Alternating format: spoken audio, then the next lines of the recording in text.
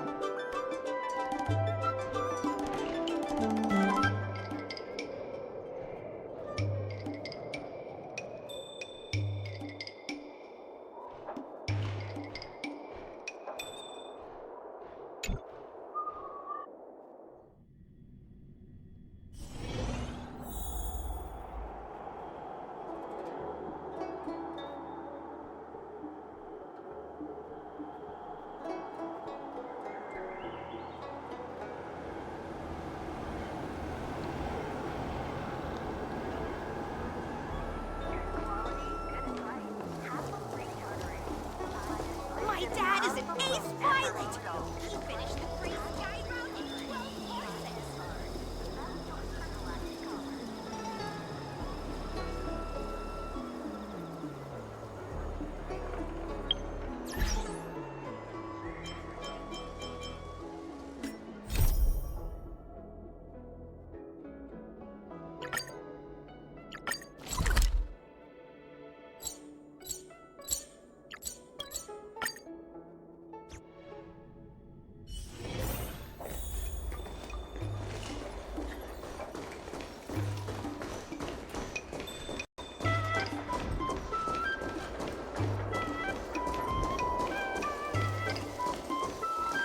Want to try a cup of 90% concentrated, flaming...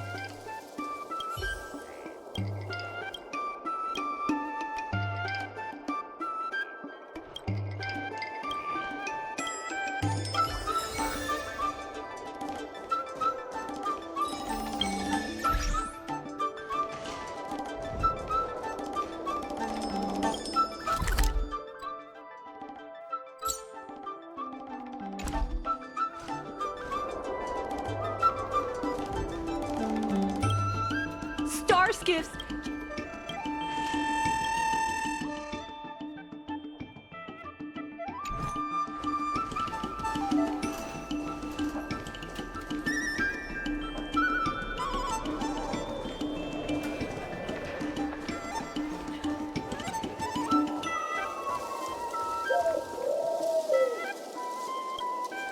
Why does everyone...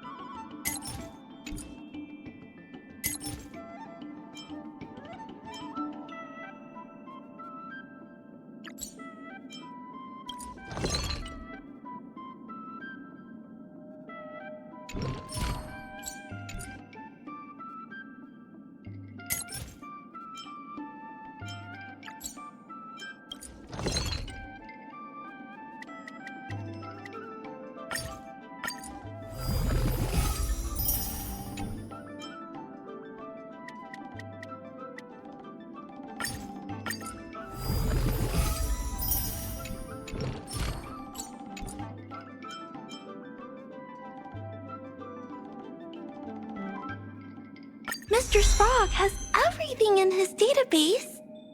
Wow.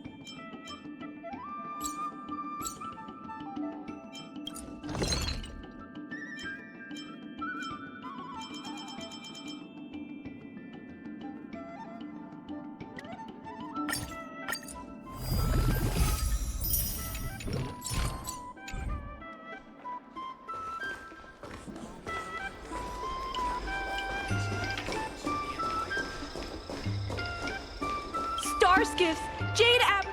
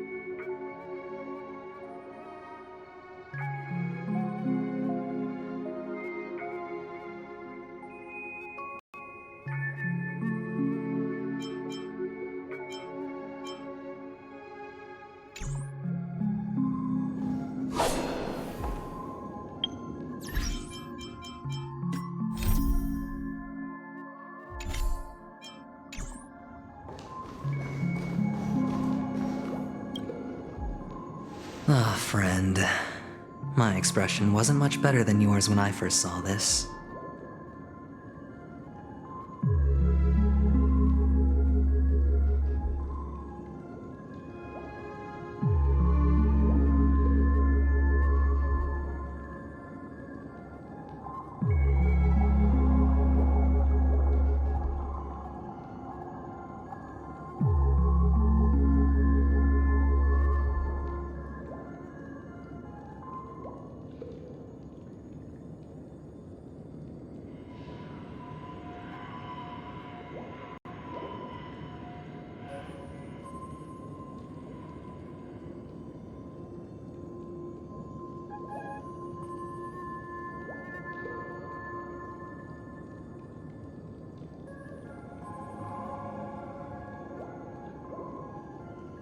Your eyes aren't deceiving you.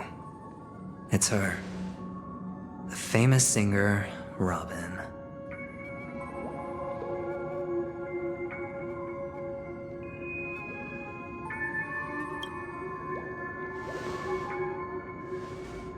Well, first of all, can I just say that this had nothing to do with me? I'm just an unlucky bystander here. The family can testify for me. If you don't believe me, just ask anyone in the Bloodhound family. They hate me and they hate the IPC, so they'd never lie.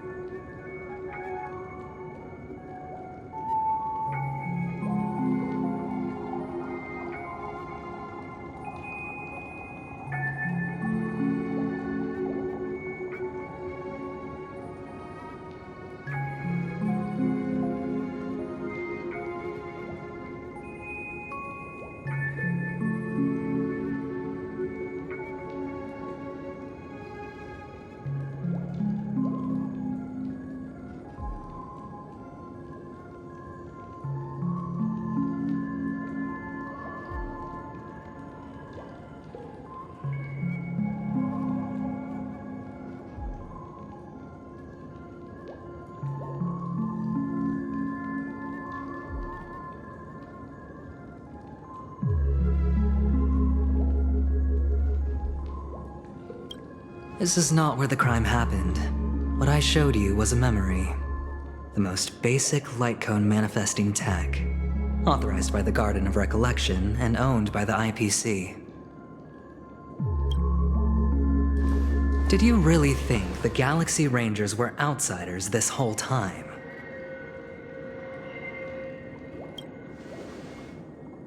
Penacony has made a solemn commitment to protect the safety of anyone inside a family dream. Any person in distress will be forcibly awakened and safely returned to reality. What gives them the confidence to make such conclusive statements? Because behind this promise is the harmony. The family's Dreamweavers link up their minds together to construct an unbreakable defensive line.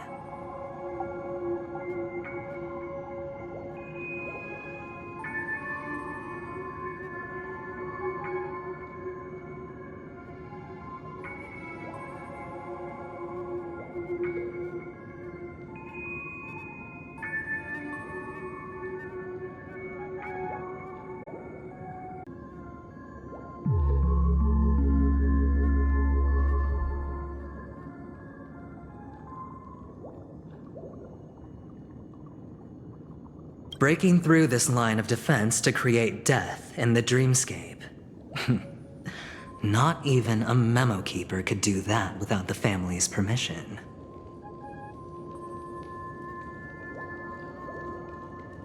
Who could have done it, friend?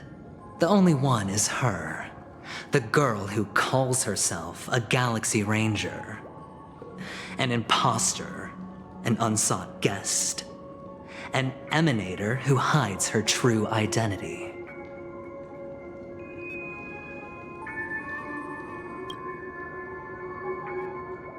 Ifrit's death was a foregone conclusion. And Robin? Her misfortune was staring right at her. Who will be the next to die?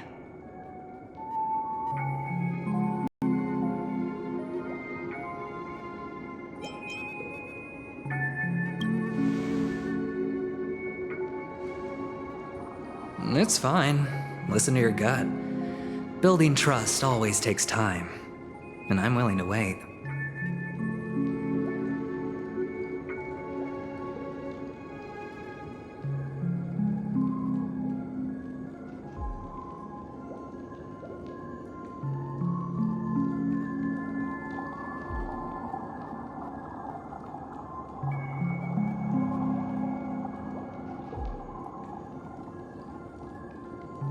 I just hope you realize that wherever that legacy is concerned, covert plans are already underway throughout Penacony.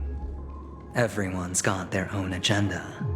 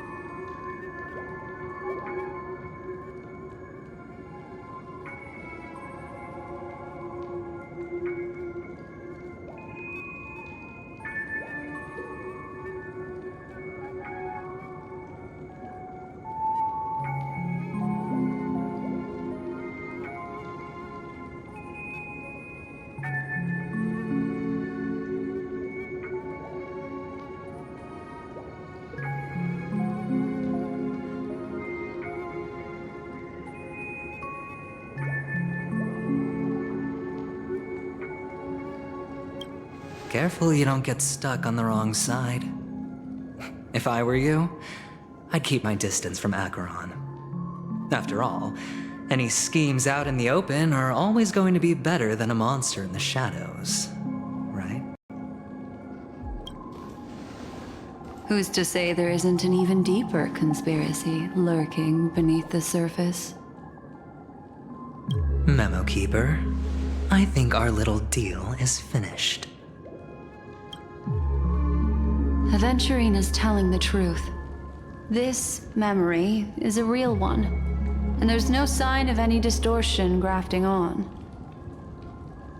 The IPC is not the Garden, and there are real limits to what they can actually do. But you know all this. Friend, let's not beat around the bush here. The thing is, I want to reach out personally to team up with the Astral Express. I told you I'm just not interested in scrambling for the legacy. I just came to Penacony for work. I'm here to retrieve some lost property for the IPC, if you catch my drift. I'm talking ownership of this frontier prison.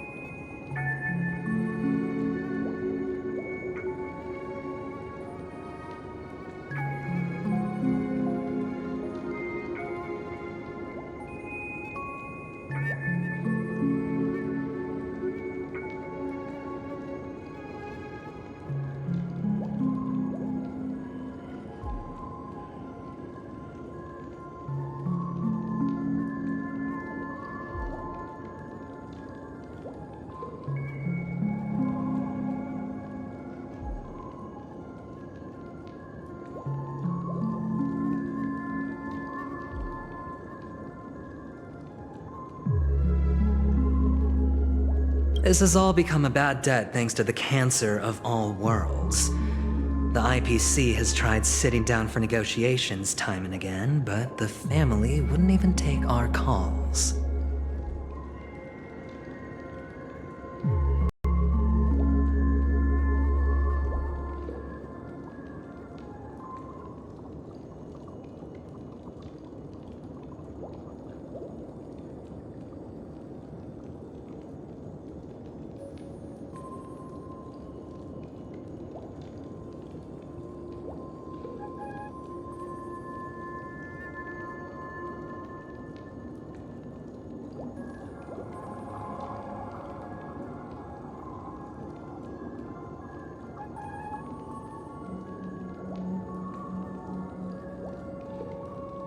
You have no idea how difficult these people are to deal with.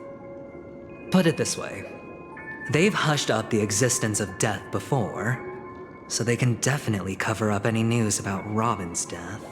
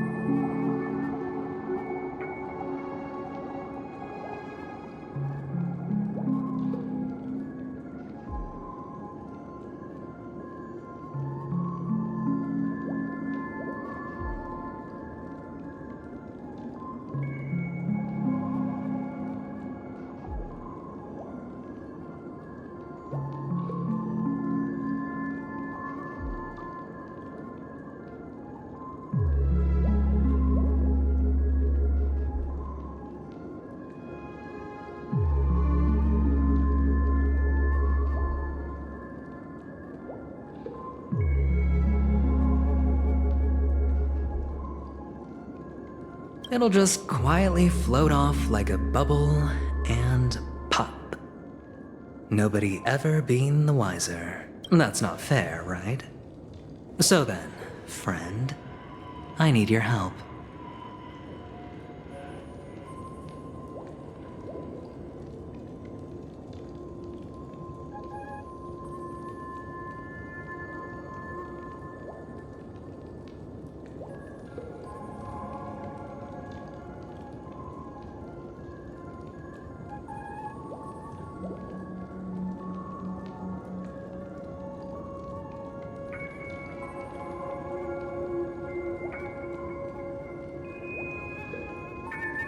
I have but only one goal. The family's front door is like a high wall, and to tear the whole thing down, I'll have to dig out a few chunks first. Once I find a weak point, the IPC will have plenty of means. Now we have our chance. So long as we can get to the truth behind her death, we can have justice for Robin. While also gaining a valuable bargaining chip for bringing the family to the table.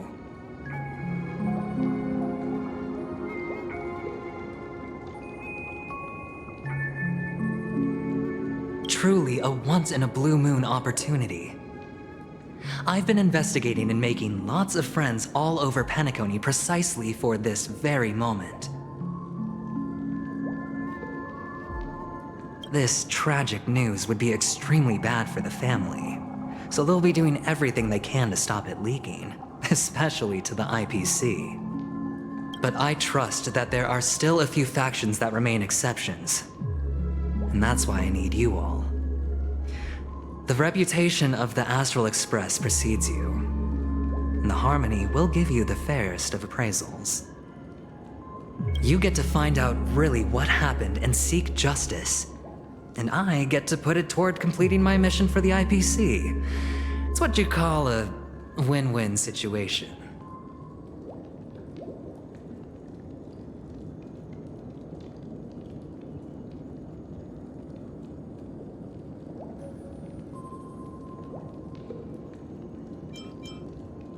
Don't worry, just head back and talk things over with your companions. That navigator is really smart. She must understand the value of this deal. Look, here's my contact details. If you come to any conclusions, call me.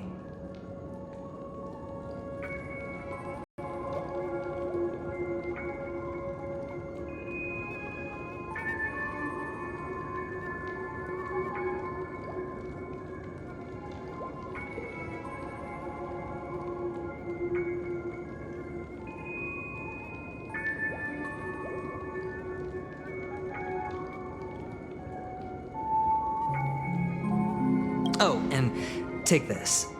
A thorough investigation can always use a little more funding. Don't mention it. So long, friend. I really am looking forward to uncovering the truth about death with everyone.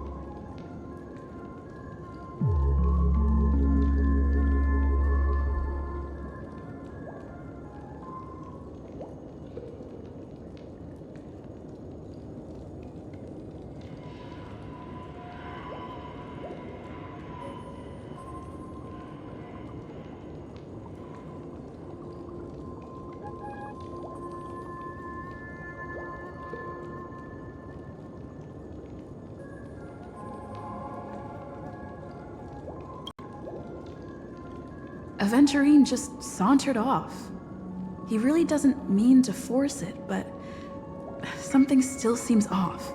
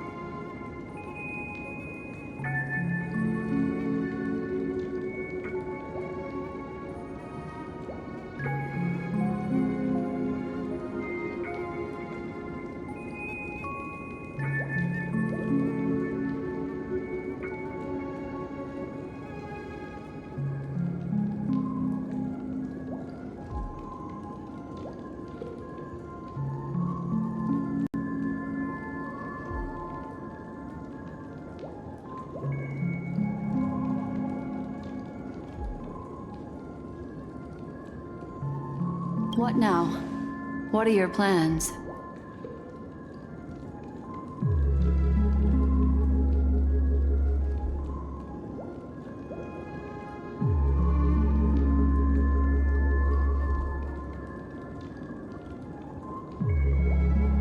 Black Swan.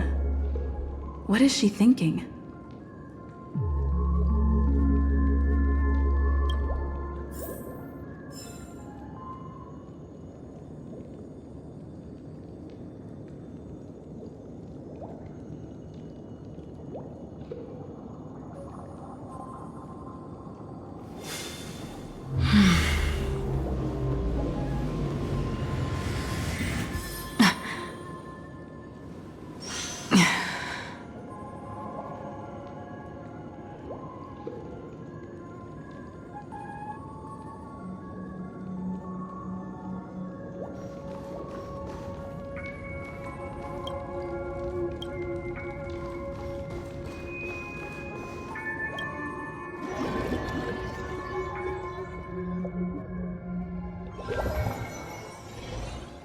Haven of memories.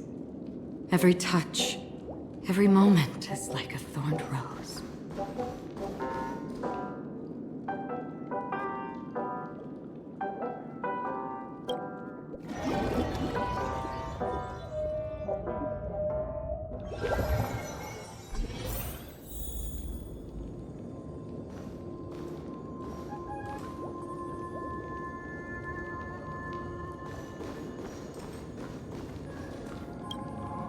On the surface, this doesn't look like a bad deal for you. But Aventurine is a shrewd merchant whose scheme won't just be as simple as it appears to be.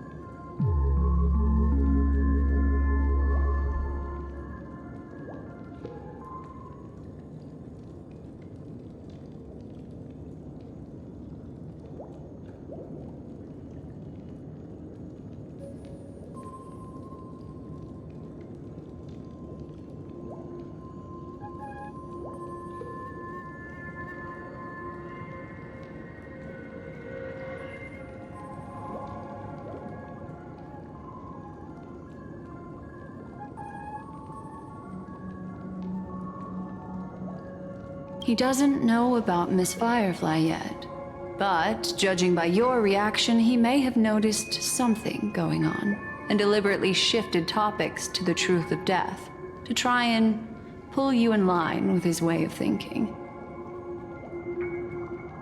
That's quick thinking and very sound logic. Aventurine is no fool, and working with him definitely has its dangers.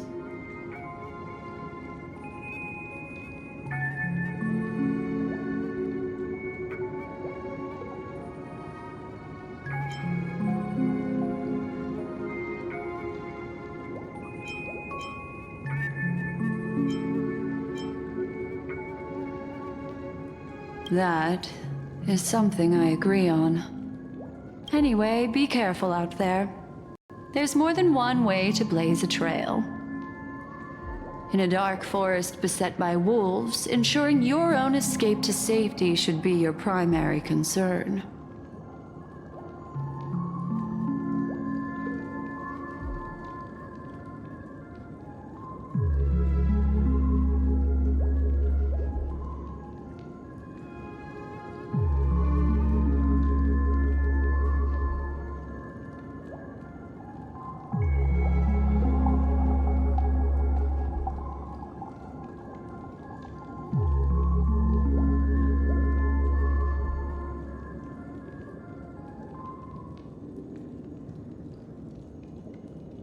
As for the other questions,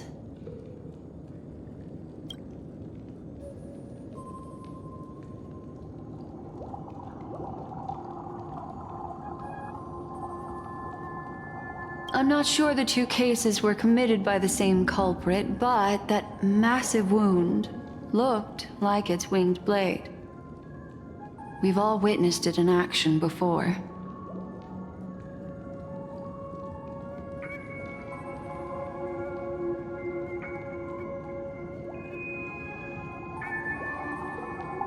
Plus, it seems unlikely that there would be two lethal entities loose in the dreamscape.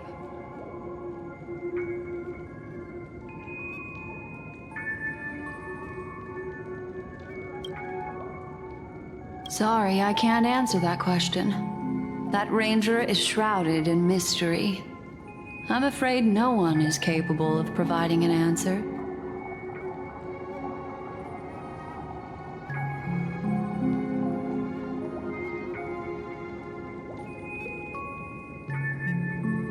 But without a doubt, she is the most special guest at this banquet. It's like Aventurine said just then. It's best to keep your distance from her.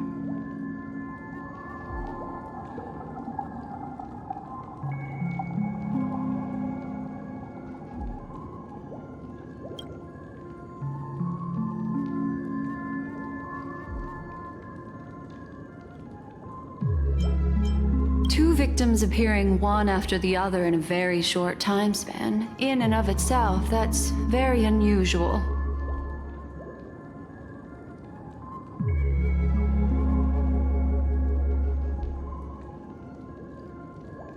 Two possibilities.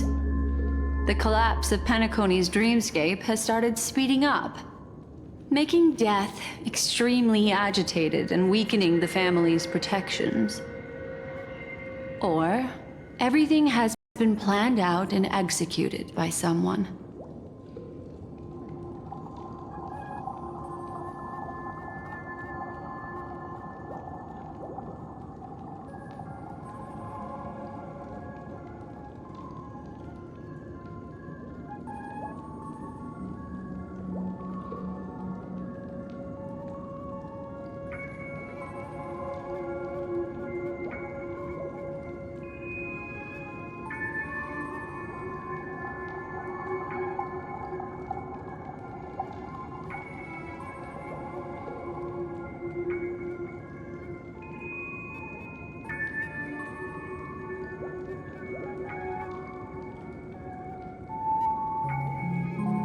If someone has chosen these victims deliberately, first a smuggler, then a family celebrity, then this murderer's motives are worth thoroughly chewing over.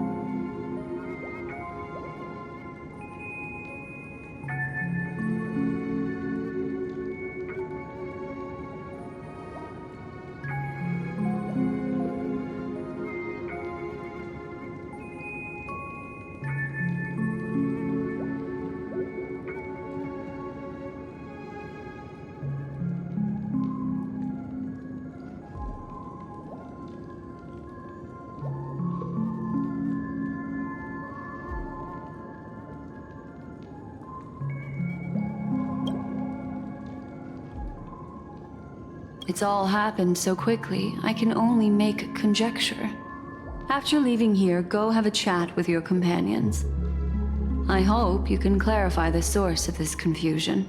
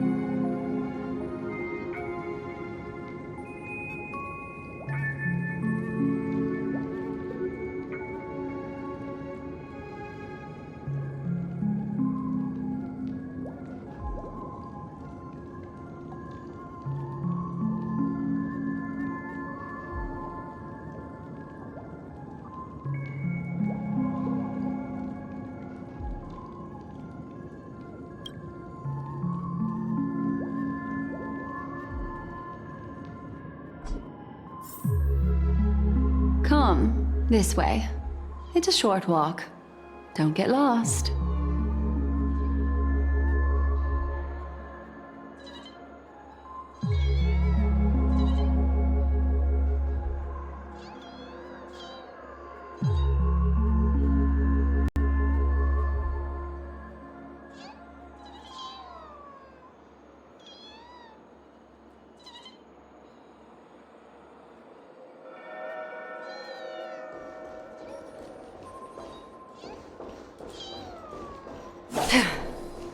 Stream forth the gleam of old blades.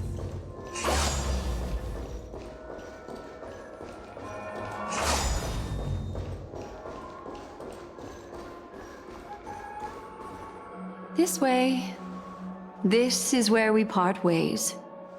All of this is like a nightmare.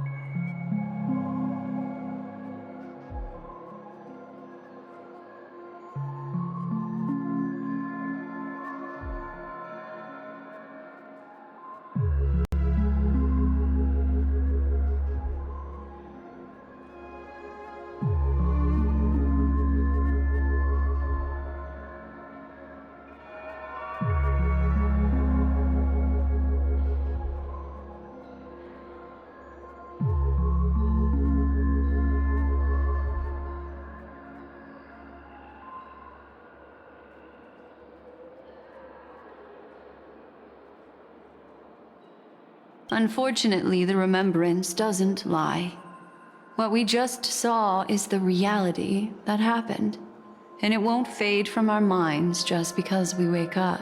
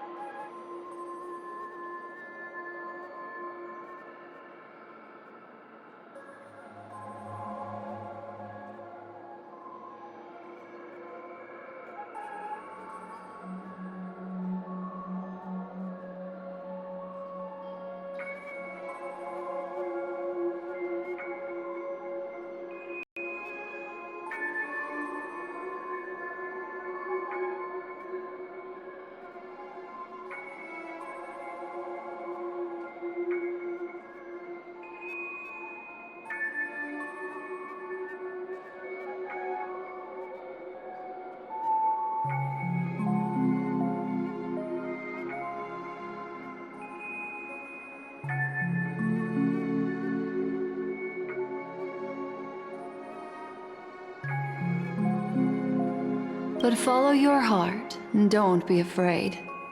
We all walk through this world casting shadows of different lengths, and ultimately, all we leave behind are precious memories.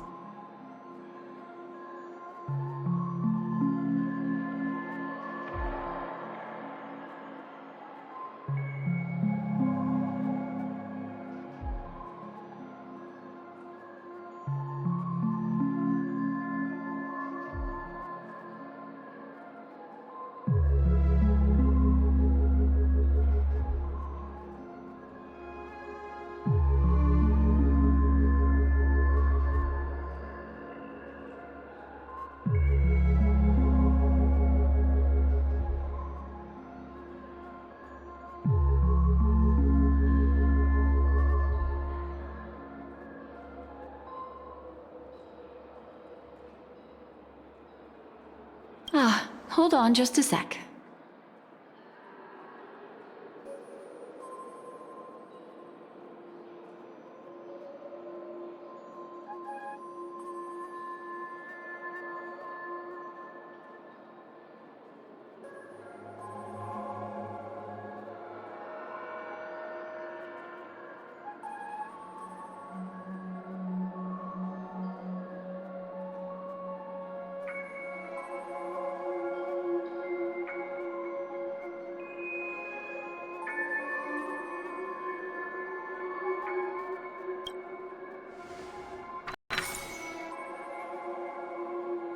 There you go. A small parting gift. If one day you unfortunately fall into the deep waters of the memory zone and there's no memo keeper to join you, hopefully it can guide you on my behalf.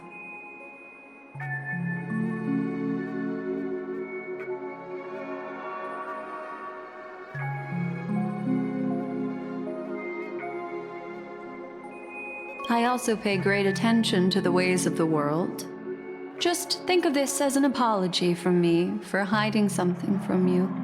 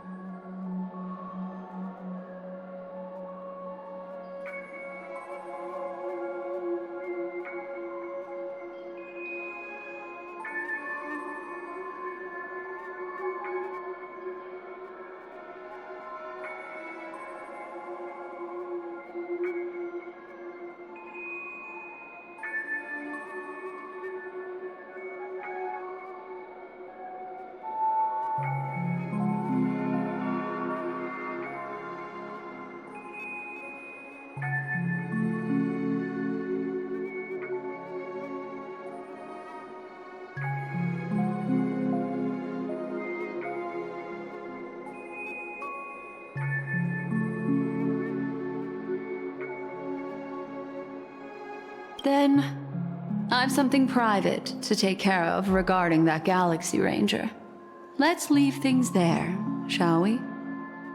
What fascinating memories will you bring for me next time we meet? I sincerely look forward to them.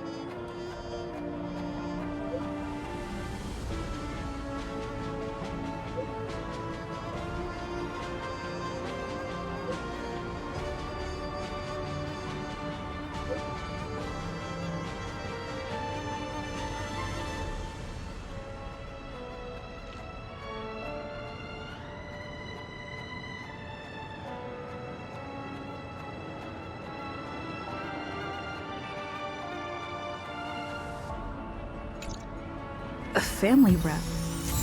Is Himiko okay?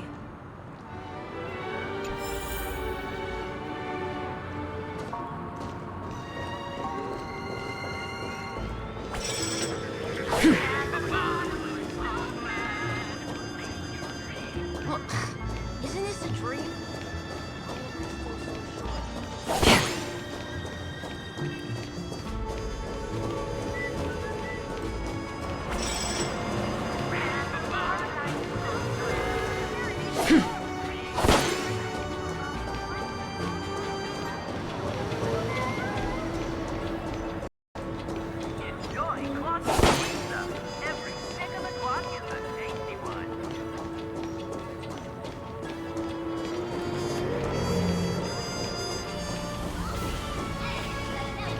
cake, soda, fresh baked pizza.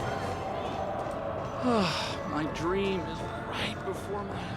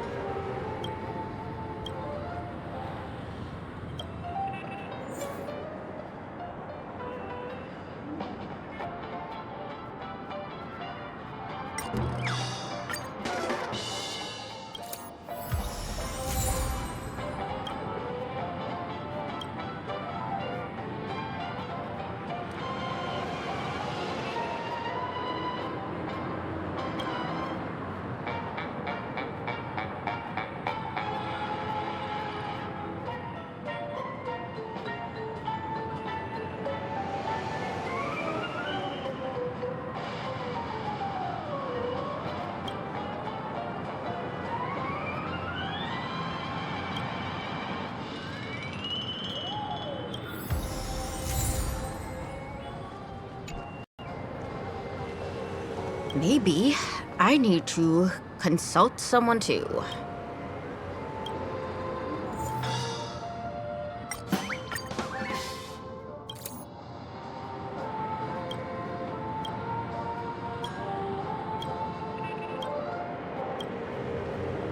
Maybe I need to consult someone too.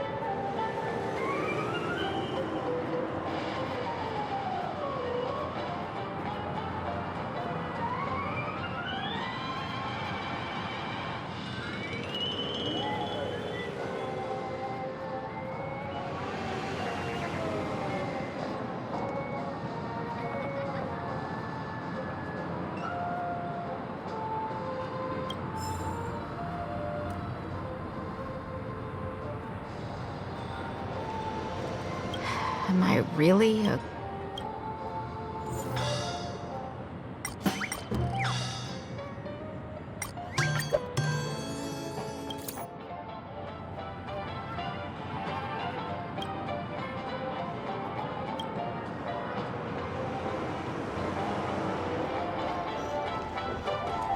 Wipe a long face, buddy! Cheer up!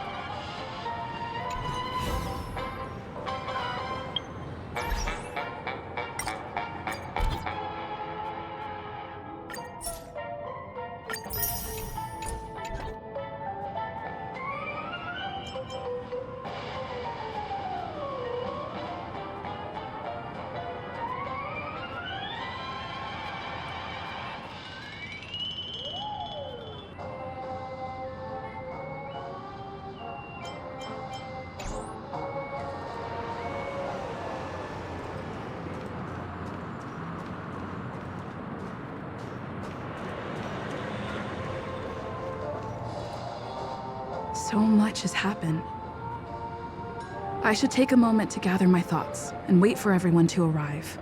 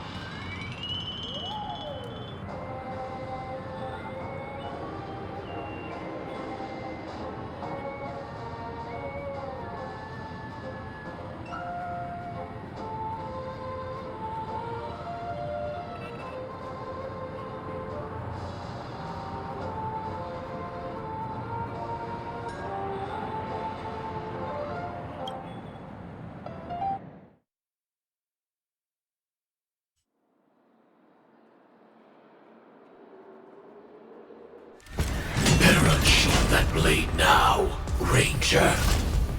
Do you still dream, Hunter? Of those slain by your hand?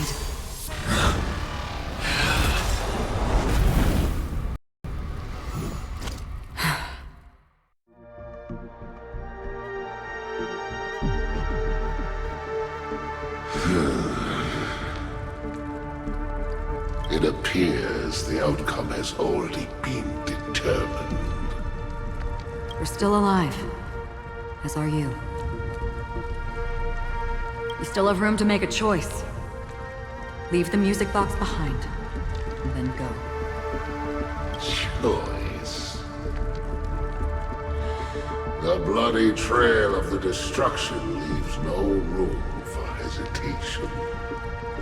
Vatora's fire demon. Even if you sacrifice your life for that Eon, you won't get special treatment. Ranger, you tread the narrow path of the hunt. You could never understand.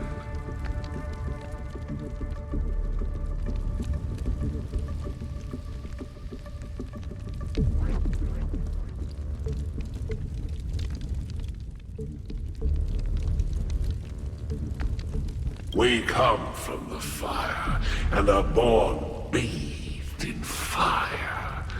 We spread, burn, and destroy, until all the kindling has burned out and we leave only ashes on the ground. Burning forms the entire life of a fire demon, from the beginning to the end. We are born to die, just to put into practice a profile of another universal truth. All things are created for the destruction. Your companions don't seem to think so. They fight for your chance at survival.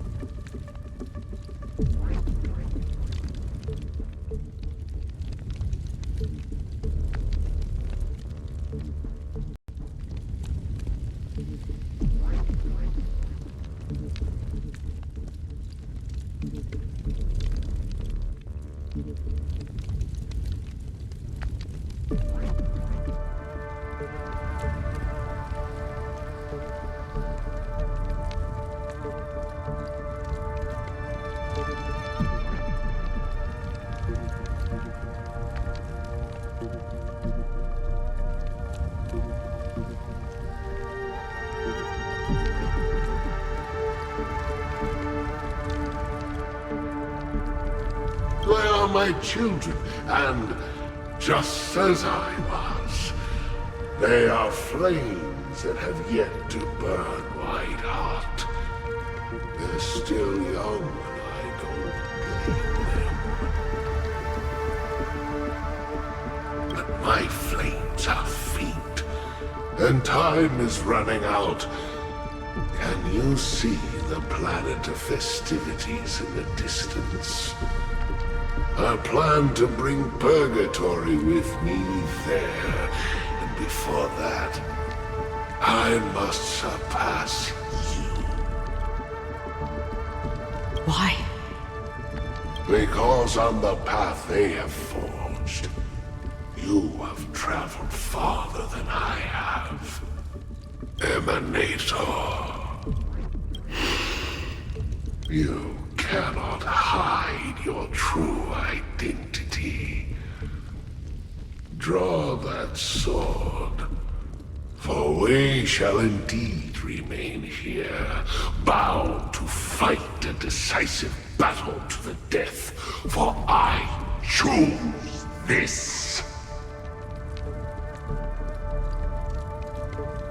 Destruction is intense, but brief. To cravenly cling to life is to endure an endlessly prolonged existence. Even if the answer turns out to be your own destruction.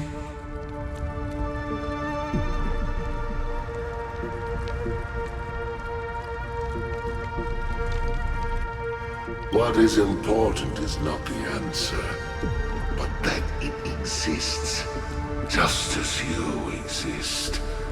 Everything exists to be destroyed. Emanators are no different.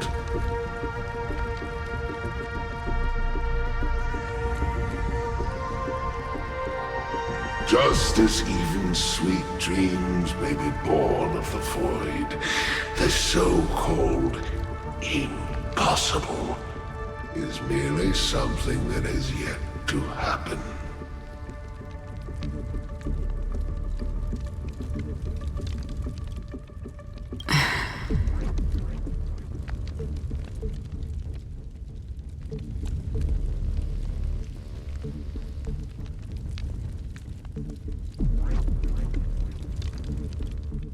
All right. I accept.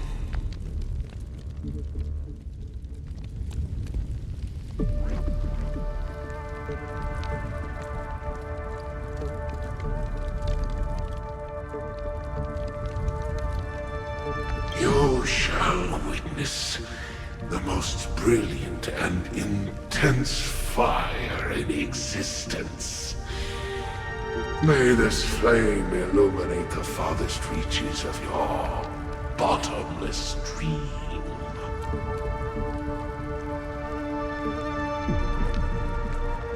A bottomless dream. Yes, that's right. But you've made one small mistake.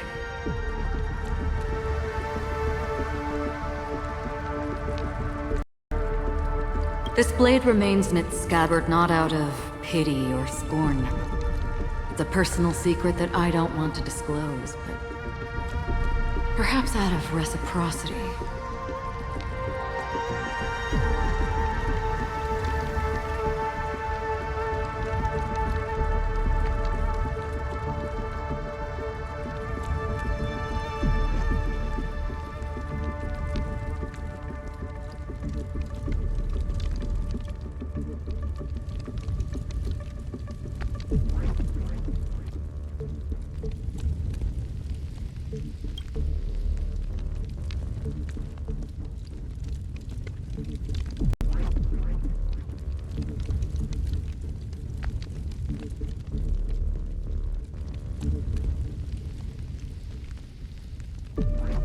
I'll reveal the truth to you.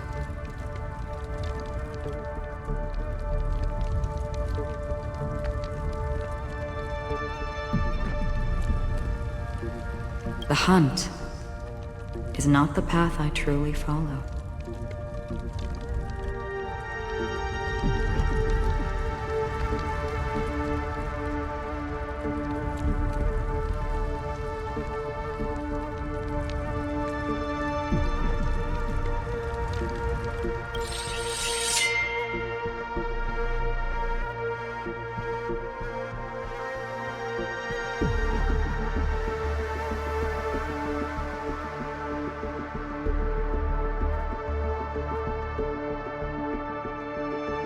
May death be the end of your boundless dream.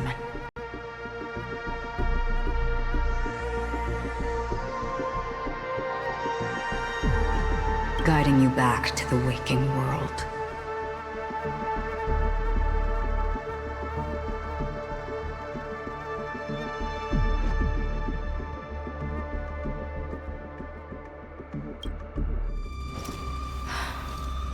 I still see them in my dreams. Hold it. Your time hasn't come yet. My time?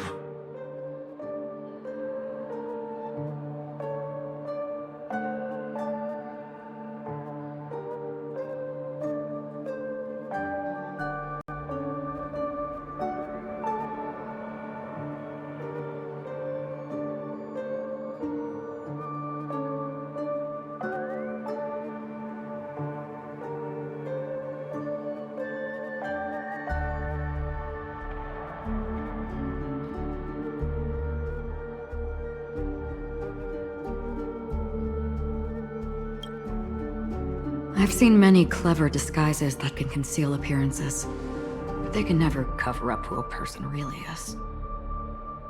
And you're no different. You had no desire to kill the Trailblazer. You only did what you did to drive me and the Memo Keeper away, but why?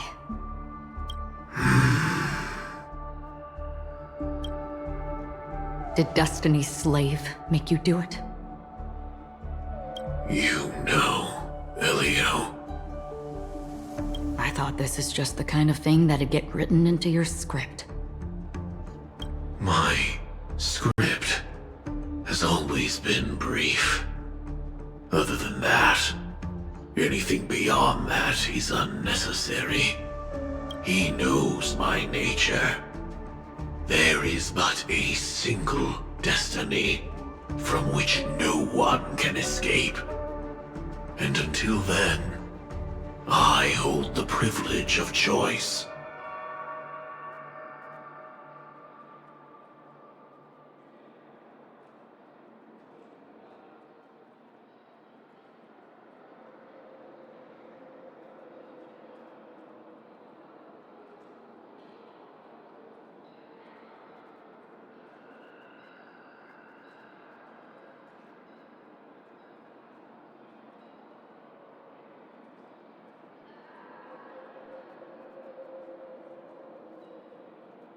However, you appear to be ignorant of this, so it's time for me to inquire.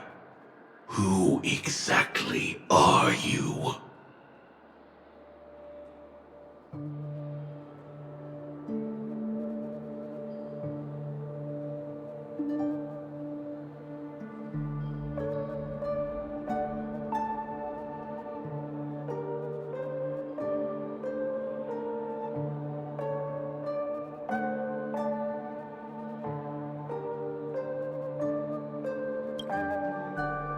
Not your enemy, perhaps.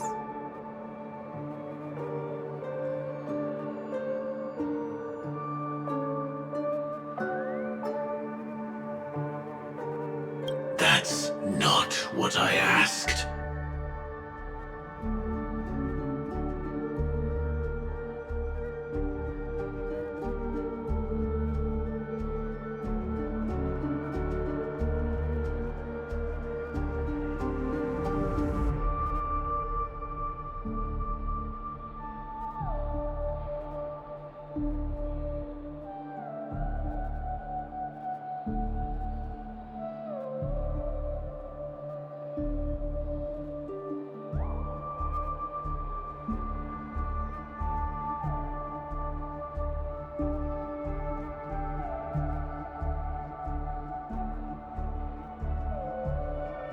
I don't deserve your curiosity.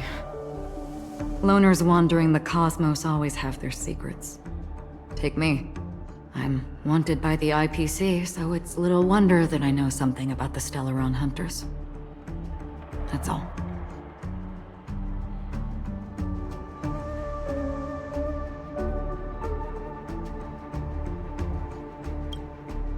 Maybe I can help.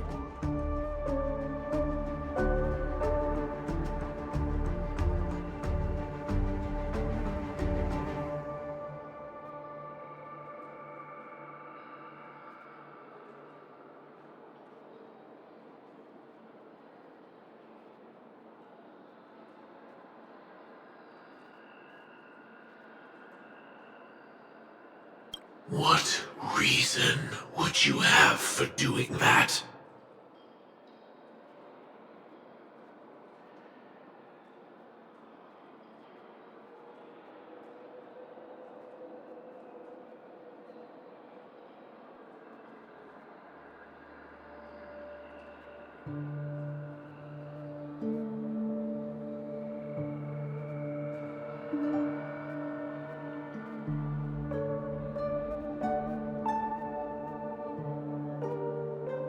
I tend to forget things. Which is why, rather than memories, I'm accustomed to using my emotions to capture what I normally wouldn't otherwise. So...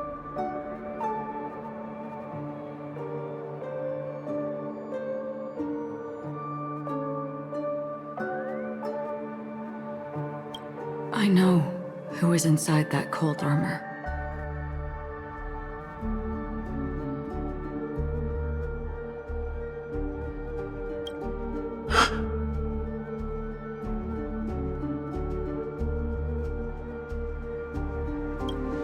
How about it?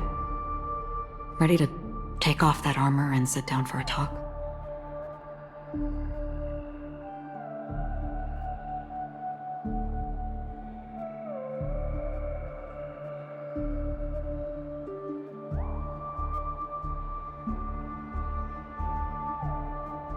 It's not yet time.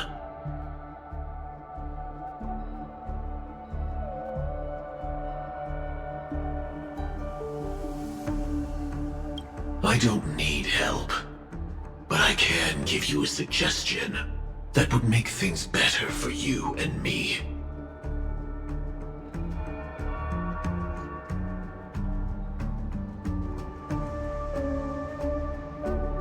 If your goal is the Watchmaker's legacy, then go look into the family. Not only are they covering up the existence of death, but they're burying the past and the truth about what happens inside the dreamscape. Already on it. And the Astral Express is no enemy of yours. I know that. I just never expected to hear you say it. What's next, then? The Trailblazer's been taken by Black Swan. Will you go look for her? No need for that. No harm in mentioning that Elio's only given me one instruction. Get all of the Astral Express to track down the Grand Legacy. I tried settling this in an easier and more direct way, but as you can see, here I am, confronting you. I failed. Can't ever go against the script. The so-called impossible is merely something that has yet to happen. That's it. Before we split, can I ask you one more thing? Is there anything else in your script about me? I'd like to know what kind of footnote I get to leave in that future foreseen by destiny. Unfortunately, not a thing came up.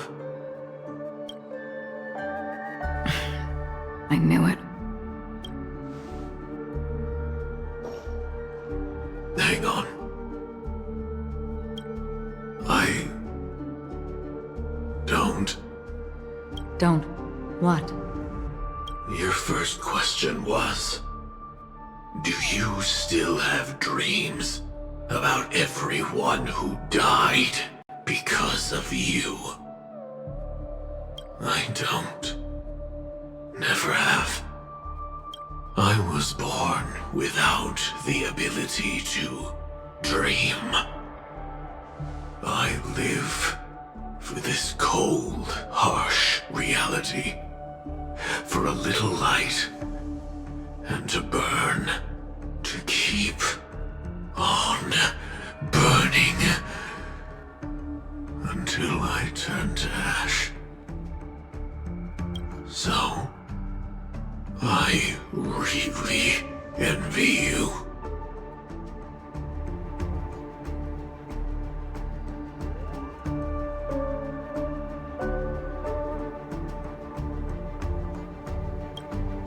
Is that so? Then you're already living in the waking world.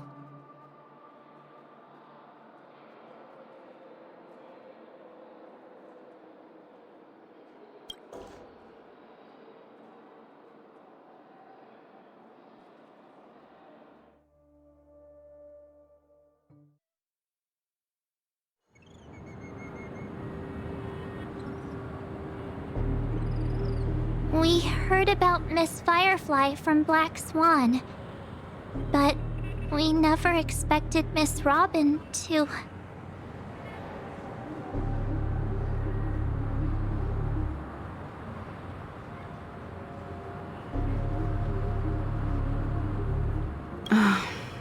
I'm sorry that I couldn't be with you then.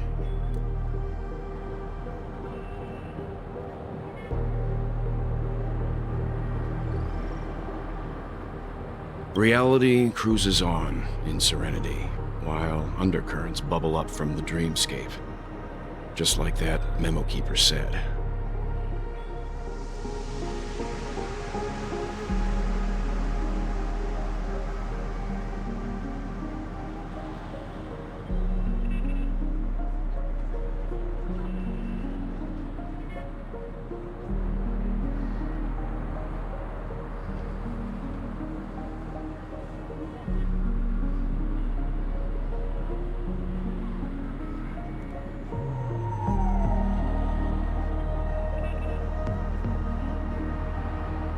Stay strong, everyone. We can still do what we can for them. Starting with finding the murderer.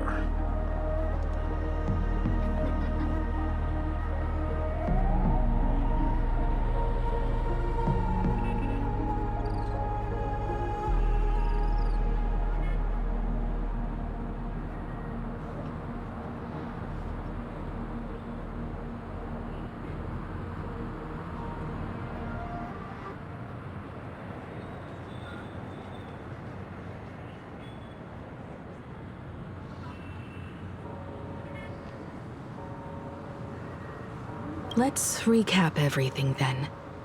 The Trailblazer just reminded me of something. March, do you remember what that family rep who negotiated with us said?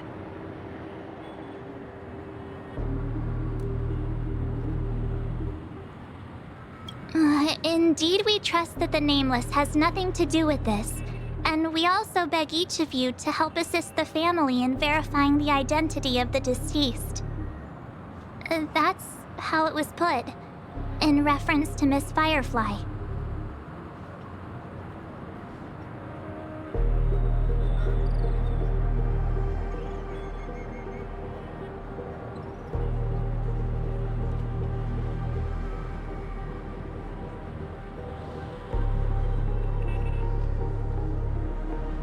Looking back, he seemed a little evasive at the time. And he also failed to mention anything about the earlier murder, too.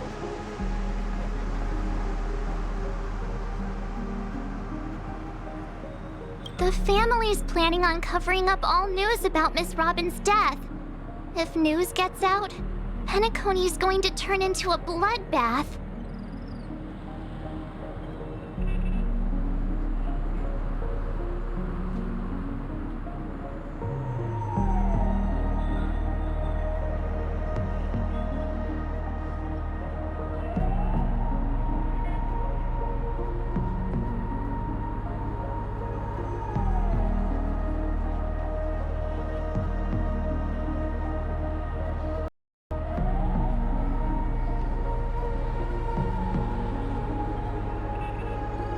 But the murder that followed closely after was obviously beyond their anticipation. The family had to try and turn things to their advantage by bringing in reinforcements from outside. The Charmony Festival is nearly here. They must be snowed under. It may also be that Miss Firefly's murder had so many witnesses that it couldn't be covered up. So they went with the flow and let more people on the scene to control the situation. After all, the nature of the two murders is fundamentally different. The family's first protective measure should be against malicious actors among the guests, such as that IPC envoy.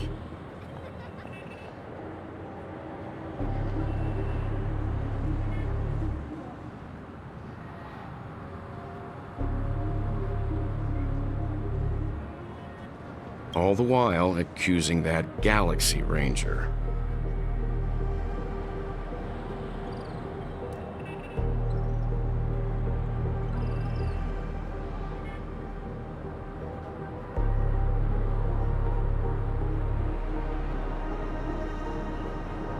Are we missing the forest for the trees here? I always felt that Aventurine's reasons for accusing Miss Acheron were highly subtle. Can we believe him? At this point, I'm afraid the only ones we can trust are ourselves.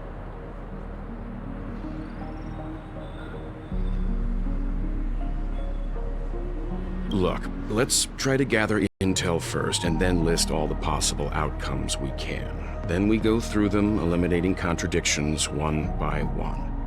The fewer facts remaining, the closer we are to the truth.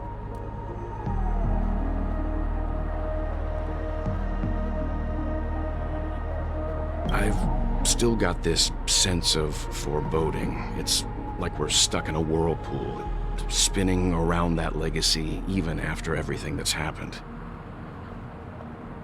This time we're playing the role of a real detective. But before we start, what are we going to say to the family and Aventurine? As I see things, the family harbors no ill will towards the Astral Express. If they didn't trust the crew, they wouldn't have casually commissioned outsiders to investigate a case that's, in all likelihood, a scandal. Plus, this is the family's turf. Teaming up with them should make things easier for us in the future. As for that Aventurine, well, I'd like to hear your thoughts. He's complex. He deliberately slow-played his hand during negotiations while running circles around us all the while.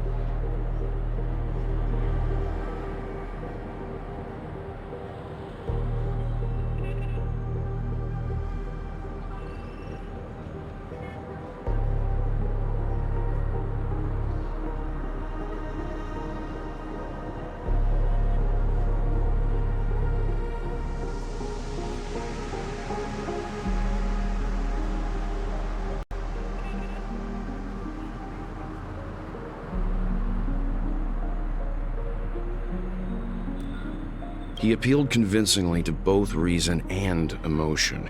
It wasn't forced, but the intent was obvious.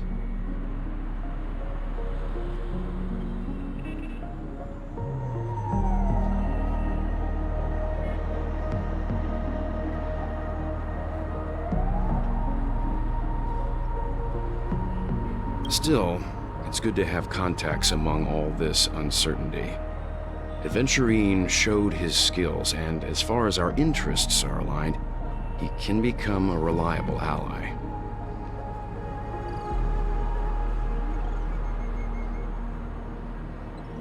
We also need to keep a certain distance from the family. Never let them get too close. Teaming up with the IPC helps balance that out. If either side makes a move, we have the option to pull out.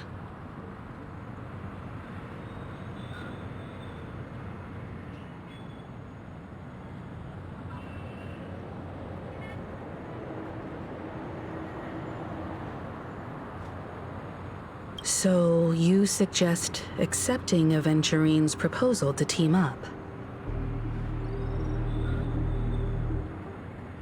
Yes. It's risky, but we can only wait until both sides have played their cards before making any further judgments. I get why, but there's a whole lot of bad guys and girls around here, and I'm worried about getting stabbed in the back. She's been bullied a few times now, and I can't stand it anymore.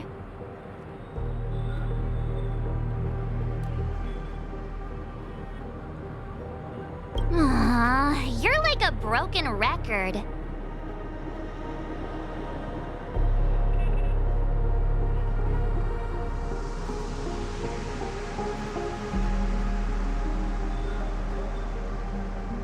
Forget about it.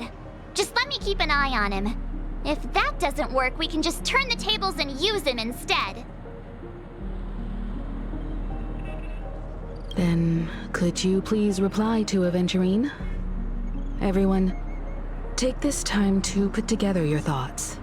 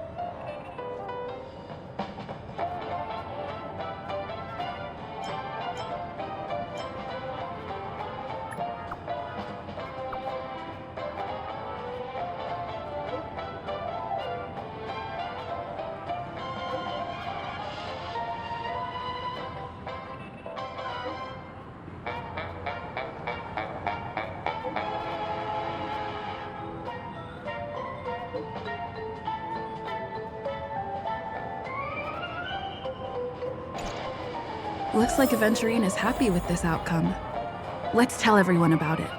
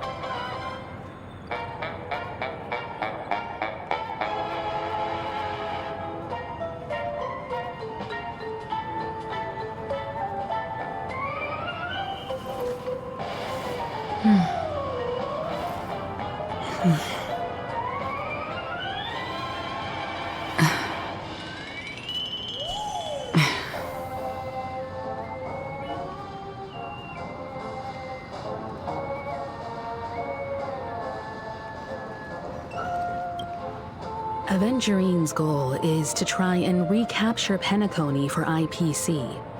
To do this, he'll have to bring down the family in its entirety to create a big enough chance.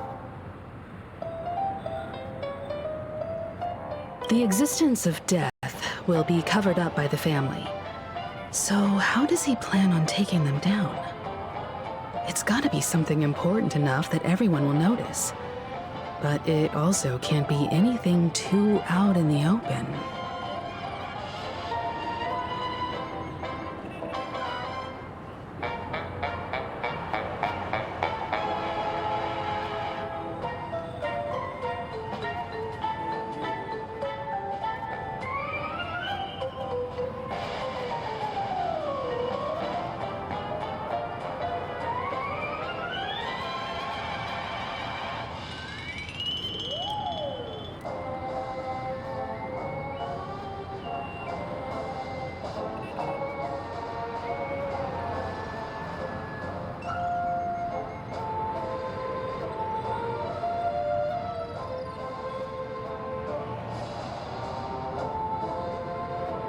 An attack on the hotel guests?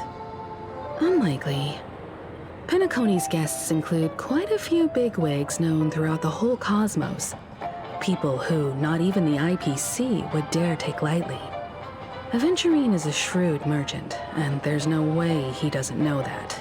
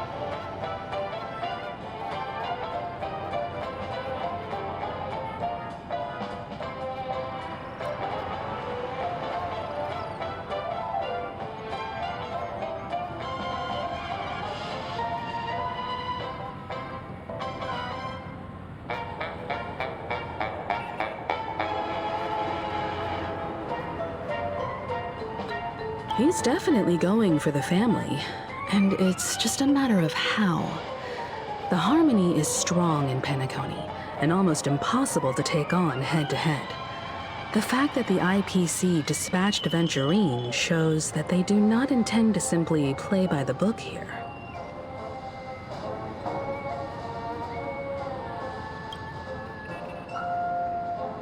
Aventurine has devoted considerable attention to her. But this Galaxy Ranger, we know hardly anything about her, and can't rush to any conclusions.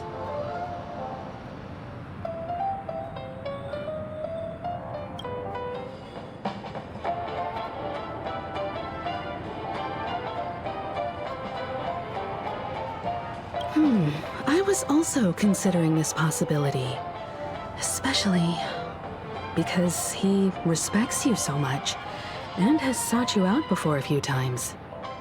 Perhaps he's also unsure of your intentions and is probing you.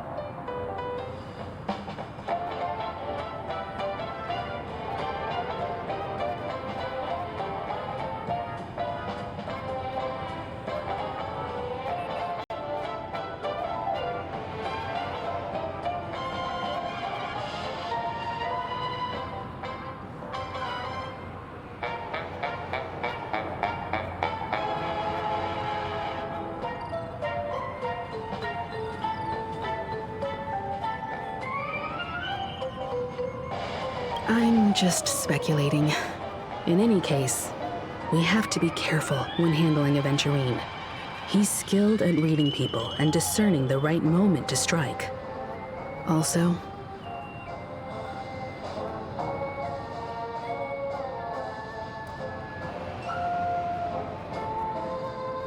he's clearly a born gambler if he's willing to go all in to win.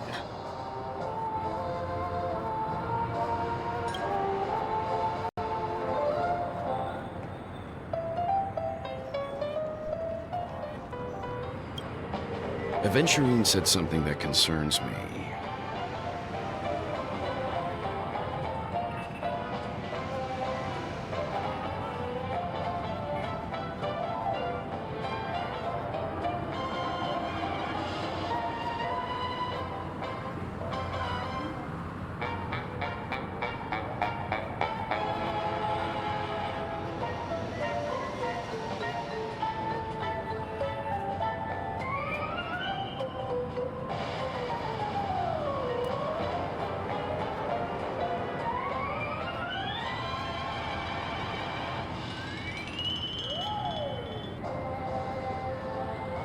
He accused that Galaxy Ranger of killing Robin without any evidence whatsoever, but said nothing about her connection to that memory zone meme or why he was stalking you.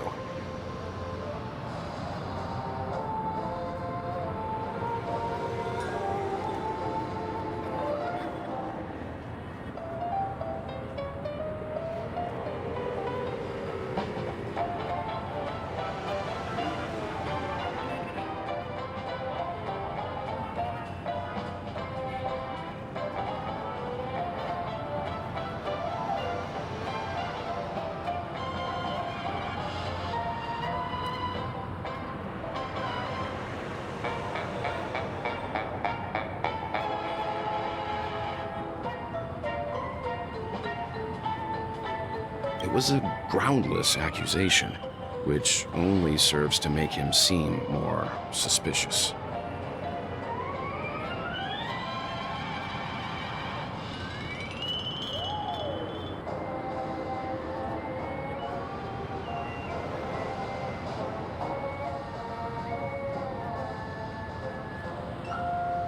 Maybe Aventurine's goal was never to gain our trust. Maybe he wanted to foster a feeling of enmity towards Acheron and make the situation more volatile.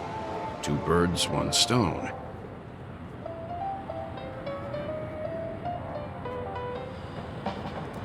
However, I asked Don Hung back on the Express to confirm that story about the Annihilation Gang and the lost messages.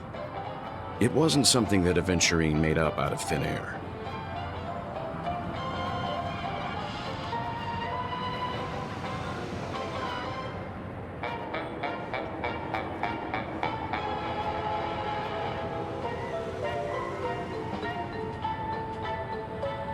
You've met her many times now. What's your impression of Miss Acheron?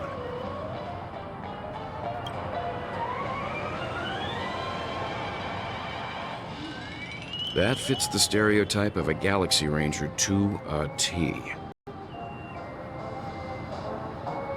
They're eccentric, unpredictable, and fond of being alone. No wonder she's a suspect.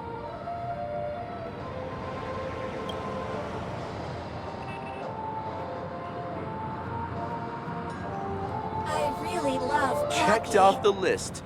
Now, where should I go next?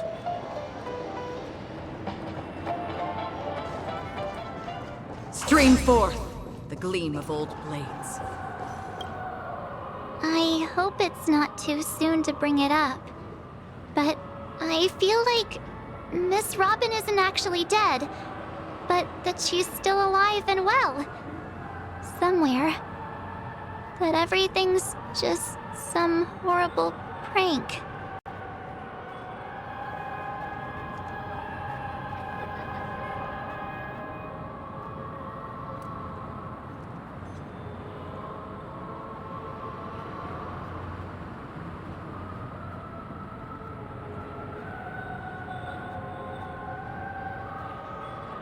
Because aren't we supposed to be inside a dream? How could someone die in a beautiful dreamscape like this?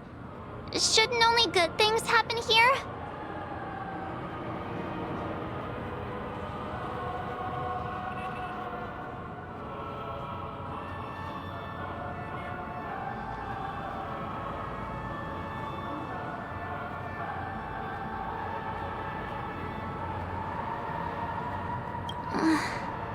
Whenever I see the Grand Theater, I just can't stop all these thoughts from flooding my head.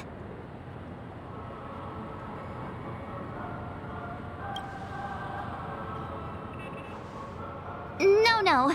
After all, they've brought everyone this sleepy dreamscape, which everyone loves.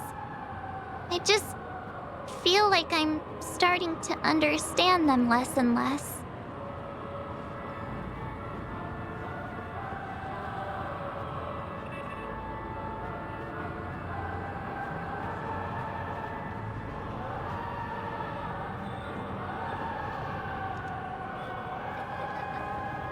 Everyone's still having a great time out there on the streets.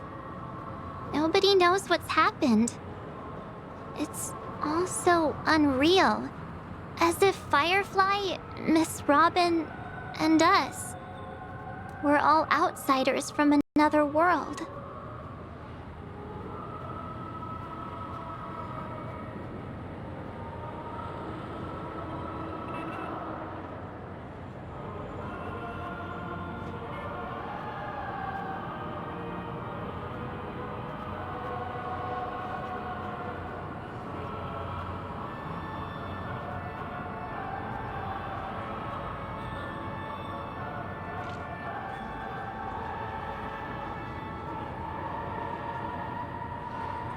Aw, what a mess. I really want a nice cool drink of soda to help me calm down.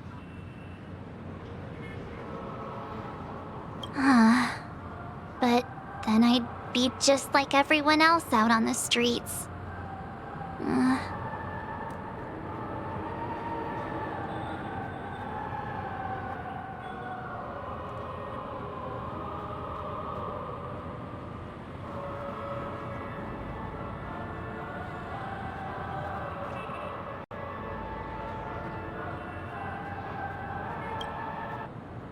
Looks like Aventurine doesn't need anything else.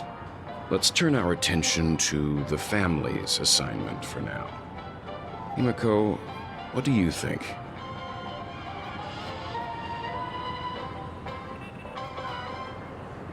Among our current clues, the two murders that she witnessed are the most directly connected. I suggest starting here. One thing I'm curious about is, if a person dies in a dream, what happens to them in real life? Seeing as we're at the family's behest, why not pop back out to reality and verify Miss Firefly's situation back at the hotel? Perhaps we could also make a few inquiries about her while out there.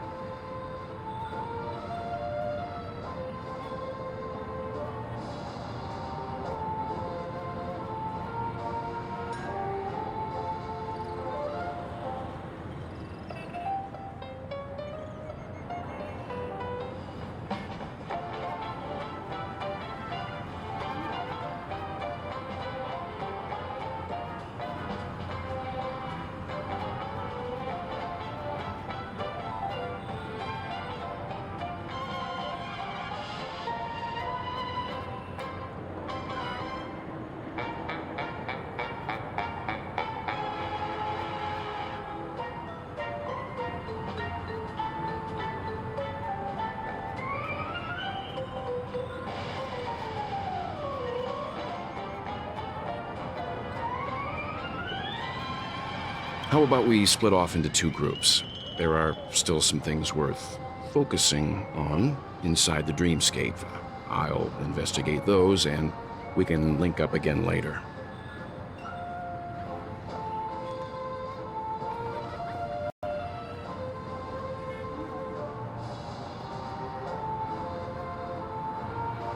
Worth focusing on? Oh, No problem. I'll leave it to you then.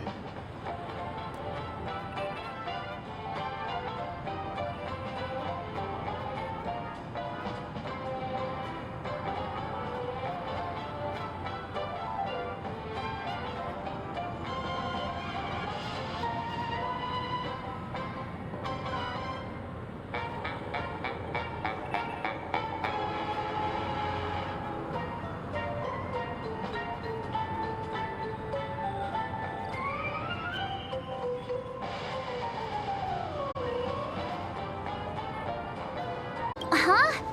Aw, I thought I'd finally get to see Himeko and Mr. Yang go out on a mission together. Oh well. Take care then, Mr. Yang.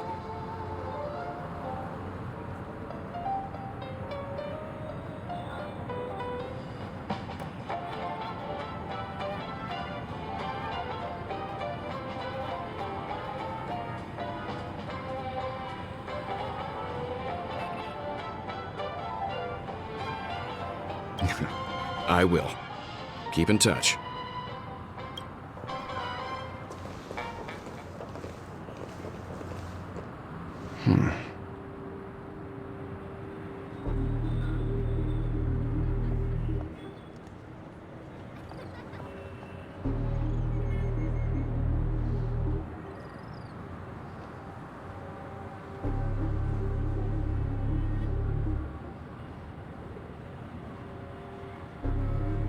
Honored guest, could you come out for a second?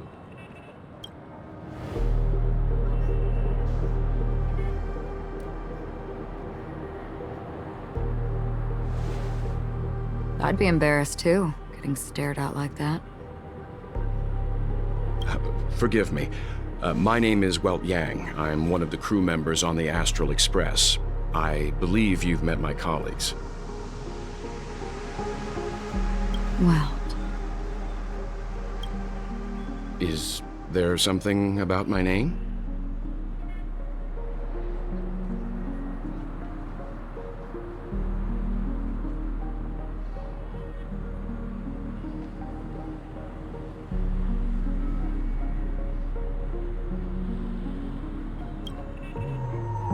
First, don't you want to know my name? I already do, Miss Acheron.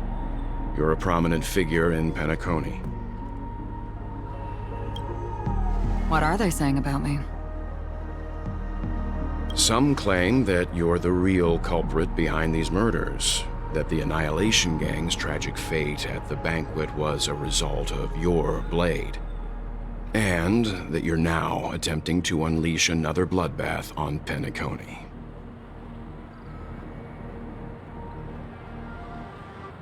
The Annihilation Gang.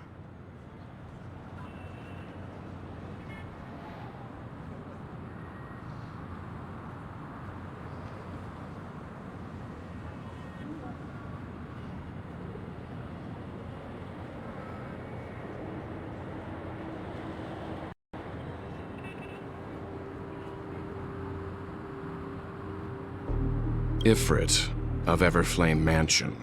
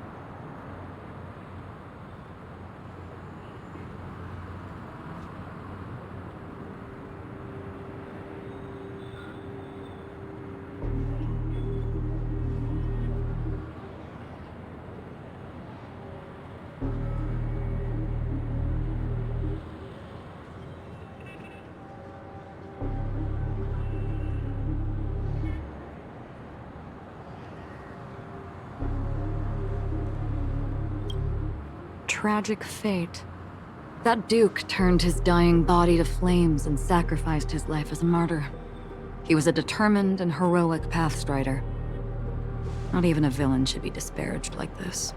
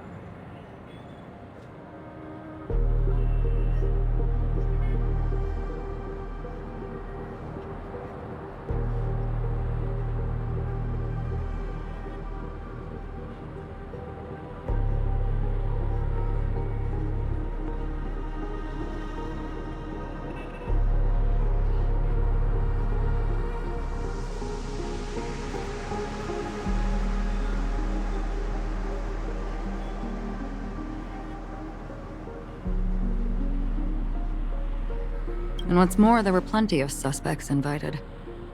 Do they really think that a blade is more dangerous than that black hole you're wielding?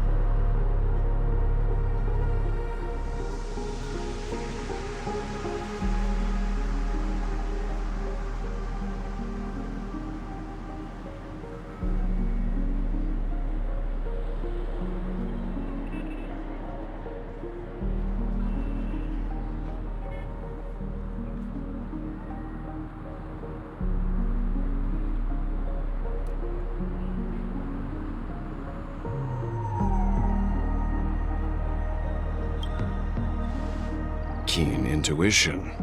Not even the family managed to point out the truth behind this cane. So you must surely know, Miss Acheron, that peering into a black hole is not a wise move. As a potential threat, your knowledge of us has reached uncomfortable depths. Reveal your true identity and intentions. Otherwise, brace yourself for gravitational disintegration. That shouldn't be necessary. But if it makes the Nameless feel less defensive, I'll be happy to abide. Believe it or not, Galaxy Ranger, Acheron, those are the names I go by to this very day. My trip to Penacony is solely to fulfill an old, final request. I'm here for the Watchmaker's legacy. And that's it. I think I've been honest enough. Still unwilling to reveal your true identity? It's not that I don't want to. It's just that I can't. I've come so far, and I can't sum up all of that in just a few words. Everyone has their own unspeakable past. Secrets that they don't want to be revealed. And I won't be asking any more questions. such is why the Astral Express is roaming around the cosmos with a Stellaron on board. Is she okay? That memo keeper didn't do anything, right? She's fine. Let's just stick with the topic. Gaining my trust depends on how much you're willing to reveal.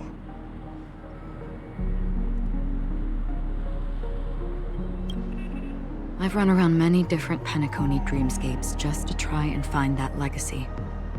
And during this period, I came into contact with quite a few guests. In the process, I gradually came to realize the secret of Penacony may be closely related to the Trailblaze.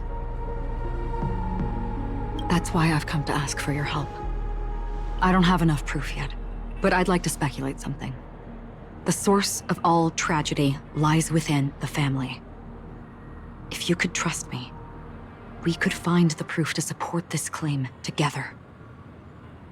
Mr. Yang, I think you've come to the same conclusion, haven't you?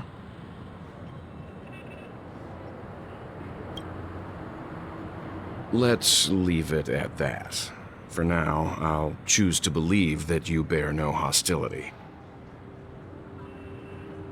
Share your findings with me, and me alone. I don't want vague conjecture to interfere with other people's judgments before we find solid proof. Mm-hmm.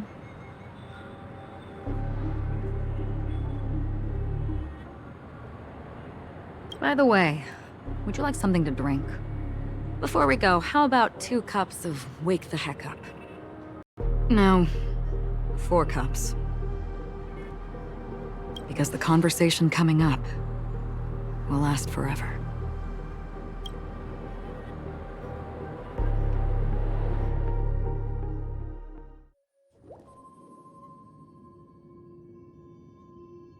I've been watching her closely for a while now, and the first invitation was in the banquet hall of the hotel.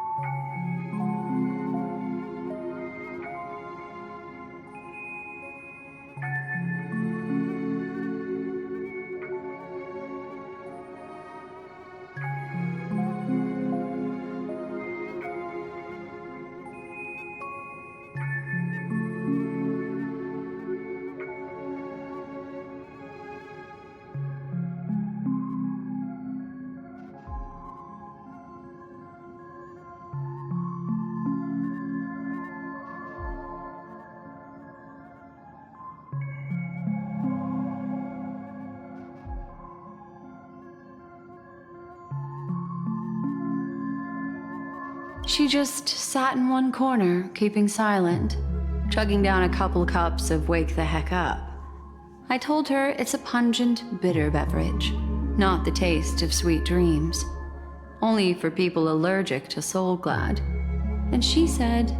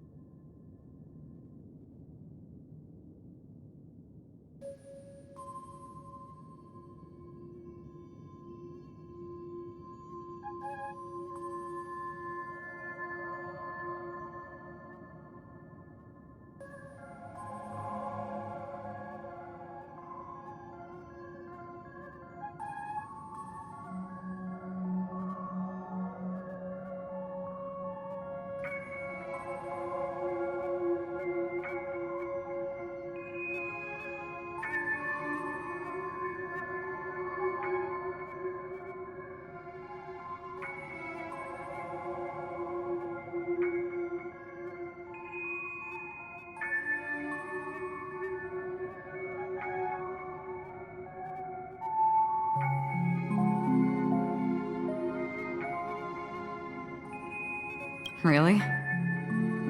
But I don't taste any difference at all between them.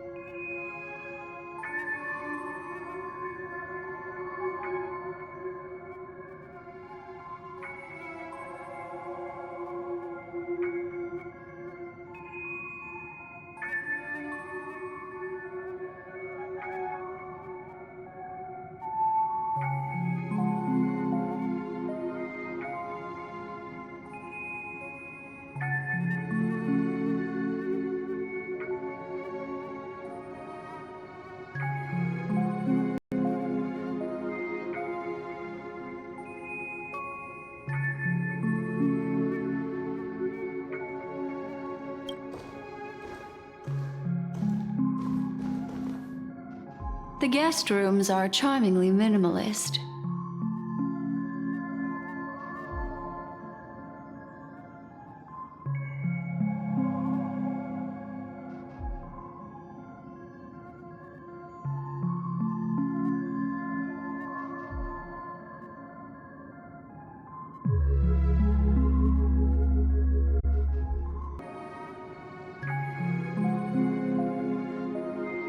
An aesthetic you share, Miss Acheron.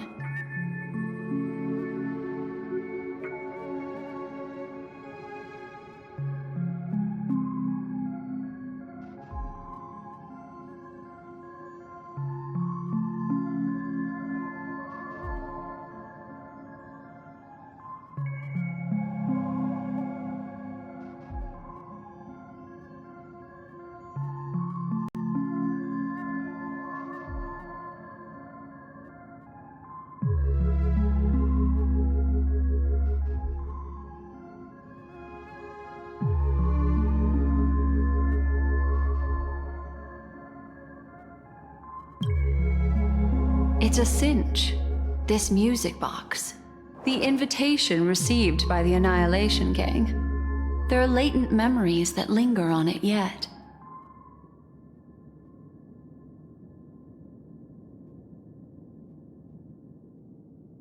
You see, memories of you are not yours alone. They travel in other people, other things. I know much, and I can predict even more. With some help, the dead can be made to speak.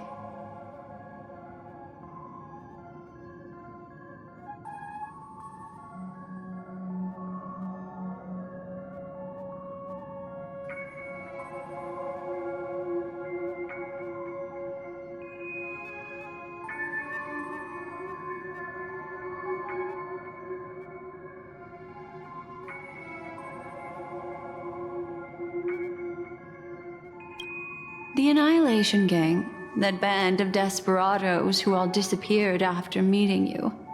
What exactly happened to them? Well, let me reveal all.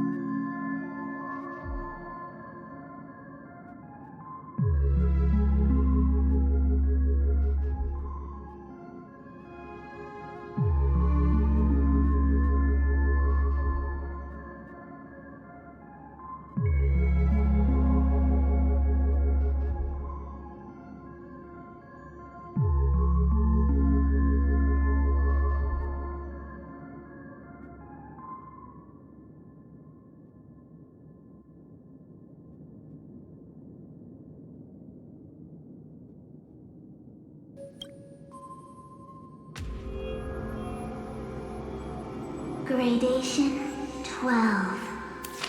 Dreamscape 12. Father, I dedicate this to you. Well done, Dubra. Wherever they go, shall be met by annihilation.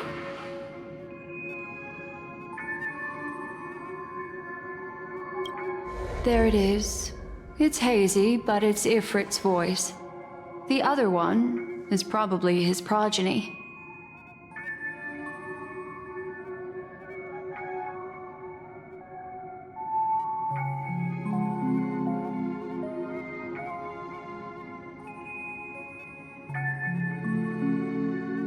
This is the residual memory from when the invitation was first delivered. They were abruptly interrupted. Then, what happened next is...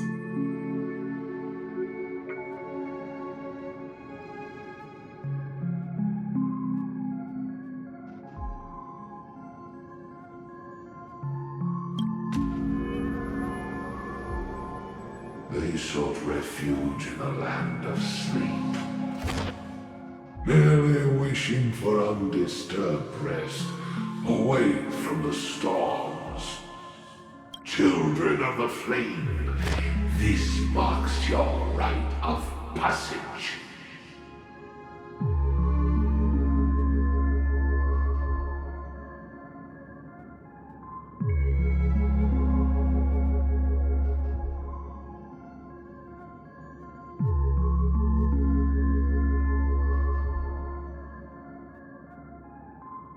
She won't be necessary.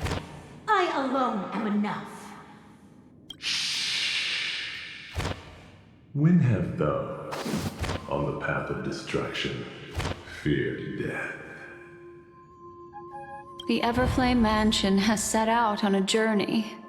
Those poor people, they have no idea what lies in wait ahead of them. Memory recovery is going well, but slowly. She'll be here soon, and time is short. There's nobody else here, so there's no need to be delicate. In fact, I think I'd better go all out.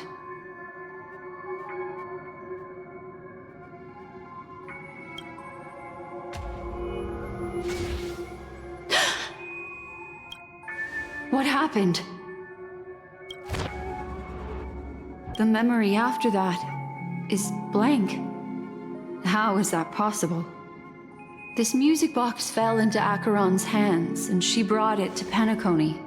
That's a fact, and that's how it should have gone. But along the way...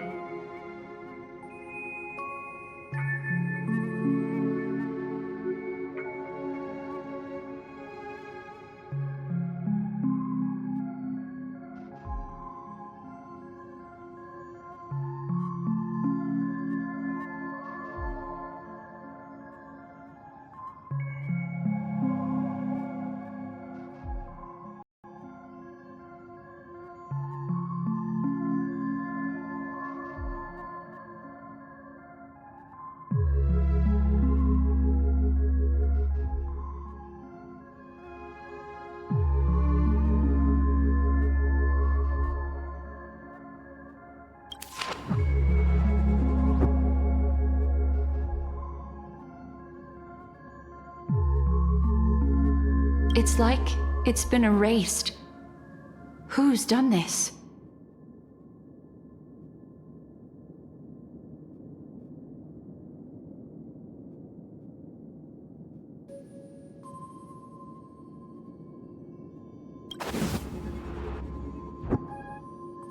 Who are you?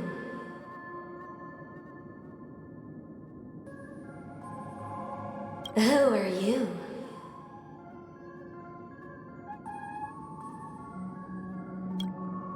It's...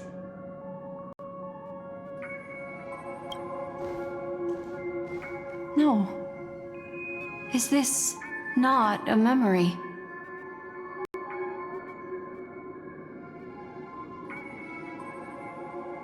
Oh, a memo keeper. Do you serve the Garden of Recollection? Or the Cremators? My name is Constance. A pleasure to meet you. We were supposed to meet in Penacony and spend an unforgettable time together. But that seems unrealistic. Dolly is not welcome on the banquet store, and I don't need a coming-of-age ceremony. And you, I know what you're looking for. Want her secret? I can give it to you, and then you can enjoy the banquet for me.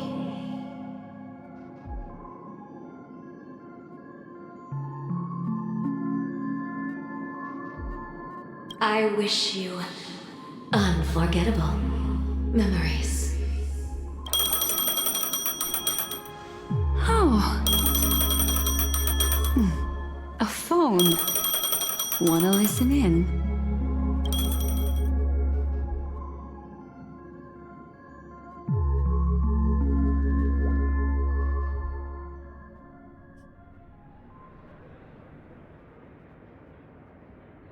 A few days ago, the IPC made an announcement.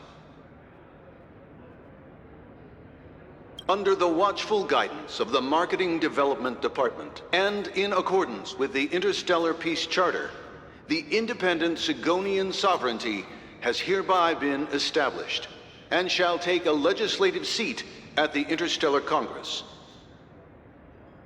The formation of the Sigonian sovereignty is of great historical significance to the Sigonia system. This move puts an end to the planet's long and bloody history, turning the sensational Kataka-Abjin extinction event into a distant memory. Sigonia 4 is located in an unclaimed zone at the intersection of the Denise, Prothean, and Dorneau star clusters. The planet's surface environment is known for being extremely harsh, constantly faced with the threat of impact from small-scale celestial objects.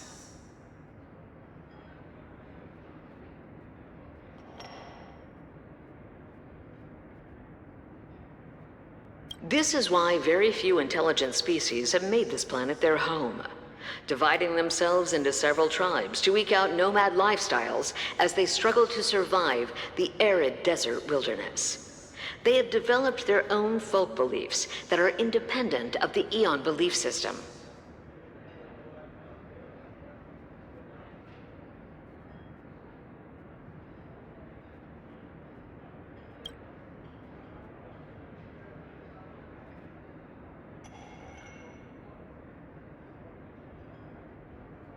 Sigonia. Sigonia. Ravenous eye of the storm, spurned by all the gods.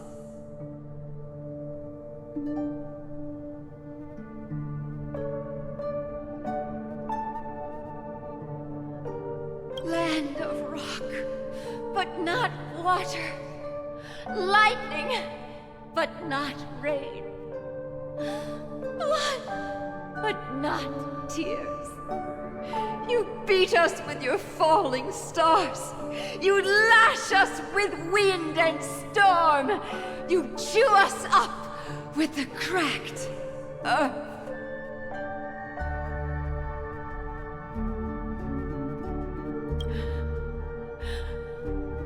You promised us a land of honey, yet yoked us beneath a sword of bitterness. Oh, Gaiathra Triclops, if thou can hear me, please open up thy 3 eyes and gaze upon this child.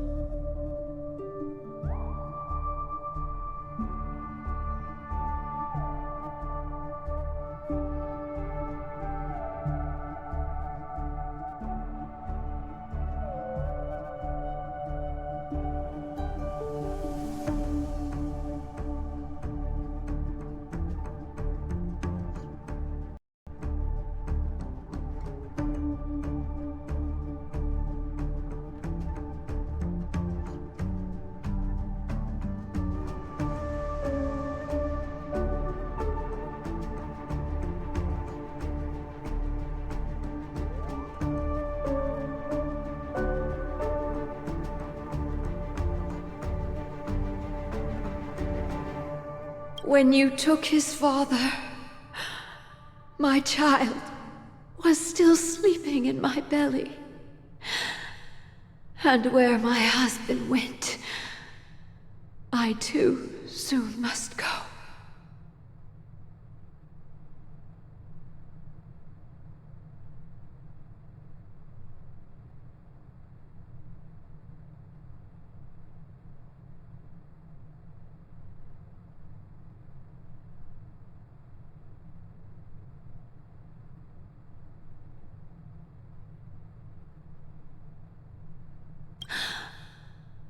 I don't ask for a peaceful death. Just for you to tell me. Does the baby swaddled sweetly asleep? Does he dream of his mother's heartbeat and the sound of falling rain? Please tell me whether this life is all just a fleeting dream.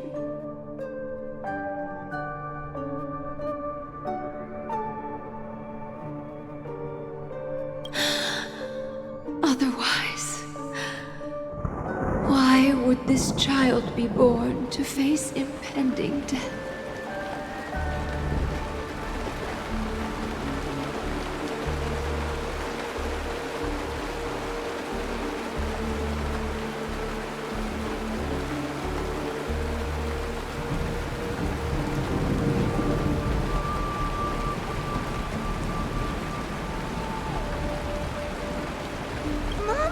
Mommy!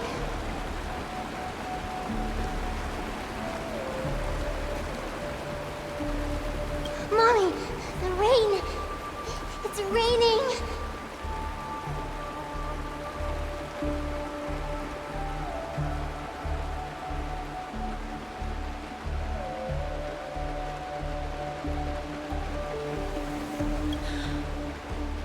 Raining?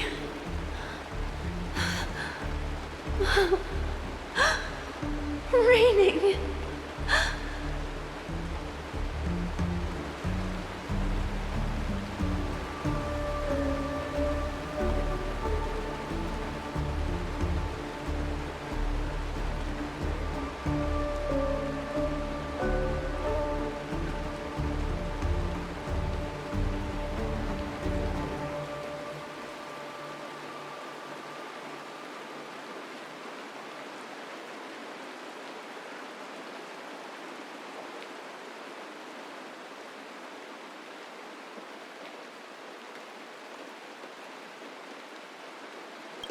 It is raining. It's true. Those Outworlders weren't lying to us.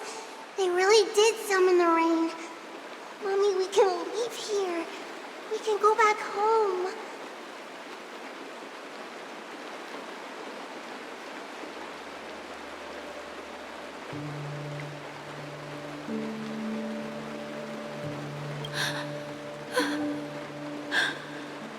Back home. Gaiathra Triclops. You came. Do you hear that? Thank you. Thank you.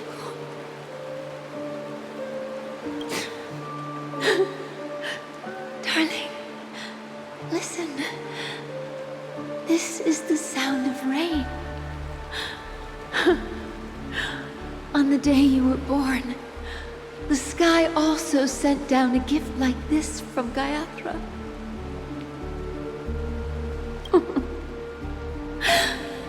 Such a lucky child. Such a blessed child.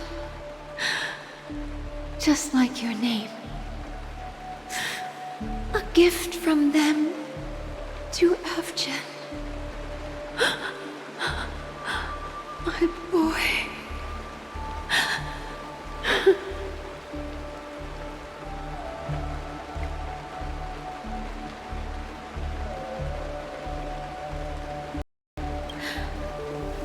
May the goddess Gaiathra close her eyes 3 times.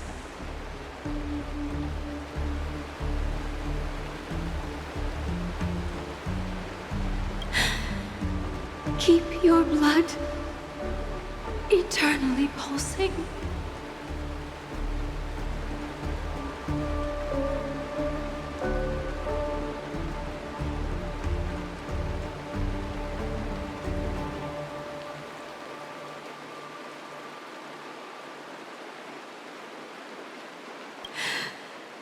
Let your journey be forever peaceful. And your schemes forever concealed.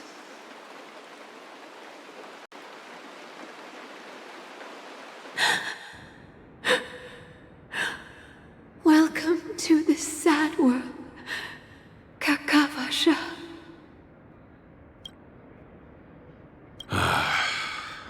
Time to wake up, gambler.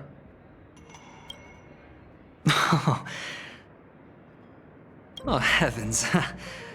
I must have drunk too much Soul Glad.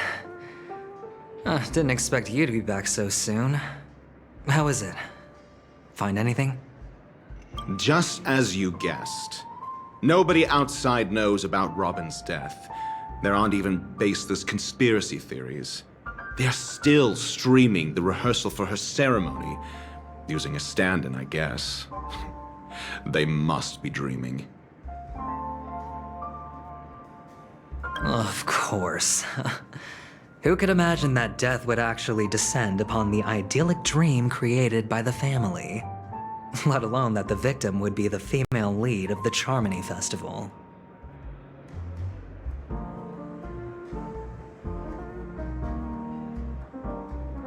To be honest with you, I didn't believe it. I even tested it a few times myself, until I discovered that I couldn't actually die. Whenever there's any danger, I'm forced awake by the dream pool, and it's all as if everything were just a nightmare. That's why I'm convinced that there are a few big secrets lurking behind the scenes.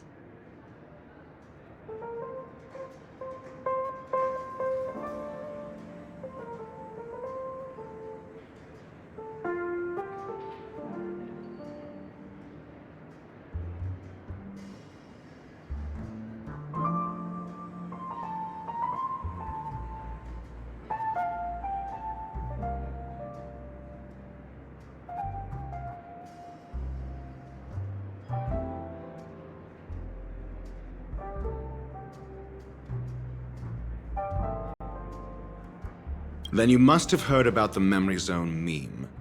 When I graciously deigned to establish connections with the Oak family on your behalf, they were quite in a pitiful state of disarray.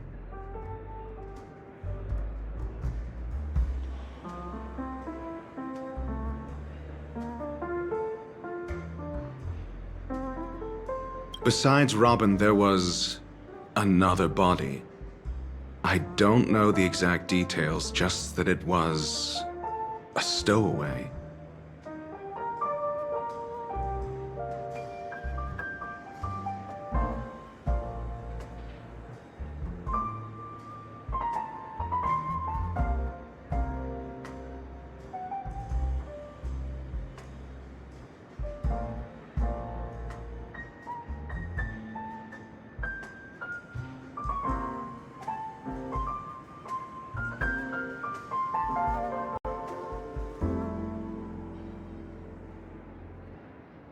Two murder cases? I told you something seemed off about the Nameless. Oh, she must have come across the other one.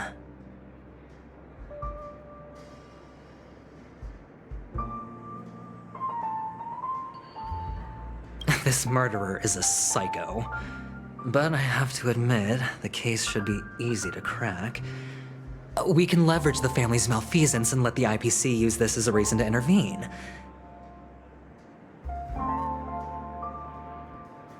It's just that their trickery runs deeper than I thought. Robin's stand-in was all ready to go. These two murders are definitely getting hushed up.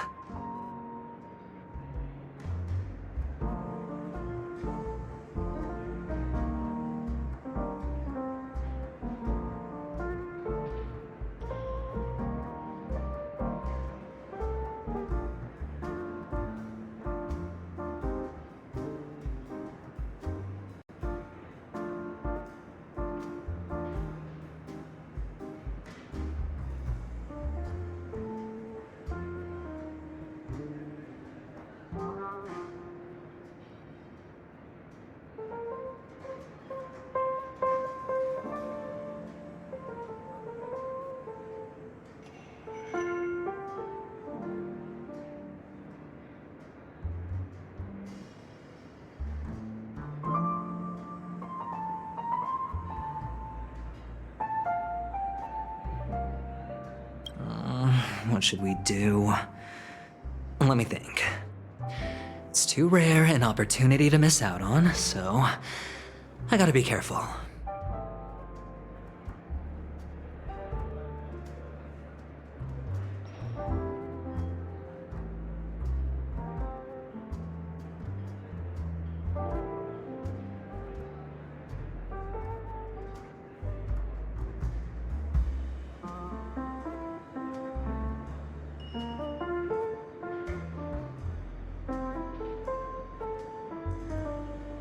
Incredible gambler.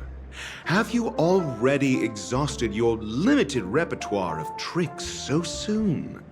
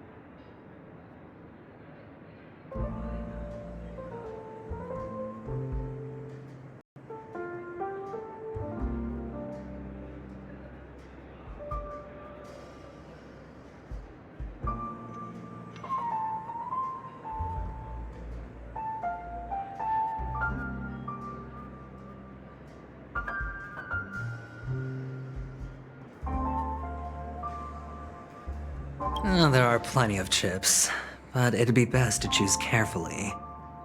The most straightforward has to be Robin. Remember? That masked fool once told me to find a mute as a friend.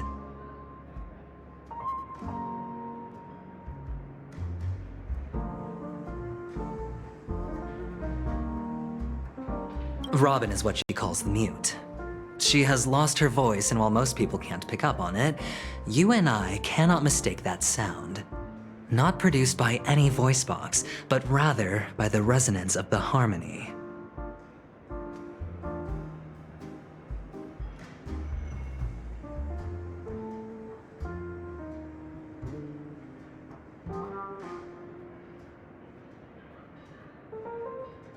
If that girl hadn't gone hoarse from singing practice, there'd only be one possibility.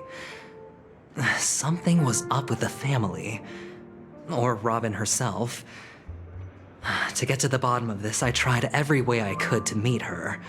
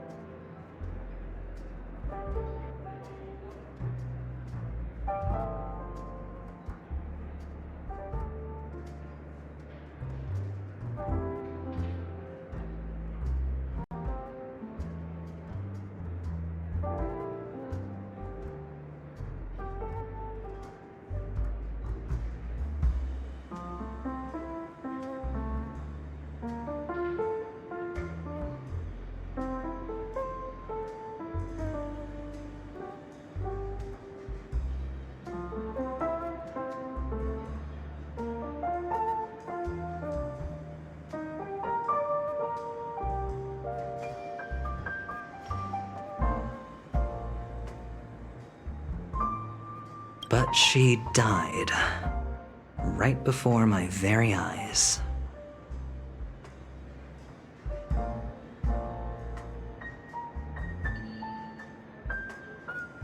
A complete and utter loss. Incidentally, it seems to have resulted in your rather undignified arrival on the interrogation stand. There were eyewitnesses at the scene, and the family, in their graciousness, has tentatively accepted your alibi. However, for the foreseeable future, you shall, regrettably, find yourself under the vigilant watch of the hounds.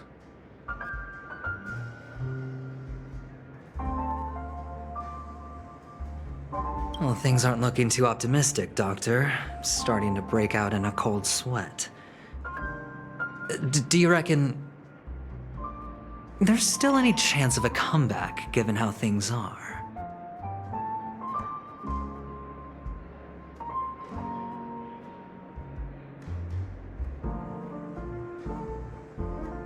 A probability?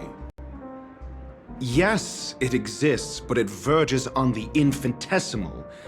To phrase it in a manner more befitting the vernacular of Penacony, you're dreaming.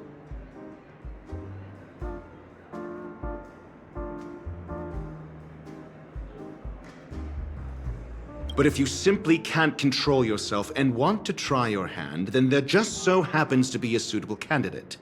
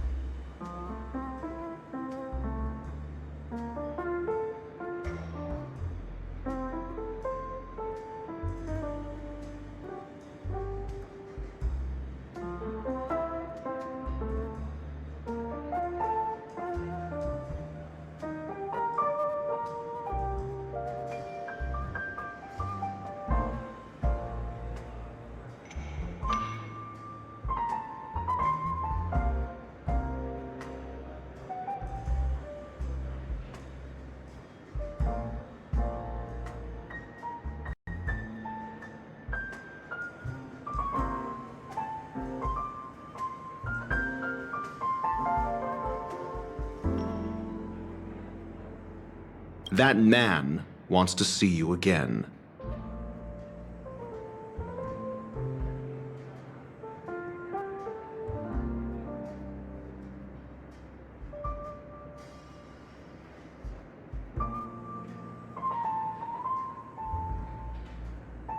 Who?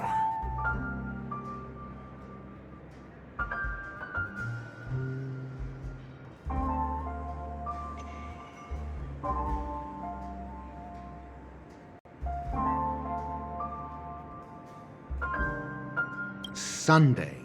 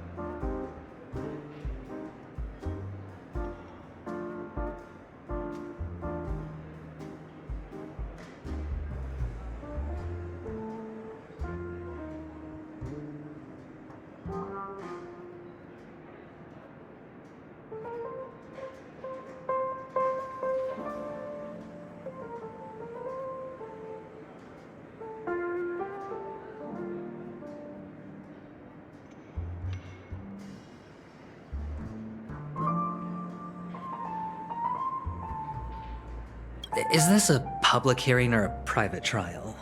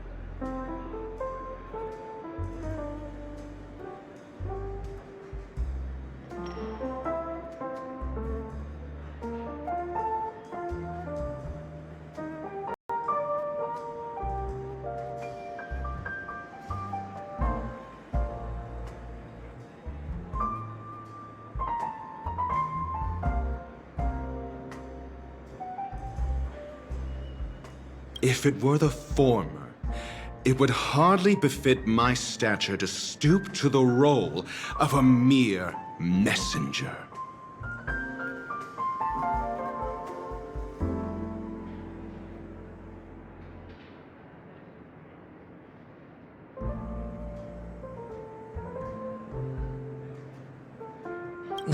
Fine. Oh, that's great. It's all great. You see, the dead can't talk, but the living can.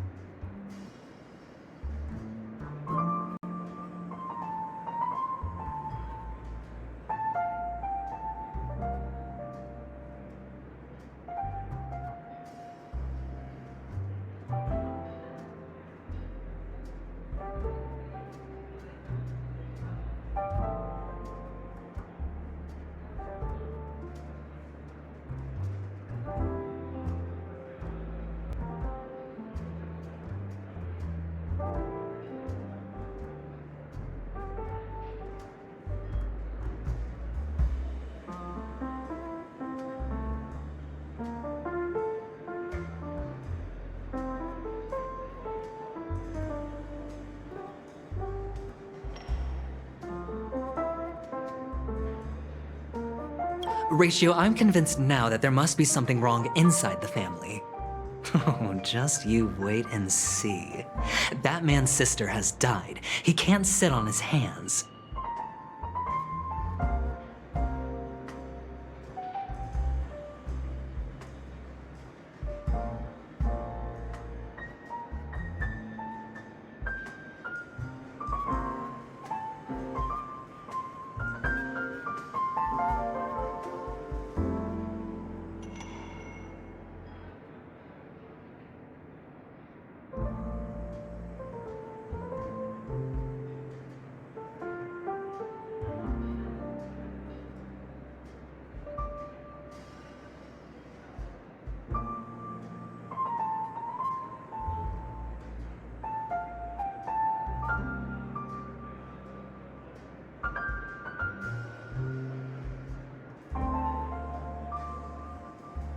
Well, without any further ado, let's set off.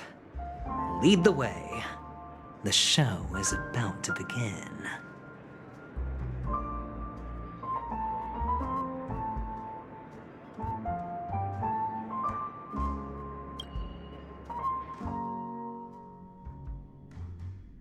We're here. The Dewlight Pavilion is the Oak family's fortress and a place where heads of the families meet to discuss great plans for Penacony.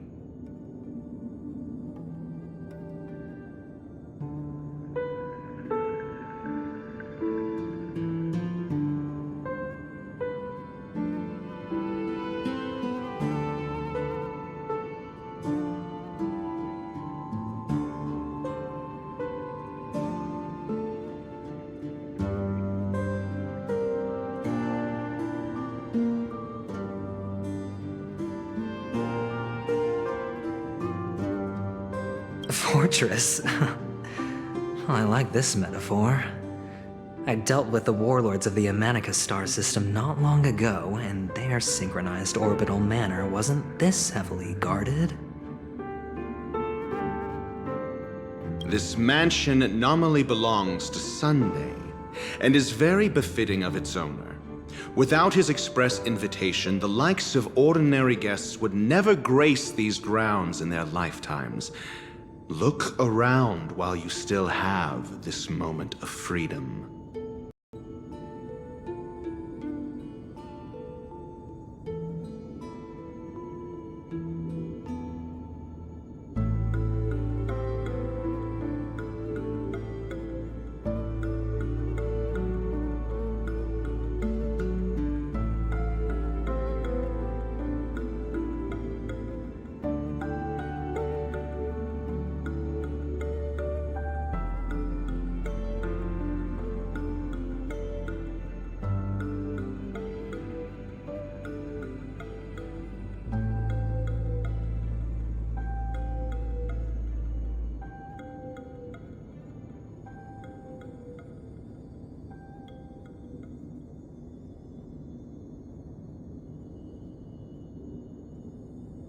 Hey, Doc, whose side are you on anyway?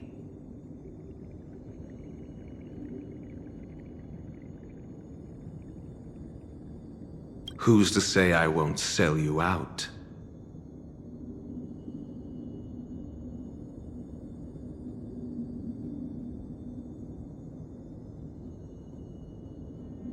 We'll see.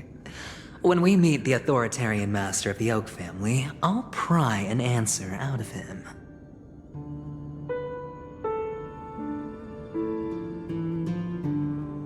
Follow me and I'll bring you to his parlor. Hold your tongue and let me deal with the members of the family.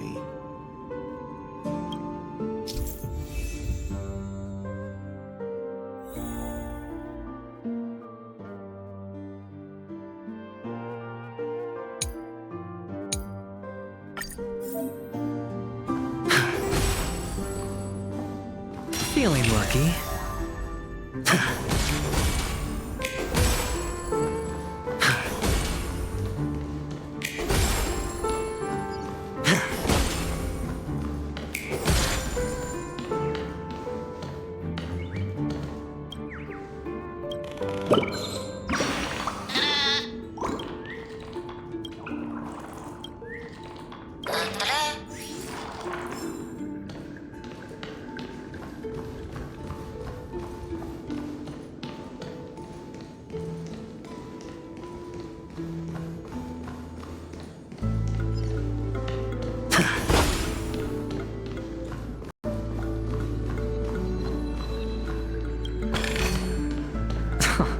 This is hardly enough for a seat at the table. Hey, you two! That's a place of business. No entry. I was requested by Mr. Sunday to bring him the suspect. My name is Ratio. He should have mentioned it to you. Oh, I remember you. Veritas Ratio. Your punch virtual particle clock is impressive. Excuse me? The one on your head. Of course, it's nothing compared to my full pocket dimensional annihilating power armor of the Mobile Knights. Right, and as I mentioned, that fantasy raiment of yours doesn't exist. That's because you can't see it. Like I say, only family can see the glory of the Mobile Knights. Ugh, enough. Get going. Don't keep Mr. Sunday waiting. It seems like the idiocy index here is no better than it is out there.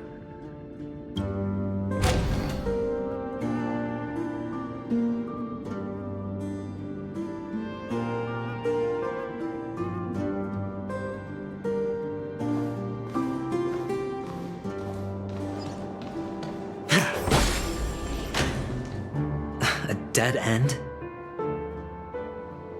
The door is shut tight. Looks like we're on our own. I mean, there isn't a door. How did you get in before?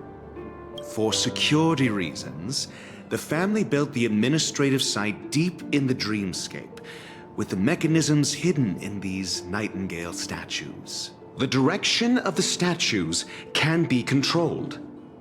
On the previous occasion, an attendant named Kona had gone to the side room to verify something before setting the statues in the correct positions. Well, maybe we should do the same. Let's go and take a look. Of course, we can also use brute force.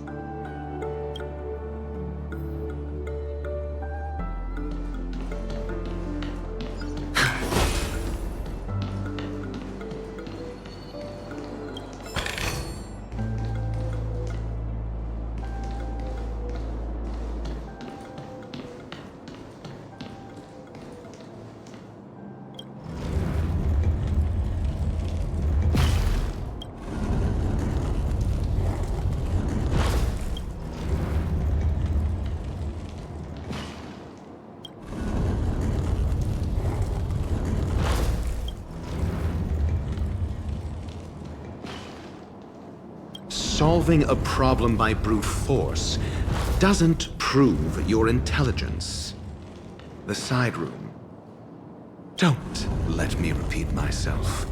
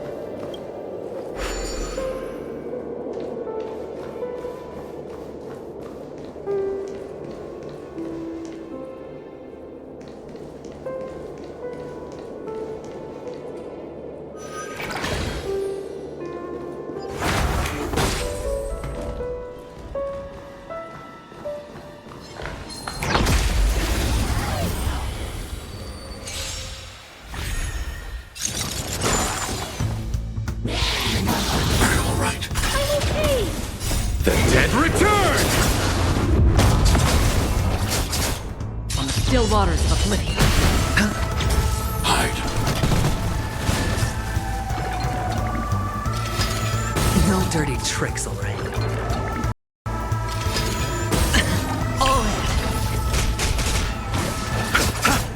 Destined for oblivion. I weep for the departed. It too shall fall.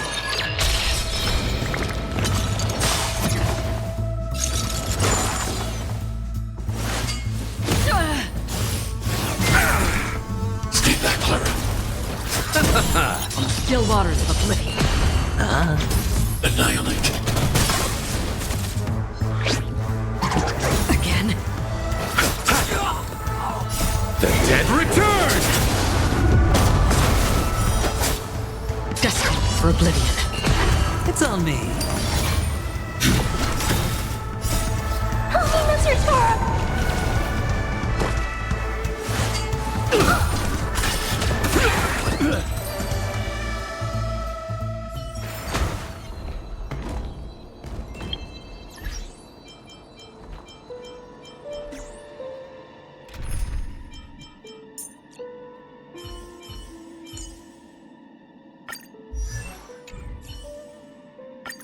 As we reunite in this venture,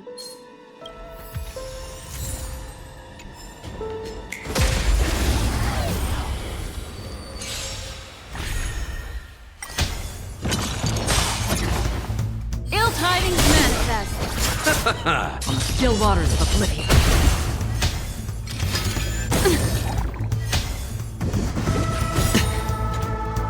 Bust? Or maybe I'll take it all! Watch your head! I weep for the departed. It too shall fall.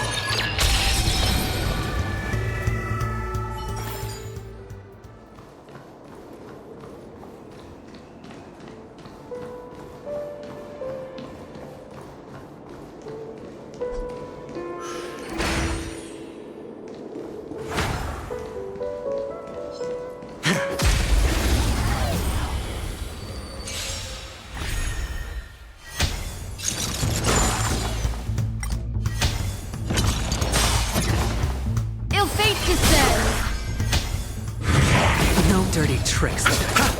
Destined for oblivion.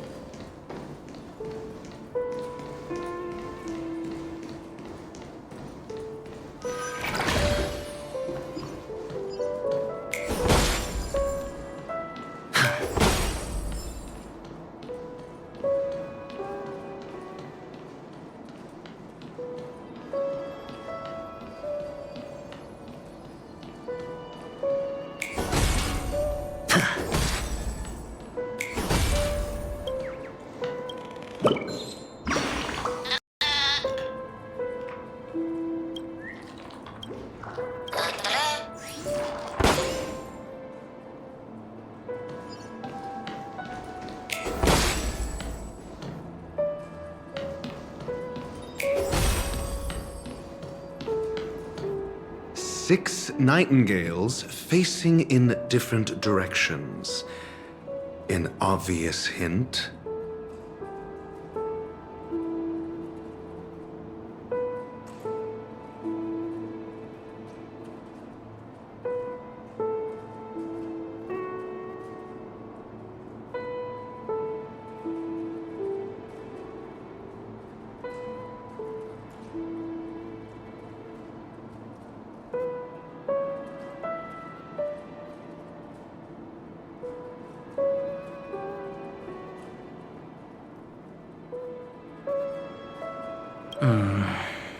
But are these nightingales? They are. What's wrong? How can nightingales be so huge? They look more like torment eagles to me. There are no eagles in the 5 families, only nightingales. Why am I wasting time with you on this?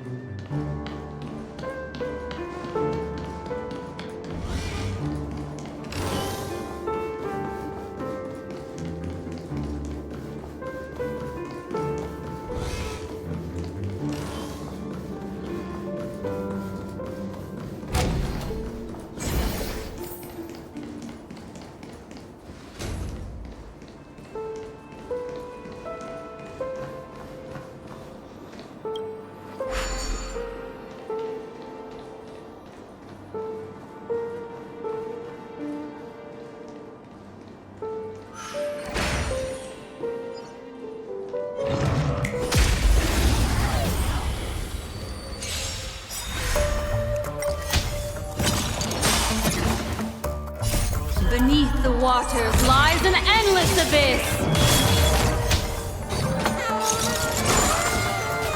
Ill tidings manifest!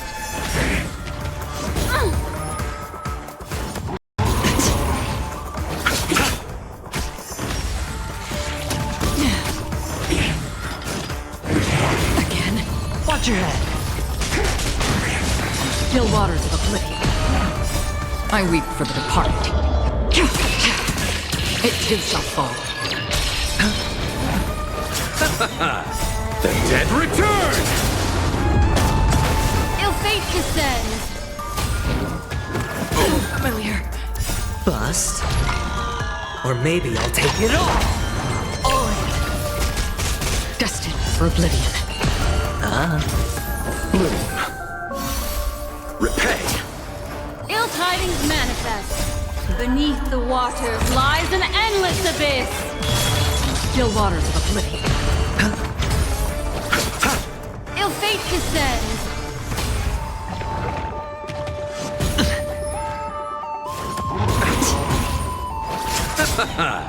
The dead return! Destined for oblivion. It's on me. I weep for the departed. It too shall fall. Retribution Watch your will head. find you. Bust. Or maybe I'll take it all! Watch your head!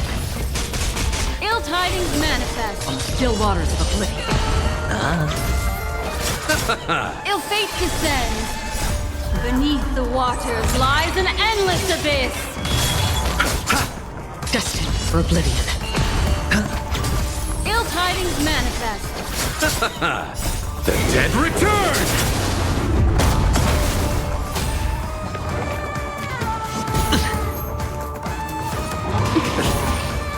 Still waters of oblivion. I weep for the departed. It too shall fall. Spend freely.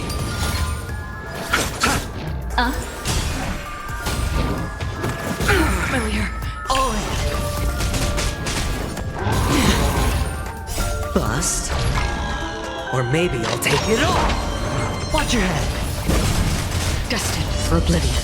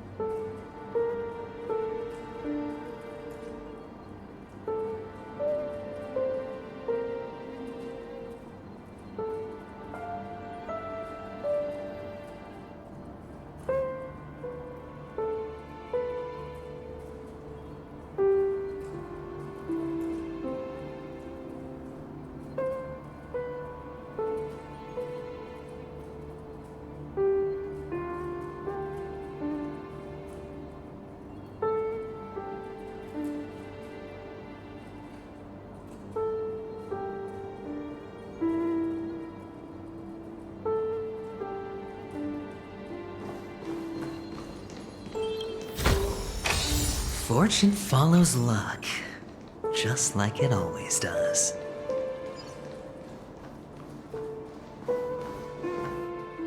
Let's wait and see.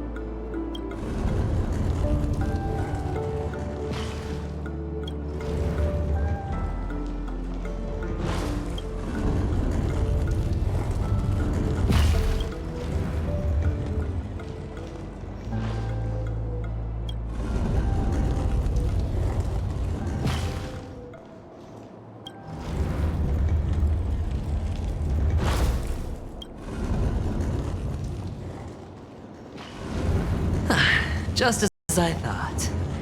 Here's the correct answer.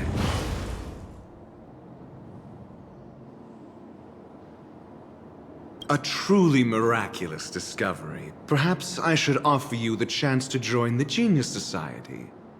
Really? Well, I thought you'd given up on that already. I was being sarcastic. Can't you tell?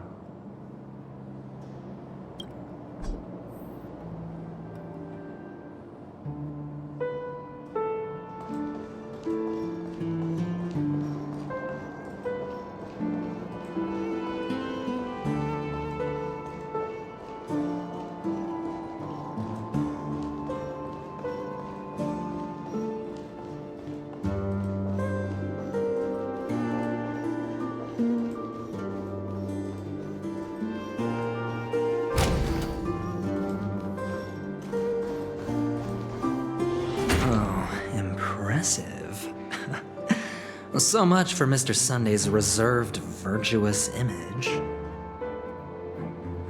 Do you need me to remind you? We're in a dreamscape. No matter how grand the mansion looks, it'll not affect Penacony. Stop wasting your time nitpicking the family here. Yeah, you're right. The only way to destroy the family is death. Sunday must have thought the same. Let's head down.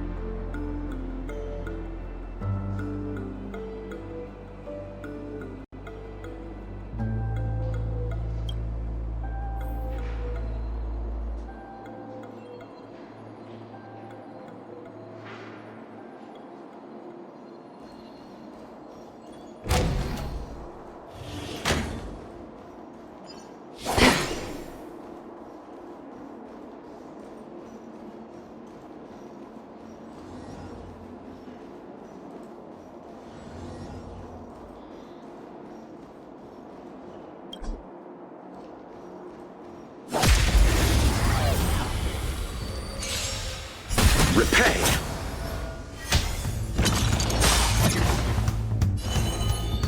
Ill fate descends!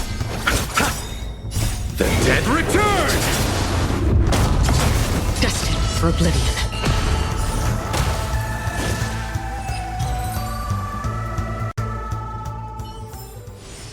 Another blood debt repaid.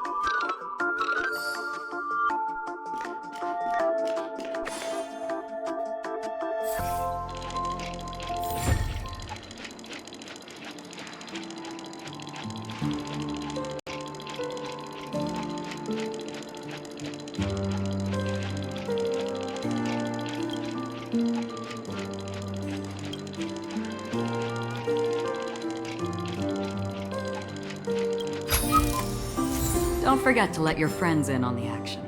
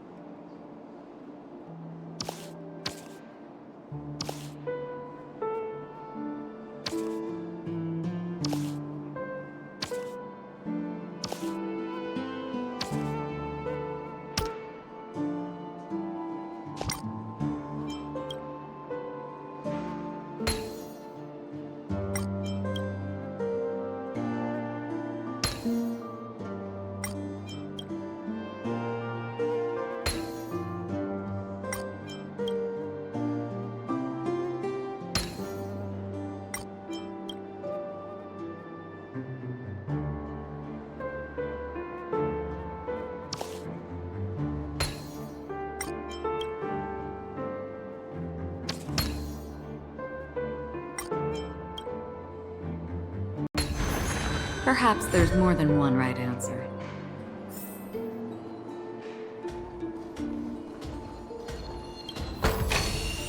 Seek, and you will find.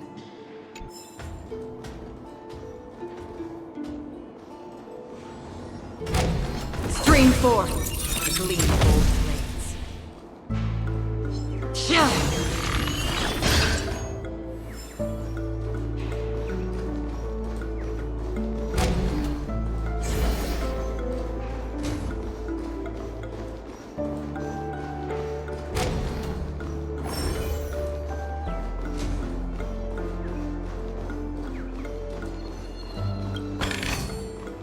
Don't forget to let your friends in on the action.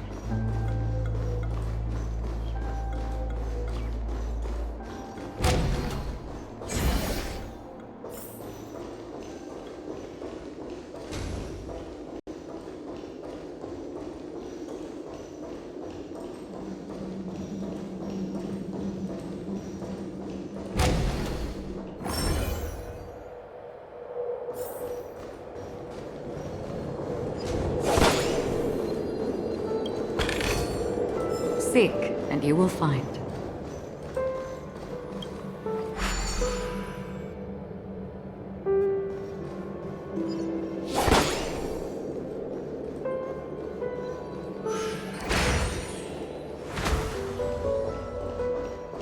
Stream forth the gleam of old blades.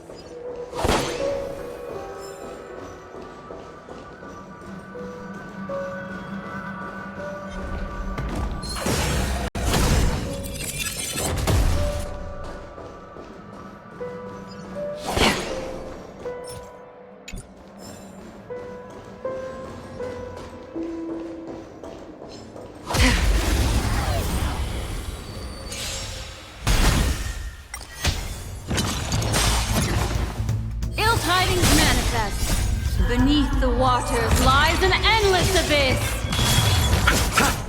On the still waters of oblivion.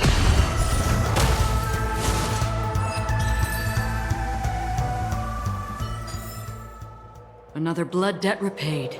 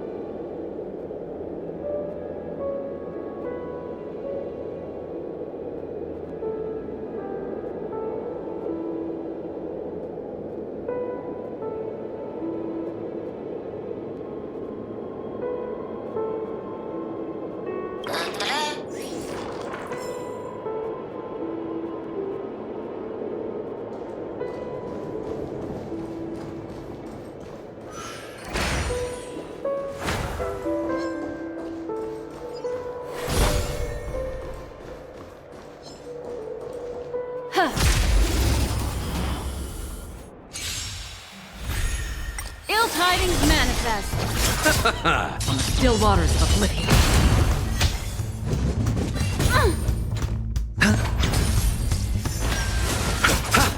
Ill fate descends. I weep for the departed. It too shall fall.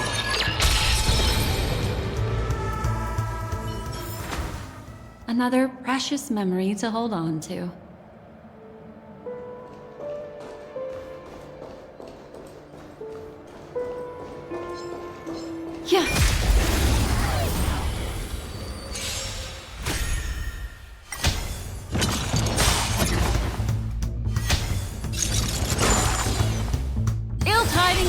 access. Beneath the waters lies an endless abyss. The dead return! Destined for oblivion.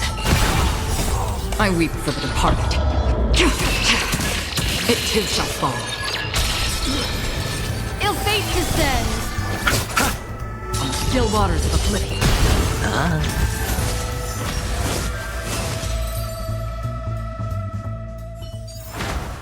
Another precious memory to hold on to.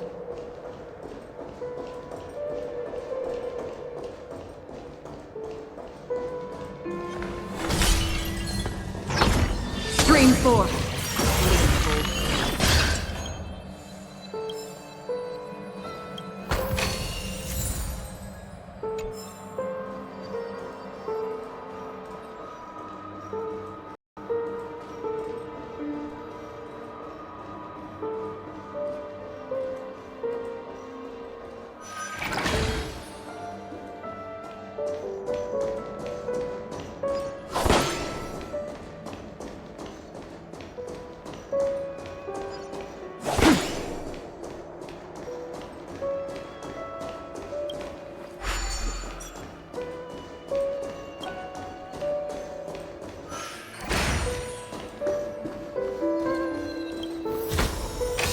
This is what exploring the cosmos is all about.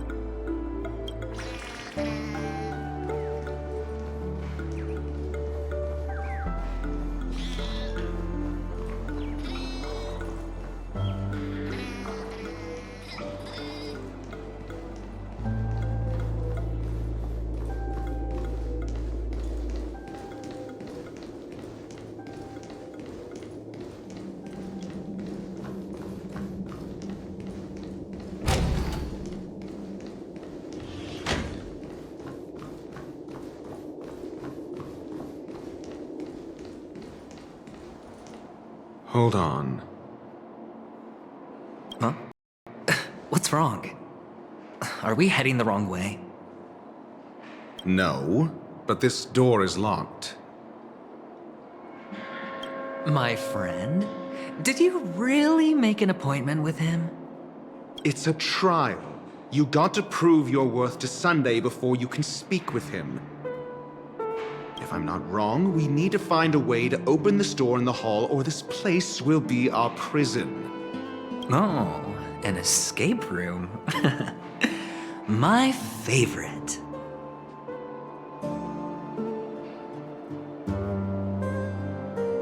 Get serious. I've no time for games. Let's head back. The hint is probably in that prominent sandpit. Wow.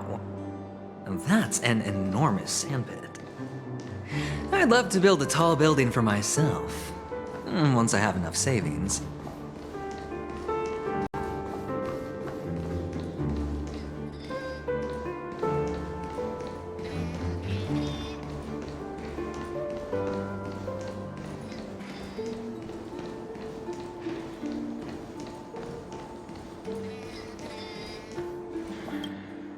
Oh, look. There's a noticeable gap in the model. I believe you're right.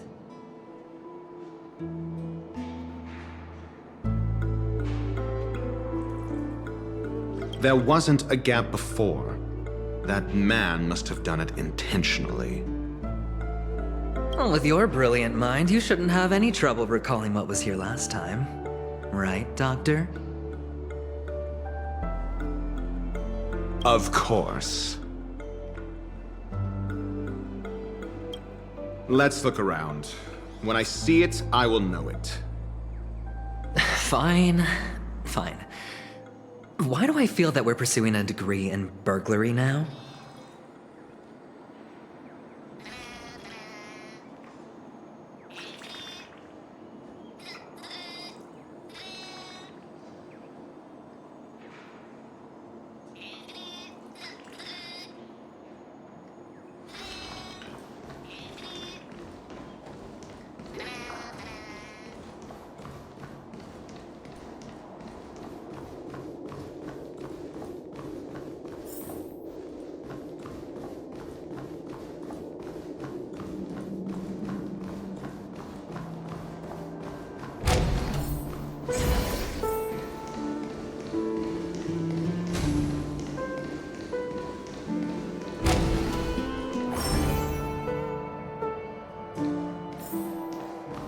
Found it.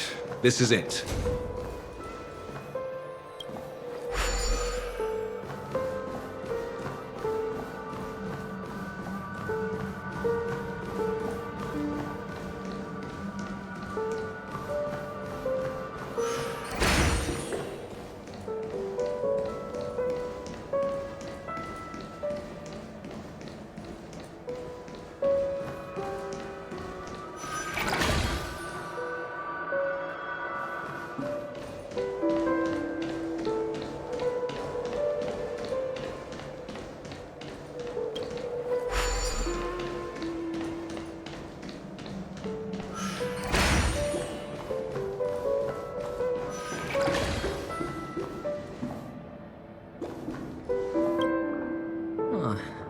And the nameplate reads Gulliver's Arch.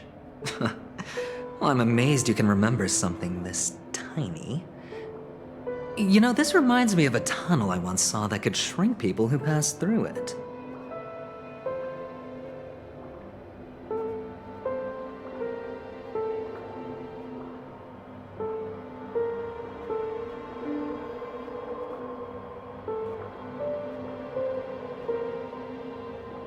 If I were you, I would shut my mouth.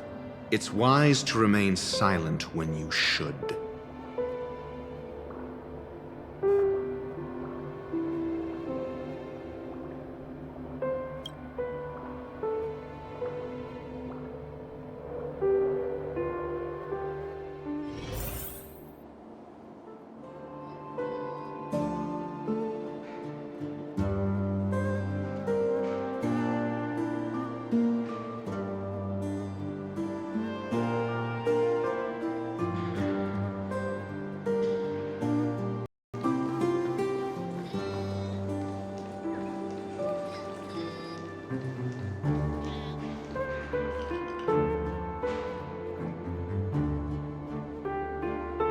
Oh, this reminds me of one of those building toys. With the blocks. I've never played with them before. I wonder if it's more interesting than stacking chips.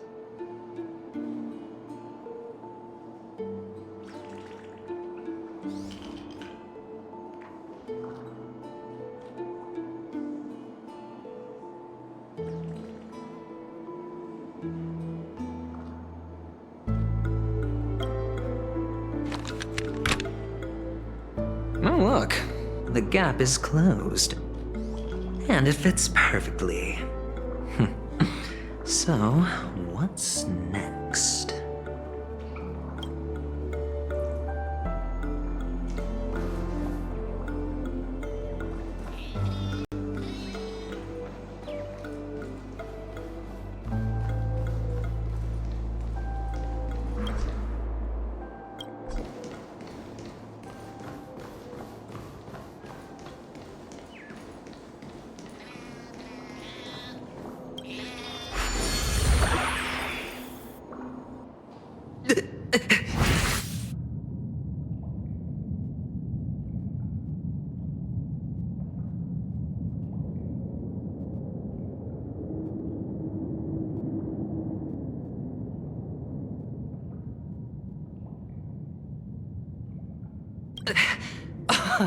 Oh, good heavens.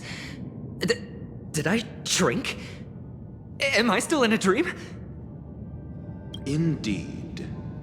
Oh, Doctor, you're huge. It's me! Down here! In the sand pit! Oh, actually, I think we could make this work for us. Just find a way to slip me into Sunday's collar, and I'll infiltrate the family just like that. Oh, fine. I was just kidding.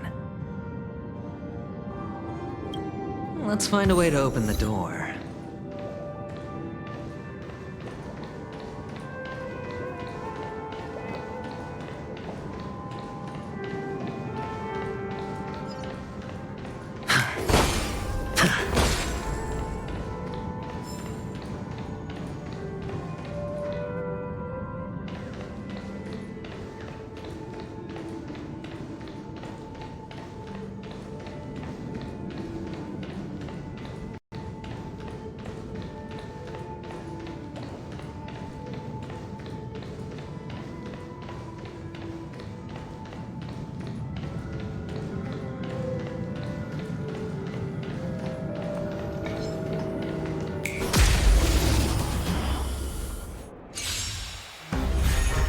Ill fate descends on the still waters of oblivion. Bust. Or maybe I'll take it all! I weep for the departed. It too shall fall.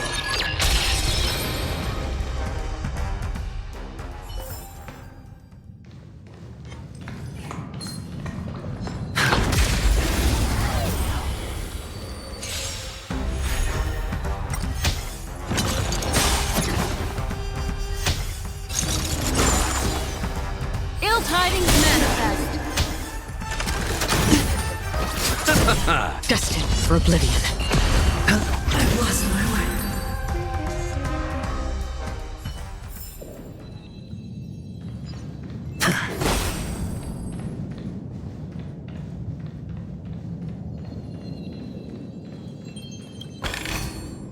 A reward with no risk? I'll take it.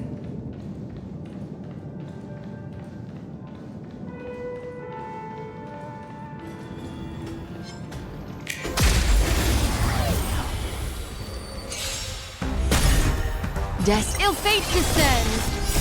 Beneath the waters lies an endless abyss. The dead return! On the still waters of oblivion. I weep for the departed. It too shall fall.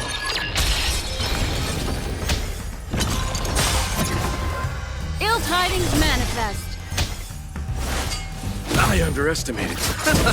Destined for oblivion. Ill fate descends.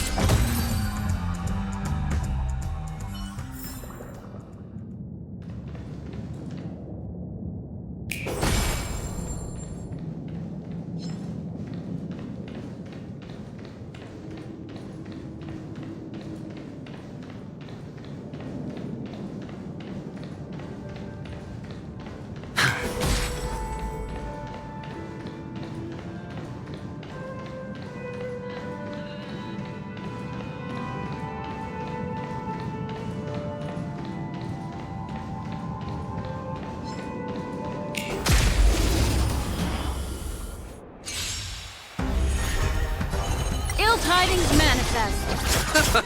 On the still waters of oblivion.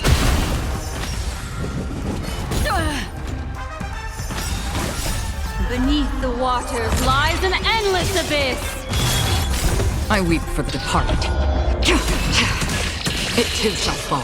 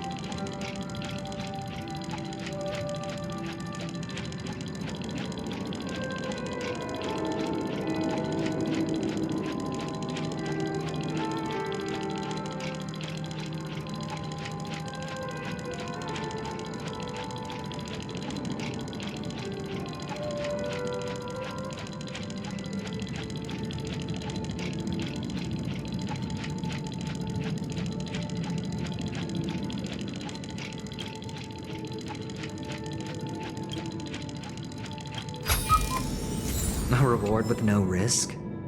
I'll take it.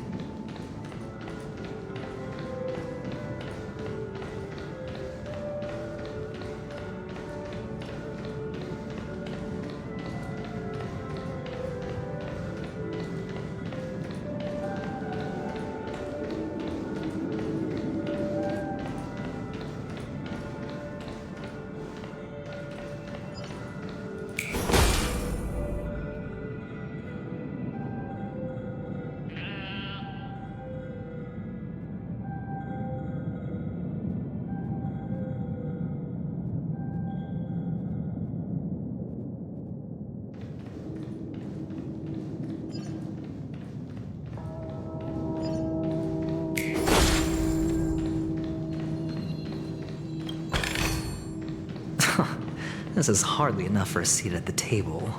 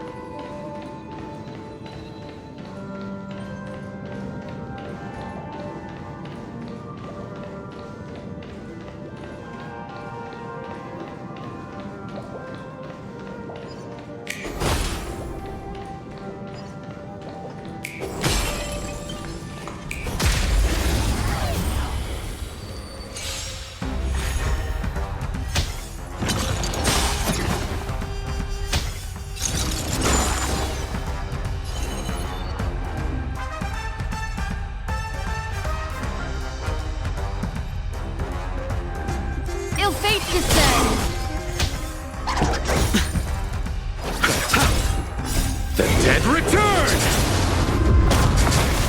Still waters of oblivion. I weep for the departed.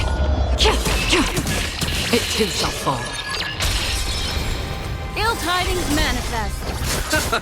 Destined for oblivion. I underestimated you. Ill fate descends. On still waters of oblivion. Spend freely. Bust. Or maybe I'll take it all!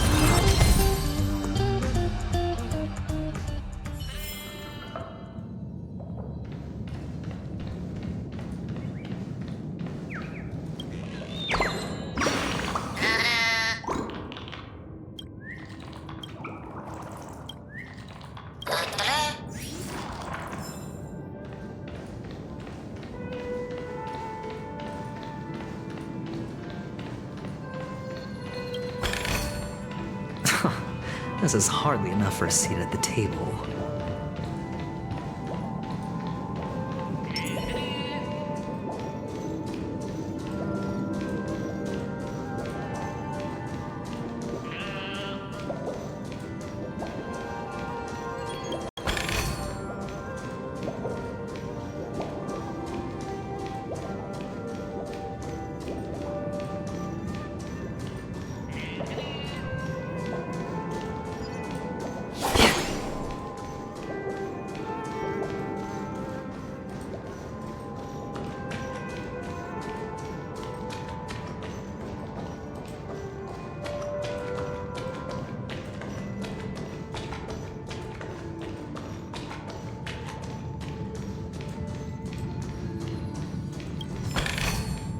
Don't forget to let your friends in on the action.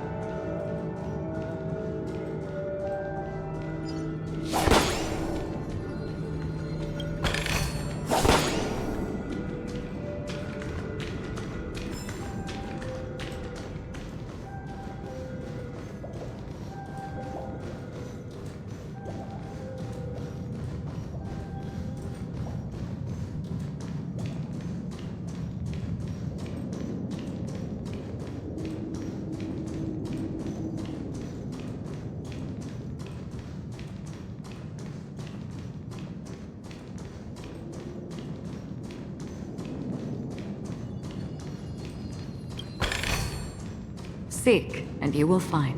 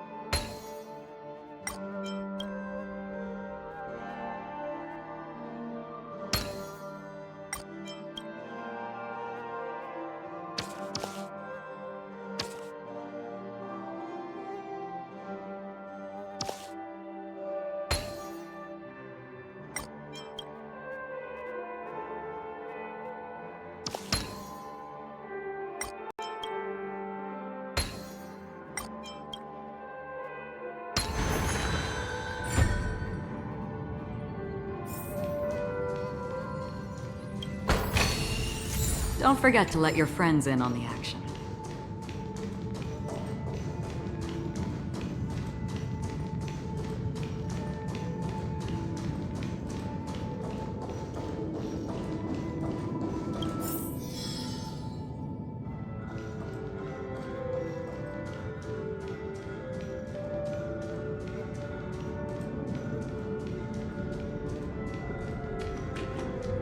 Hello! Welcome to the Golden Hour base model.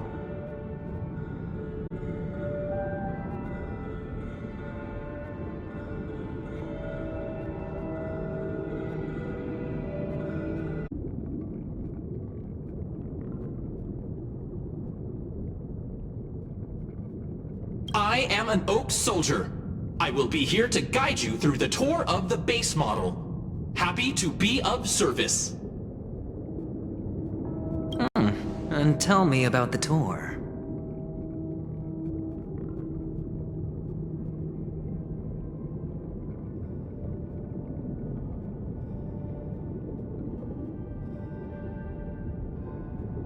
Hello!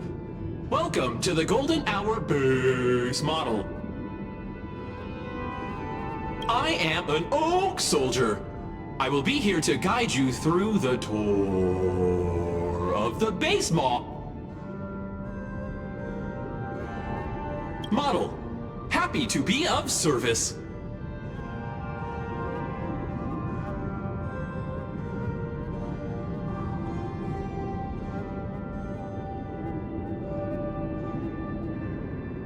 Generating guide.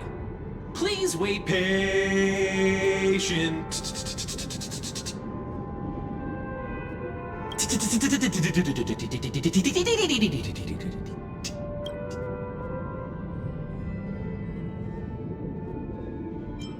Found the nearest check-in spot.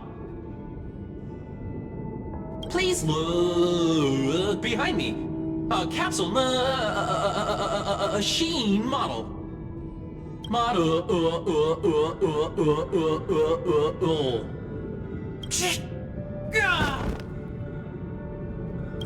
What's up with that? Now the family's toys are trying to frame me? I didn't do a thing to it, Doc. You've got to be my witness. I saw nothing.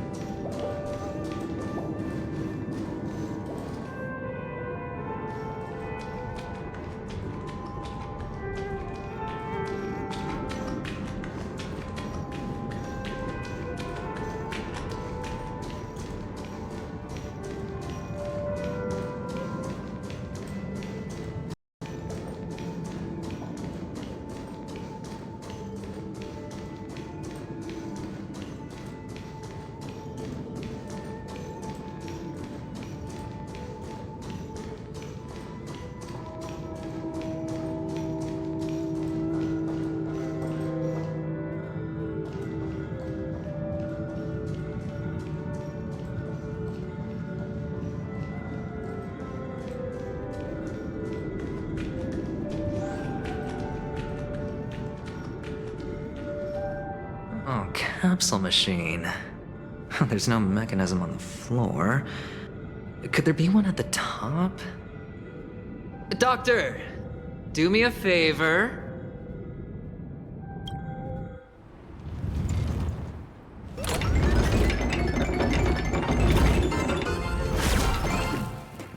So, I was right.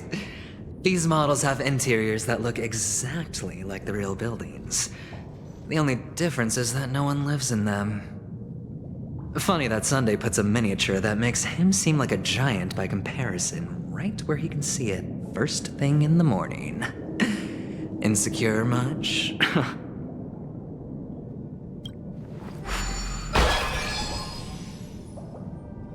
Oh, one of the fragments flew upstairs. I'll need to use the pinball machine to flick myself up there. But it's tough.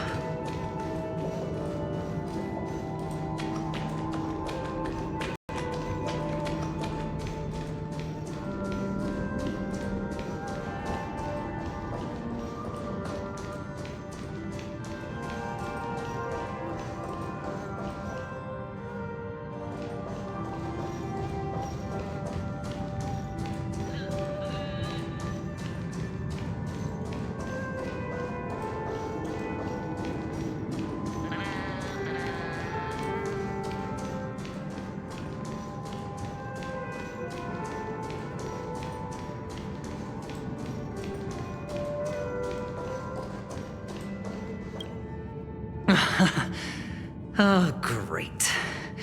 There's another pinball machine base here. And it's empty too. Doc! I'll need your brain power again. There's no need to yell, I can hear you. The pinball machine must be hidden somewhere in the hall. Like the arch. Wait here, and I'll be back in a minute.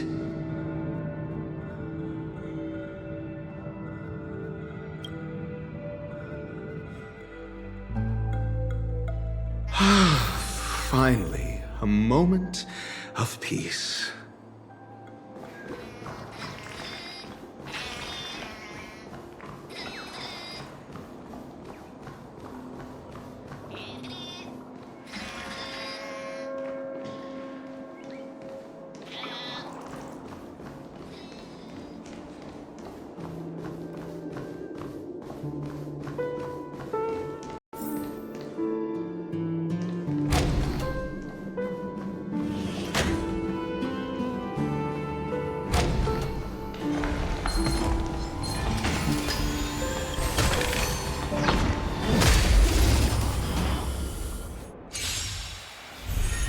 I'm asking. Answer me.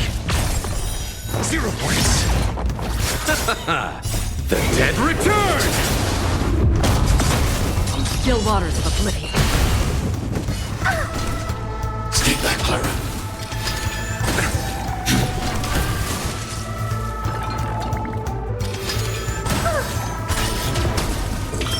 Test. Destined for oblivion. I weep for the departed. It too shall fall.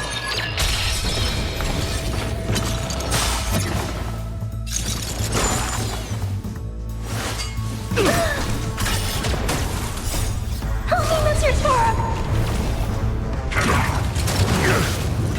Mission command. Answer me. 0 points. Knowledge, the measure of truth and falsehood. Bloom. Repay.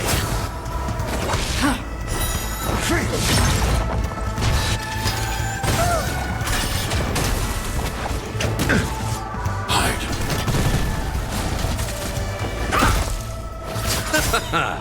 The dead return! Still waters of oblivion.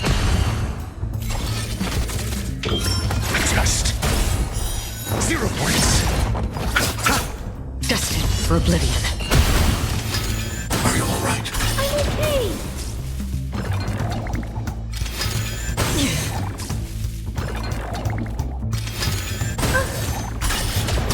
eliminating threat.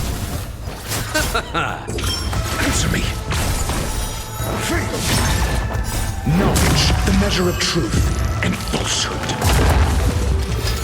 Are you all right? I'm okay.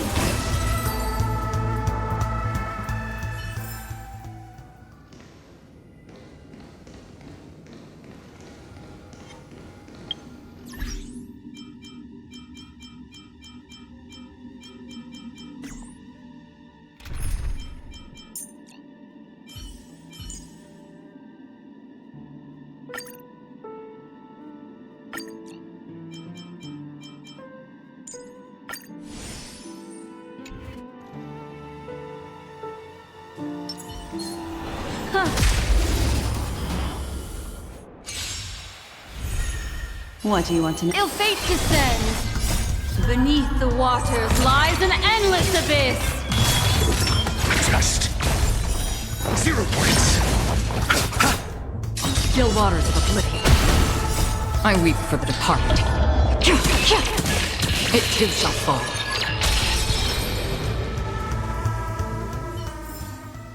Another precious memory to hold on to.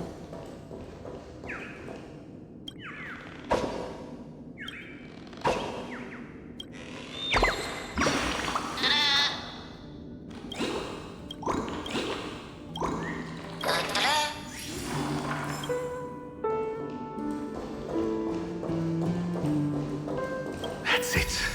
Pleasant moments of solitude are always fleeting.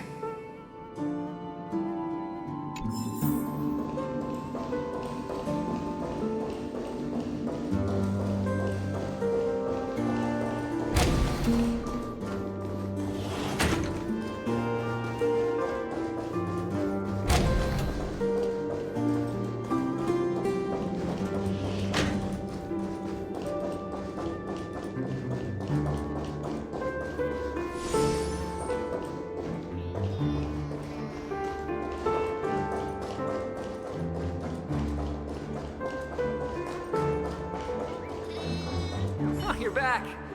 Just place it here. Thank you.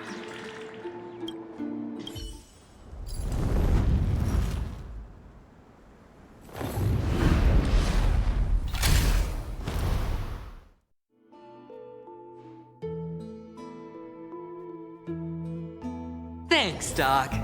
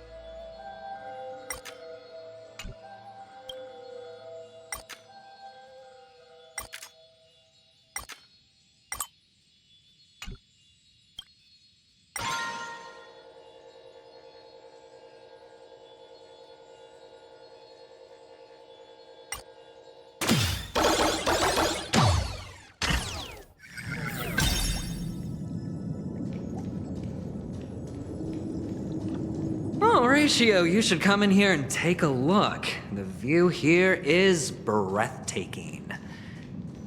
Honestly, you could easily squash me with just a pinch.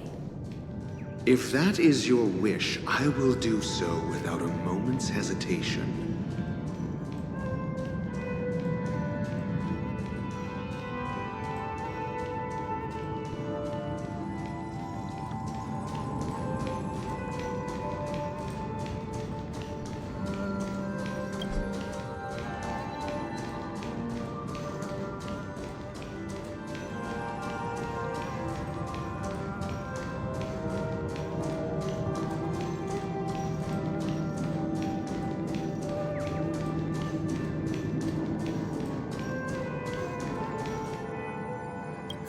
All done. Piece of cake.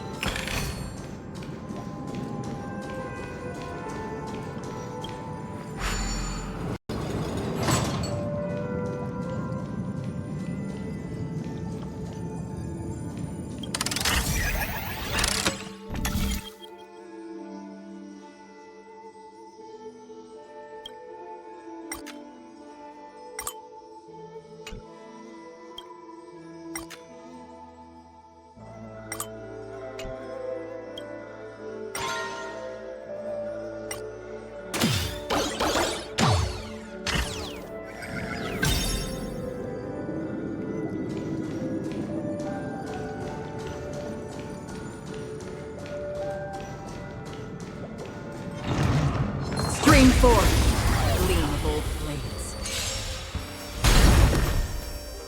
Ill tidings manifest.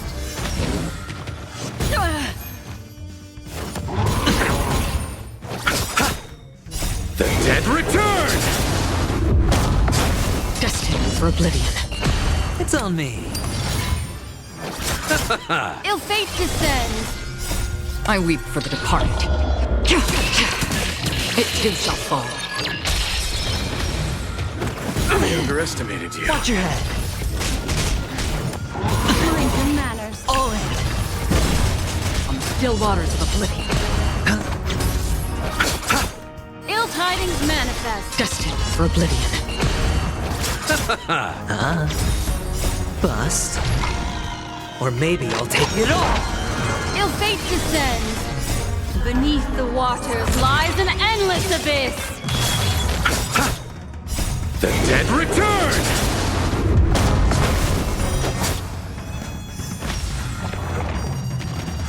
No dirty tricks, all right? Watch your head. On the still waters of oblivion. I weep for the departed. It too shall fall. Ill tidings manifest. Retribution will find you again. All in.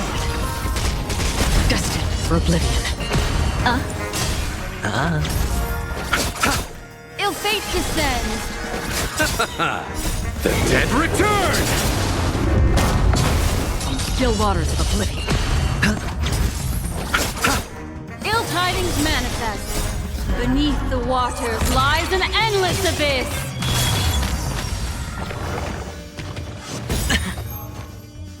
Bust. Or maybe I'll take it all. Watch your head. Again. Destined for oblivion. I weep for the departed. It too shall fall. Spend freely. Ill fate descends. I underestimated you. All in. On the still waters of oblivion. Ill tidings manifest. The dead return! Destined for oblivion. Ill fate descends. On the still waters of oblivion.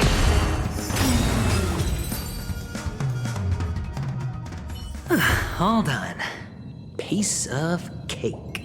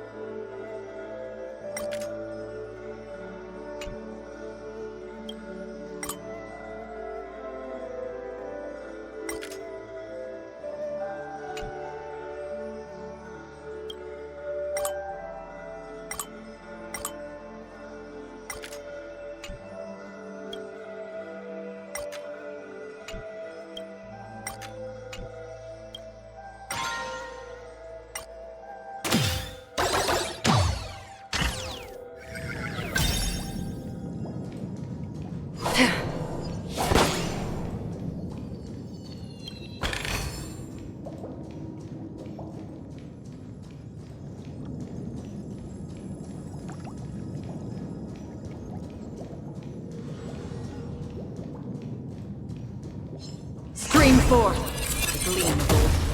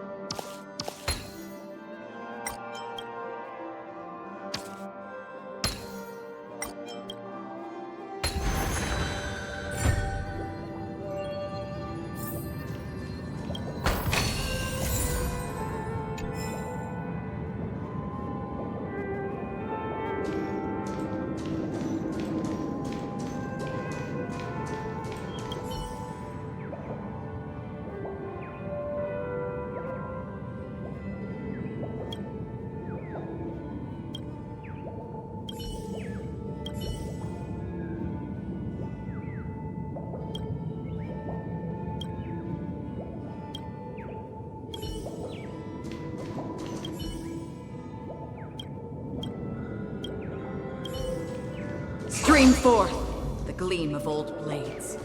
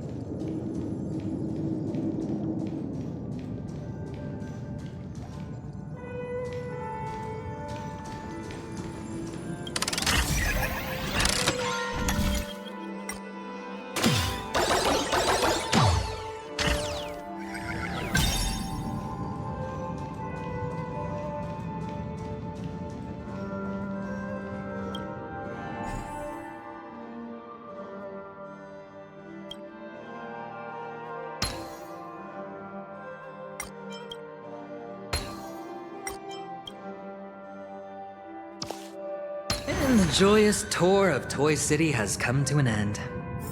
Makes me feel sad. Penacony isn't all bad, right? I'll use this interesting experience as a talking point at the poker table.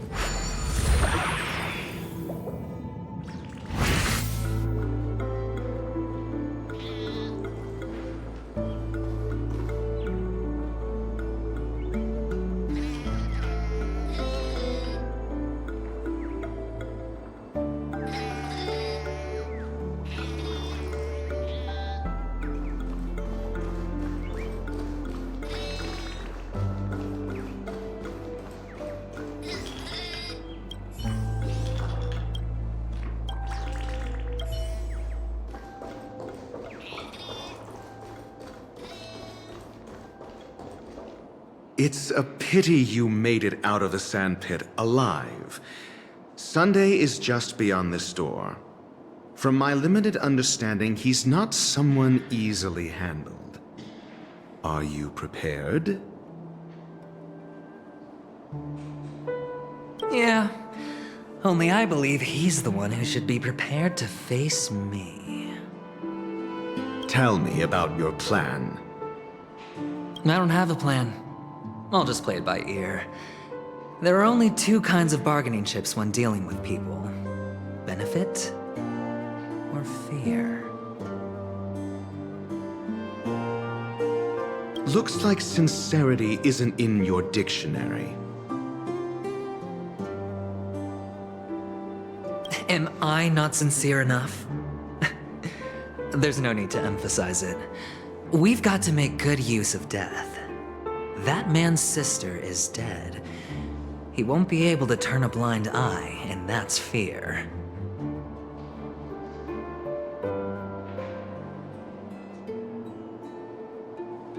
And I'll help him find the murderer.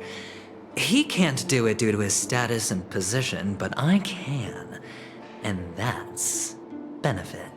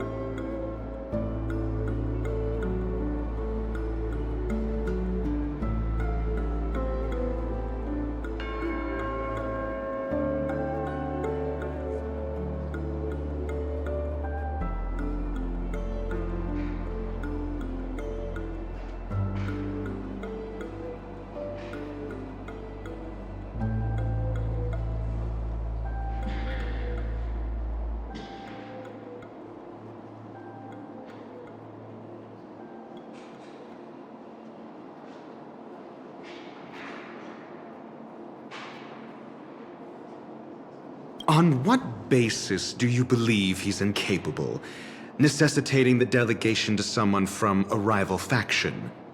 The IPC?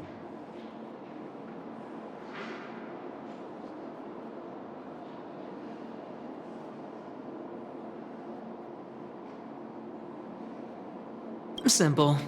Because that murderer could very well be a traitor hiding inside the family.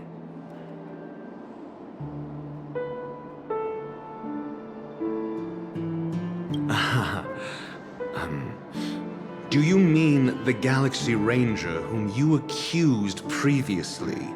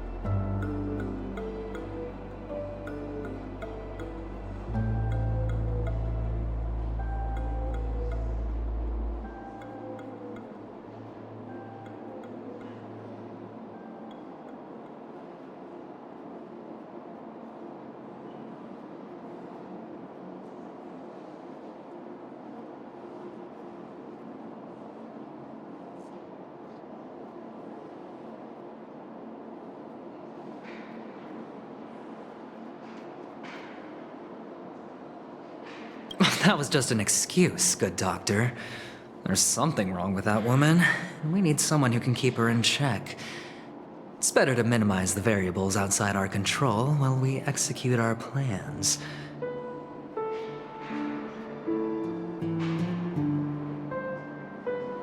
Moreover, I need to know her identity. If I'm lucky. She could be an important pawn. And it's good to have more helpful friends when dealing with this matter. But honestly, the murder case is likely unrelated to her. I believe my standpoint. There's a rat in the family. Otherwise, why would Mr. Sunday arrange a private meeting with us? This isn't an interrogation, but a secret negotiation.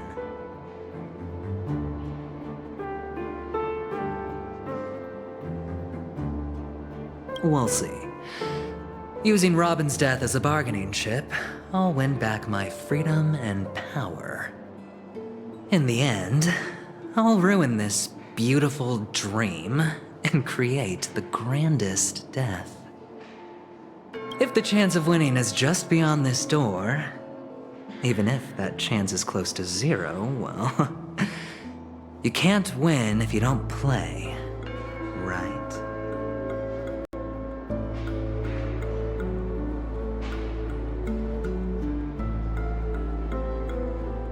Ah, the charming audacity. To think that you, of all people, might emerge victorious, dear gambler.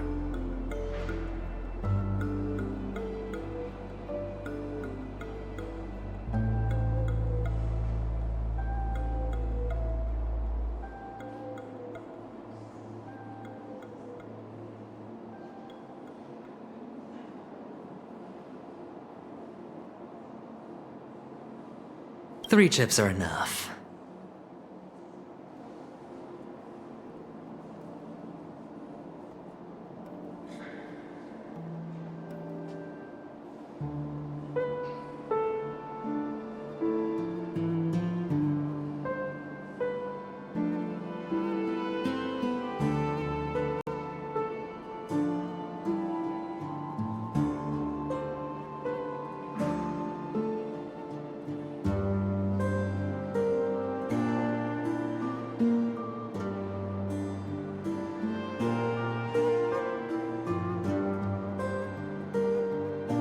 All or nothing.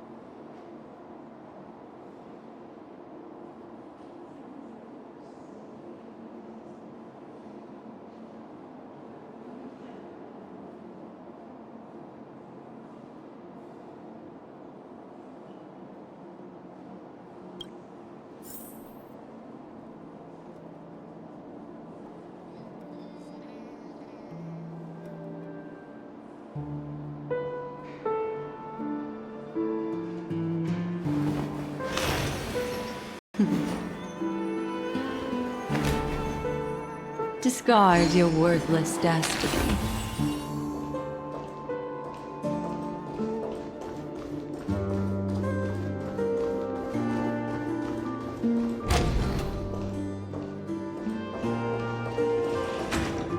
It seems my puzzles are too effortless for you, IPC Ambassador.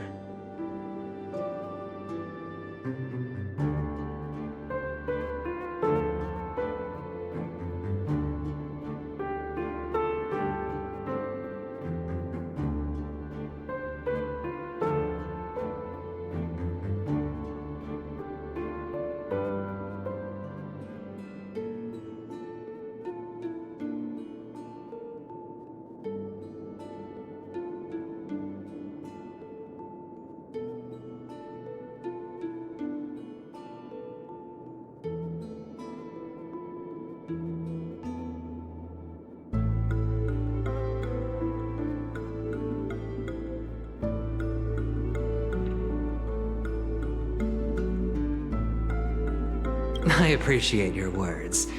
And I see you put a lot of effort into welcoming me, Mr. Sunday. However, this is no way to greet a guest. Well, this isn't an invitation, but a summoning. Before we speak, I need to test your character. I imagine this knowledgeable doctor friend of yours has been of great help, yes?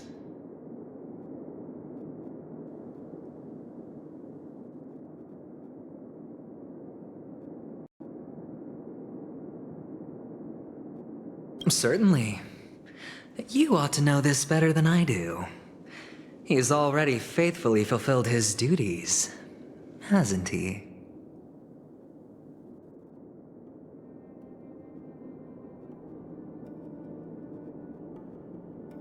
Yes, the doctor has assured me of your noble character. He considers you, like himself, a virtuous person who can be trusted by the family. I have come to know you very well as a person, Mr. Aventurine. You're diligent, generous, and willing to cooperate. The fact that you succeeded in overcoming many obstacles just to meet me gave me the reason to believe in your wisdom and courage.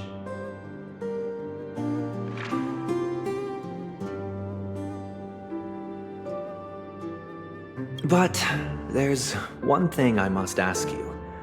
That is, you've used your wisdom at the wrong place to meet the wrong person and put yourself in a situation where you shouldn't be, witnessing a tragedy that shouldn't have happened. Oh, you don't look too well. Am I making you anxious? If not, then it means I'm on your side. If I wasn't mistaken, you'd just made a serious accusation against the family. No, you weren't mistaken. For depravity is creeping in around you. There's no need for us to be evasive. Let's talk about your sister. Your sister's talent is unrivaled in the world of show business. As you know, her voice has been out of tune since she returned to Penacony. What's more disheartening, she can't sing anymore. Who could be responsible for this? Many suspect the culprit is among the outsiders, but I know you hold a different opinion. Now your noble status has become a shackle, preventing you from apprehending the murderer and avenging your sister's death. You're feeling anxious because you're out on a limb. But don't worry, I'm on your side. I'm immensely honored by your concern for me, Mr. Aventurine. Since you're so selfless and generous, I believe you wouldn't ask for anything in return, would you? Well, naturally, you wouldn't incur any loss from this. I just want to reclaim what is mine. My liberty and the personal items under the family's custody, the bag of gift money, and the box in which the cornerstone is stored. That's right. Cornerstone. I've heard it's a treasured asset of the Strategic Investment Department. A sacred stone that seals the Preservation Emanator, granting significant power. And every liquidation specialist holds one. For an object so precious, it probably comes at an even higher price than other forms of recompense. Well, I'm sure you're aware of the high level of risk I'll be undertaking to bring the truth to light. Mr. Aventurine, when you're out and about, do you always make adjustments to your appearance? Your tie should be on the center line. Your shirt must not protrude from your vest. Your trouser creases should be perfectly straight, and always aligned with the tips of your shoes. Of course. But I don't, because it's not appropriate to do so in public. You should make sure everything is presentable and in order before leaving the house. I'm not the kind that takes risks. The cornerstone must be in the custody of the family. No room for negotiation? Please, don't let me turn you down twice. Sure. The gift money is good enough. I suppose you wouldn't mind that. After all, a merchant can't function without a bargaining chip. You compromised quicker than I thought. Unfortunately, it's a gambler that needs a bargaining chip, not a merchant. I can give you your gift money, but before that, I want you to tell me.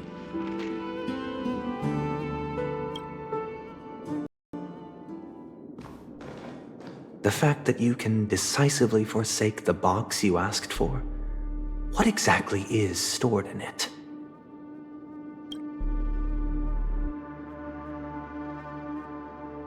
Oh, triple-faced soul, please sear his tongue and palms with a hot iron, so that he will not be able to fabricate lies and make false vows. What have you done? Under the light of the harmony, all wickedness is revealed. I implore them to shed their light, and I'll ask you questions on their behalf. Next, you have 113 seconds to prove your innocence and gain my trust. And if I refuse to answer? You can try, and we'll see if the Harmony rejects you. Question. Do you own a cornerstone? Yes. What a simple answer. You, too, understand that idle chatter leads only to poverty.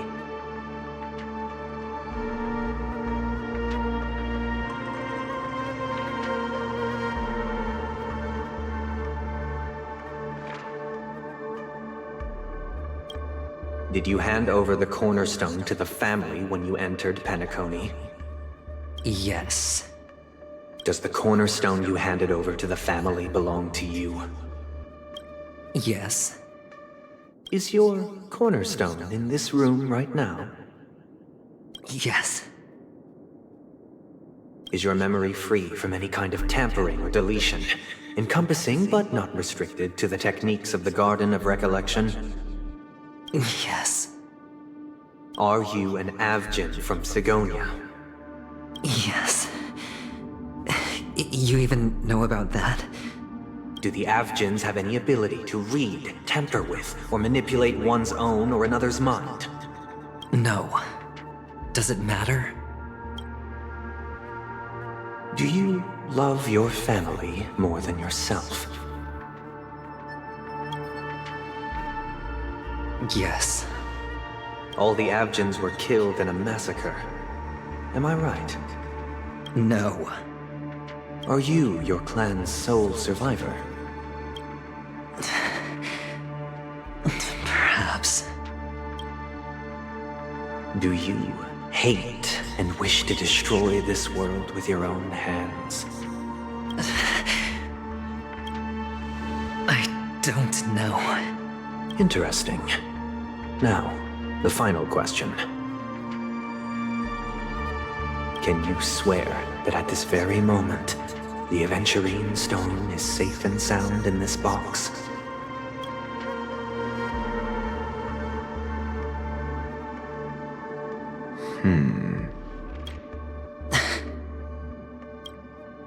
Of course. Looks like we can get an answer. Open it, Mr. Aventurine. It's your last chance to defend your honor.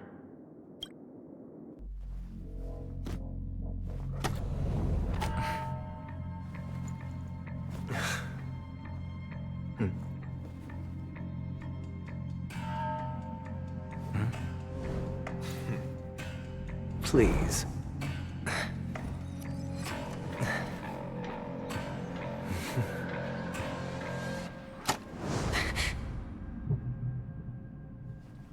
Are these what you're looking for?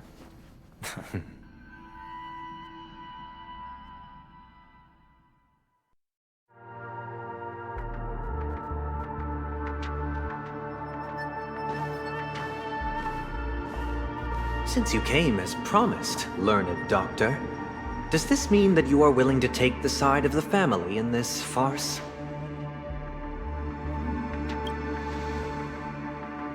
What makes you think you can convince me?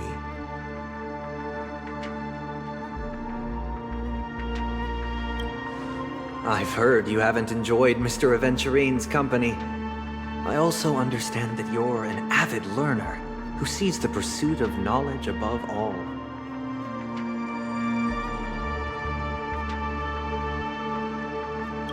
In that case, you ought to realize that a competent scholar knows their position and wouldn't forsake more vital matters for the sake of petty pride.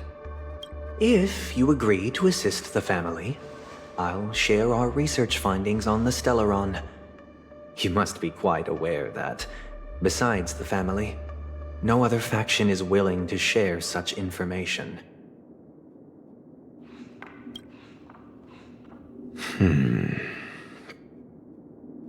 Cut to the chase. What do you need from me? I need Mr. Aventurine's comprehensive plan. Haven't you confiscated his cornerstone? You can't expect a featherless bird to take flight. But I've also heard the 10 elites in the Strategic Investment Department have united, progressing together in the interests of the IPC. You'll have to speak more clearly than that. The cornerstone, which Mr. Aventurine surrendered. Was it really his? You question whether he would entrust you with someone else's cornerstone. The 10 Stonehearts aren't as united as you think. Cornerstones are significantly more precious to them than their very own lives. But you know that he's a crazed gambler. The more vocal he is about it, the more cautious I must be. I never imagined someone would share his way of thinking. Honestly, you should see a shrink. Bring it. The box containing the cornerstone is unique, and only IPC senior staff and related members can access it. But I happen to be among them.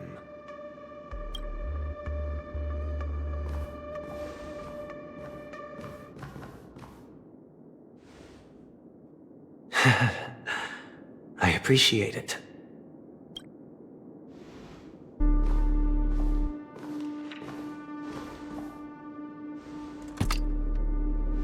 Unfortunately, your guess is correct.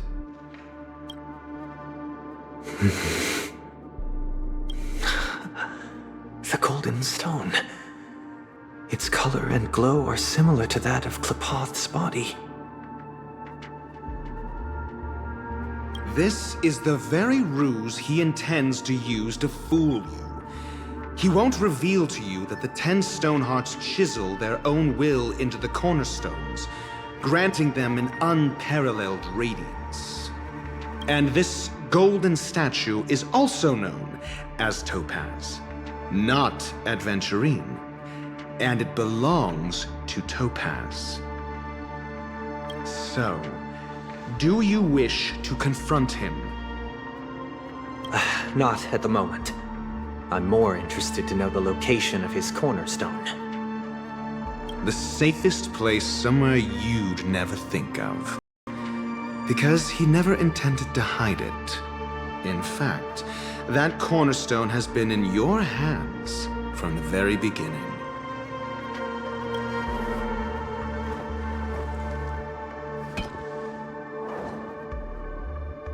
I see.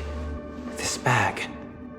Mixing a cornerstone, more precious than life itself, with a bunch of worthless jewels, disguised as a gift of money waiting to be confiscated, is indeed in line with Mr. Aventurine's style.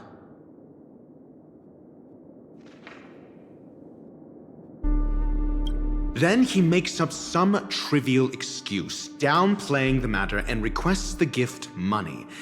This is a gamble, one he's all too familiar with, betting on your single misstep, leading to a total loss. Learned Doctor, I am grateful for your help.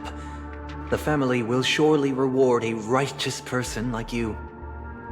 As for the villain, I hope he retreats in humiliation.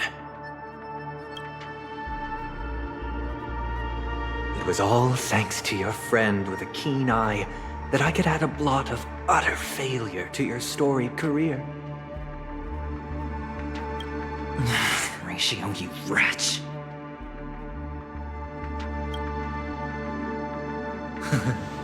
Finally shown your true colors, huh? Oh, and just to remind you, you currently only have 17 system hours left to live. Treasure your remaining time, and savor the delectable aftertaste of defeat.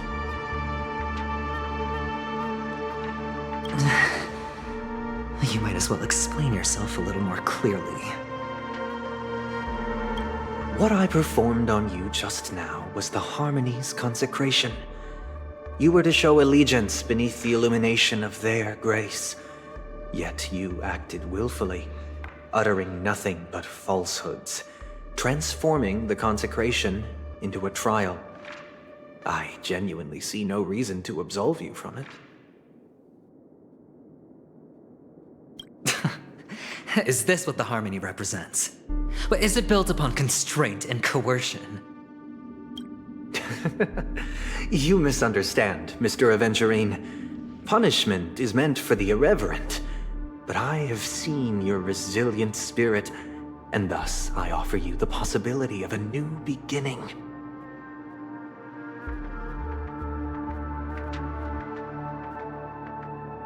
Throughout these 17 system hours, you will be unable to escape the dreamscape or contact any of your companions. You only have 2 paths before you, and it all depends on whether you can complete my test within the time limit.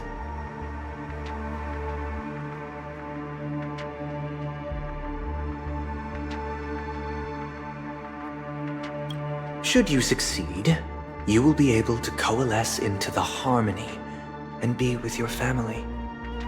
If you fail, you will suffer the wrath of the eternal Centurion and fall into an abyss of doom. Sounds like I'm gonna end up the same either way. I indeed do need a servant to help me uncover the evil hidden in the family from an external perspective. I will purge the evil from the inside and bring the real culprits to justice within 17 system hours. When the time comes, compare your findings with mine. If both our findings align, or if you can provide me more insights, then they will truly be able to grant you mercy and honesty. Shameless hypocrites. You took everything from me and still demand the truth? That isn't fair. Your carnival reeks with the stench of cash. Nothing is achievable without it. This is meant to be an act of personal virtue, not requiring the family's support. Your bag is over there. Do as you please. I believe you can trade this bag of worthless jewels for everything you need. That's what gamblers excel at, isn't it? Off you go, Mr. Aventurine. You are free. I will wait here for your good news.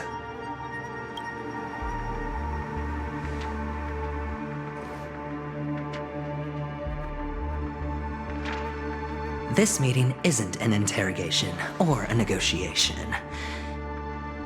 It's an outright execution. Why would I do that, Mr. Aventurine? I'm just wondering what a passerby who stumbled upon a scene of a murder could have found out. That's all.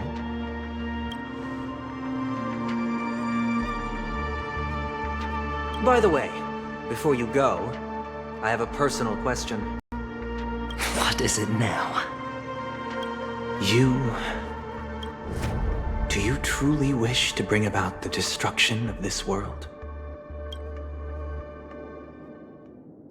Kakavasha! Where did you go? Oh, are you injured?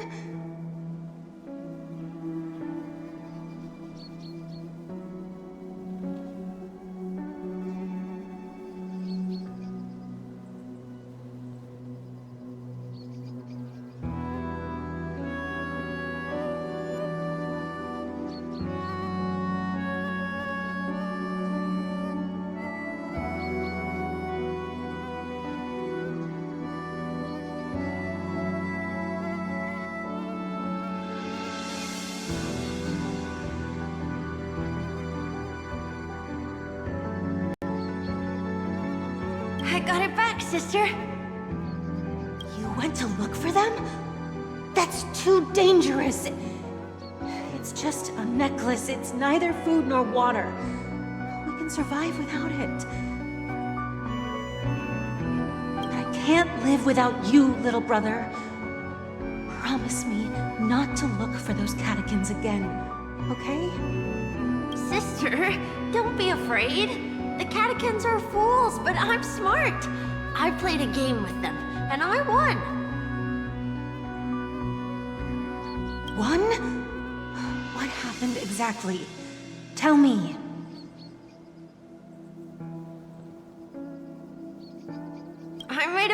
them. The two birds in the desert and me. Who will die first? I won.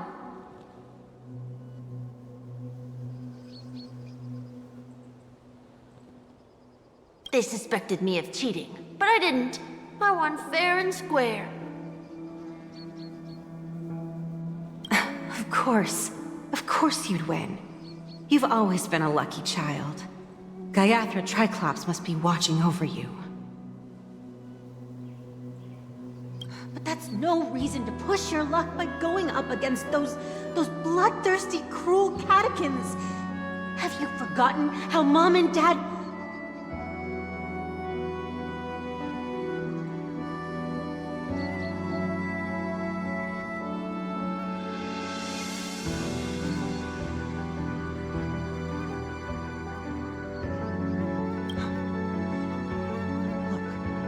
This is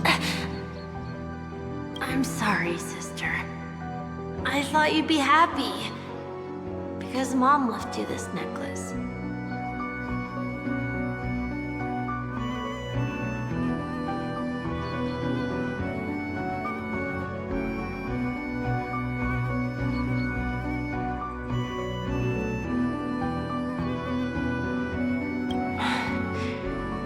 There'll be no next time. It is important, but not as important as you, my dearest brother. I don't blame you, but you must remember what Mom said.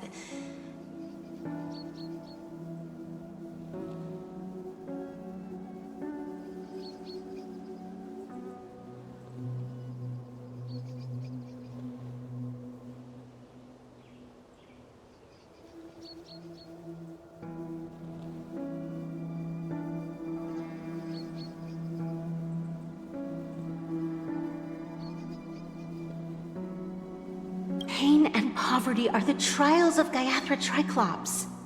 She has also granted us a chance. And that's your good luck, Kakavasha. Your good luck is the most precious wealth we, all Avgin, have.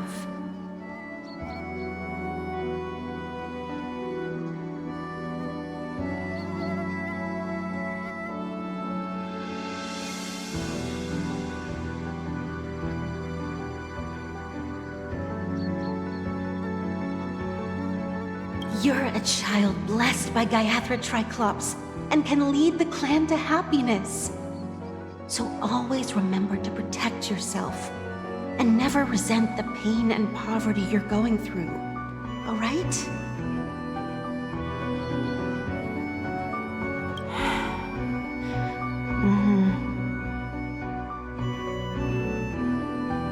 Listen to me and swear to Gaiathra Triclops. Okay. We'll swear to Gaiathra Triclops to protect this wealth.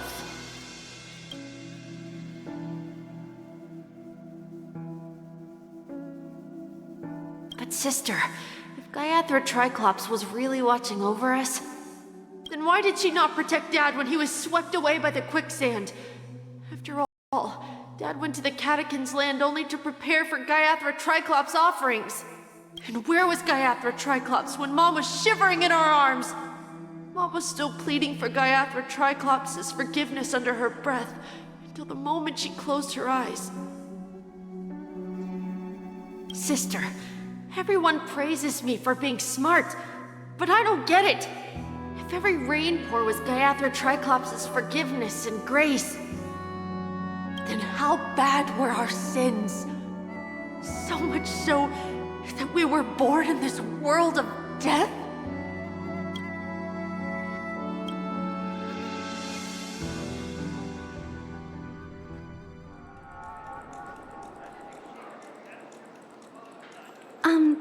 Excuse me. I can't seem to find any information on this artist in the Iris family archives. The photo you provided also doesn't show any matches. Just as I thought. I'd like to ask, what kind of traces do people leave when they enter a dream? Are you referring to the records when you enter the dream pool? The equipment will monitor physiological indicators such as heart rate, blood oxygen levels, and body temperature in real time. This data will be included in statistics and handed over to the family for the screening of any data anomalies. Immediate action will be taken once any illegal behavior is detected.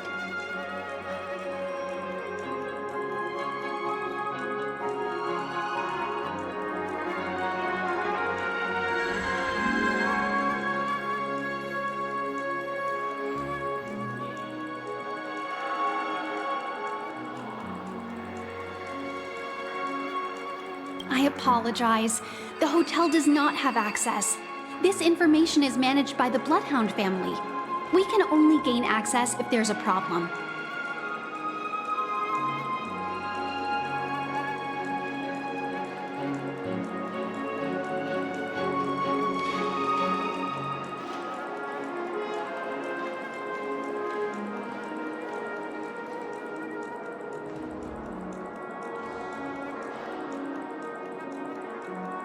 Looks like nothing can be found here.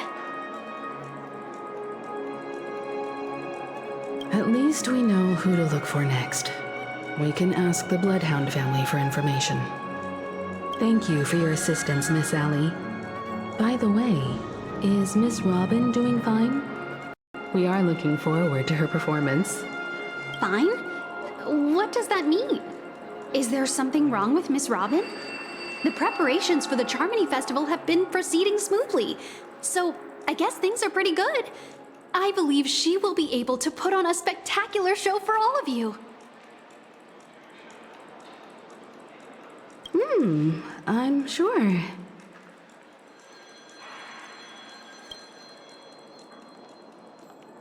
Sure enough, no one knows about Miss Robin. I'm not surprised. But that Miss Firefly is truly mysterious. There's no information on her in the hotel system. Even if she's a stowaway, she should have a disguised identity after entering the planet. She's also in the running for the legacy. How is she going to sneak into the dreamscape unnoticed? Is there any other way to enter a dream? Besides the hotel room's dream pool? The Memo Keepers have abilities that are difficult for normal people to comprehend. In the memory zone of Penacony, they thrive effortlessly, a fact proven to us by Black Swan. The hacker girl from the Stellaron Hunters used extraordinary means to unlock the Dreamscape Hotel's seal. According to the scene witnessed by her, it is likely that they are behind Miss Firefly's case. The Garden of Recollection and the Stellaron Hunters. Both are possible, but what about the IPC? Since they want Penacony all for themselves, they're bound to have a plan. Who are you guys? The Bravo team has arrived at their designated position, ready to execute armed evacuation operation. Boss, get moving! Armed evacuation? Boss, are you drunk?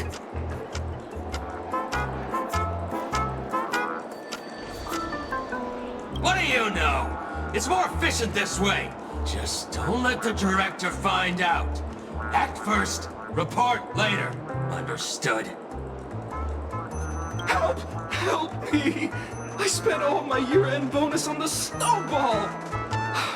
I don't want my name on the department's major disciplinary notice! Hey, check it out! That voice. Could it be the IPC workers from Bellabog?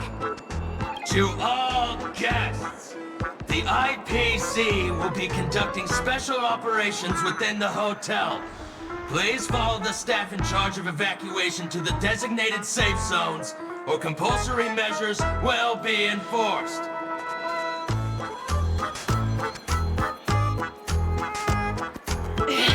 I'll request a beating for you lot! You've been told not to drink during work hours. Take him back to the hotel room.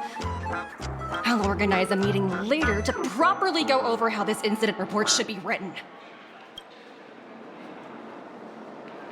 Miss Topaz? I never thought I'd run into you on Penacony. Long time no see, Astral Express crew. Aventurine has told me a lot about your happenings. Huh?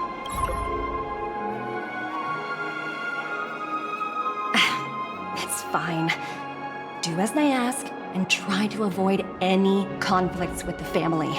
Report to me before taking any action. Yes, all right. As you see, the IPC isn't very popular here on Penacony. Cordiality from the family is a mere facade. The former frontier prison has turned around and cuffed its shackles on the IPC staff now. Only Aventurine, who carries an invitation, is allowed to attend the banquet. An entourage like us, we can only sit around in the reality hotel, unauthorized to even enter dreams. No wonder Aventurine's scrambling to partner up with someone. The IPC can't back him up in the dreamscape. His situation isn't optimistic, I hear. You're all helping to investigate some dirt on the family, are you not? Let me know if you need anything outside the dreamscape. The IPC always treats its partners well. Thank you, Miss Topaz. We're on our way to the Hounds to verify some intel. Perhaps you've had dealings with them? Yep. They're tailing us right now. Why not go and talk to them? It'll take the spotlight off me. Being constantly stared at is really uncomfortable.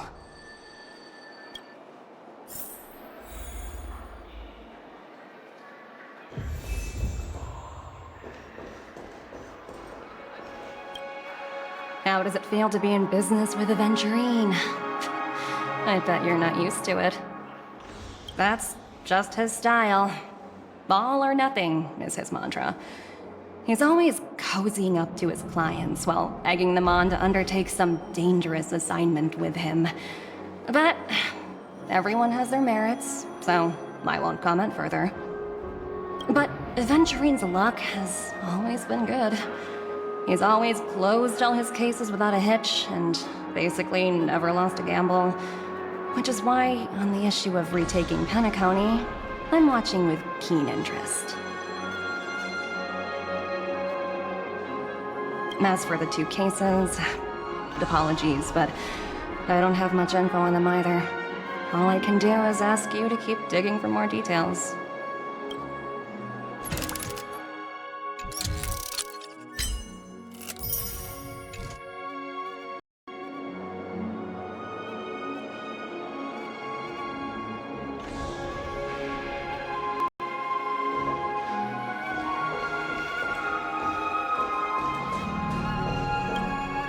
We're carrying out our captain's orders. What do you want? We made a mistake last time, and we're working hard to rectify it now. We don't have time for anything else. Surveilling the IP executive Topaz, ensuring that she stays put at the Reverie Hotel during her time on Penacony. We've got the right one this time.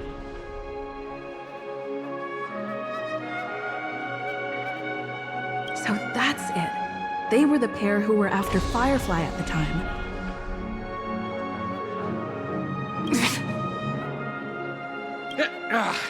It's you again. Back for more trouble? We're not afraid of you this time. Well, spit it out. Stop bothering us if you've nothing important. So you know each other. Why do you keep running into people you've beaten up before? That's right. We're investigating a murder for the family. Can we speak to your captain about the case? Well... Hey! The security officer instructed everyone to shut their traps before he returned from Dream's Edge. What murder? You'd better stop spouting nonsense.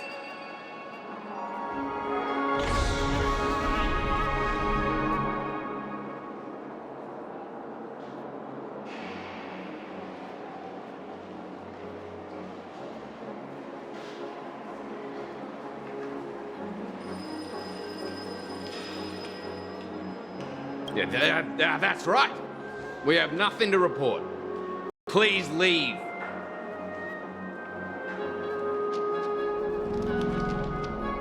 Looks like they're not going to cooperate. But they did at least tell us that the captain is at Dream's Edge. Why don't we just look for the security officer then? It's probably Gallagher, the one she mentioned, right?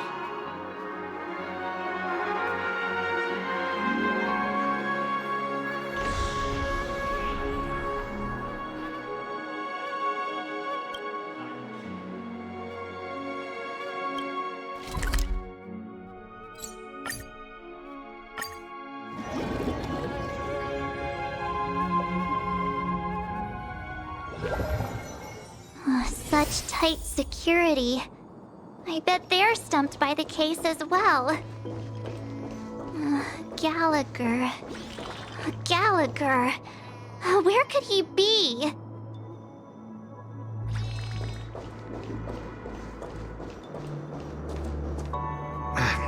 Apologies. The Bloodhound family is running an investigation up ahead. No unauthorized personnel allowed. Hold on a minute. I think I've seen you before. The gray-haired one. How much trouble have you stirred up exactly on Penacony? Not possible.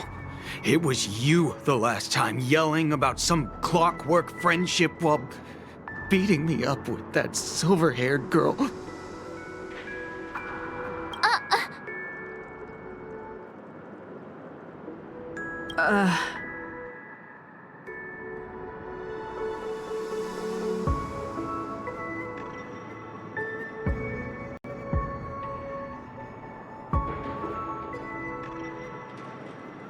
I'm not letting you get by this time. Please leave, or I'll have to get on my knees and beg you.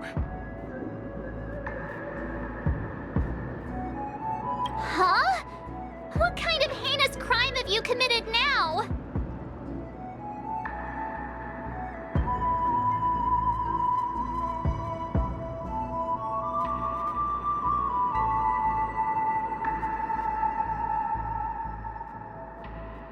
Hold on, sir. We have documents authorized by the family that would aid your investigation. If it wouldn't trouble you, could we see this Mr. Gallagher?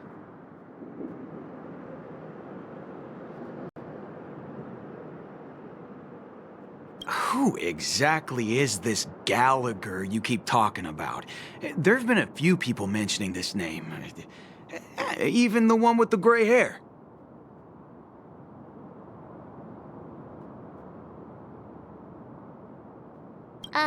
He didn't send you all here?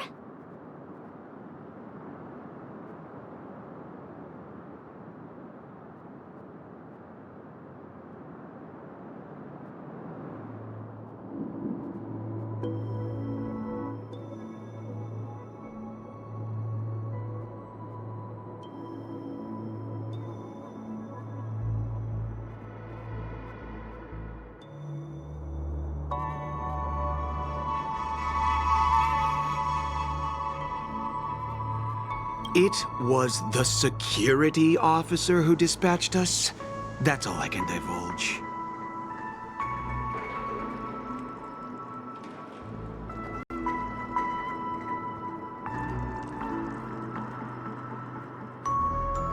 He'll do! He's the one we've been looking for! Sorry, no can do. The boss said that since it's a matter of the family's reputation, no one's allowed through.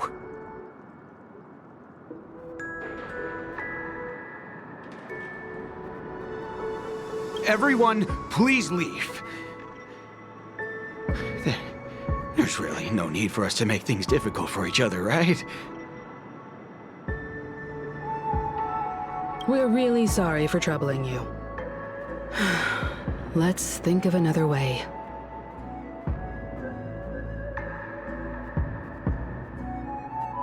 Another way. That's it! Didn't they say something about that? What was it? Clockwork? That got this guy to change his mind.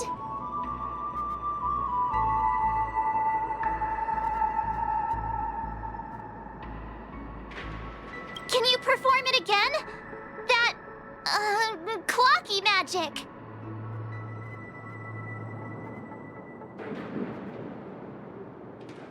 Please?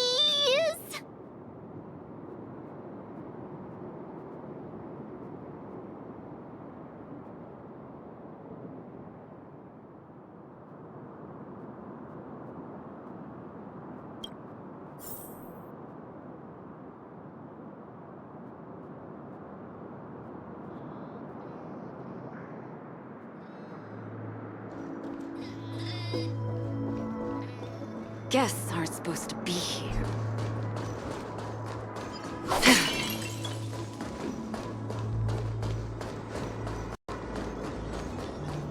Stream forth!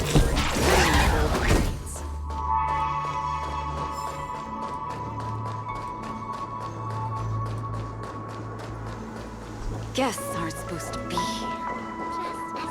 Dreams are supposed to be confusing. Sorry, no can do. The boss said that since it's a everyone, please. Sorry, no can do. Everyone.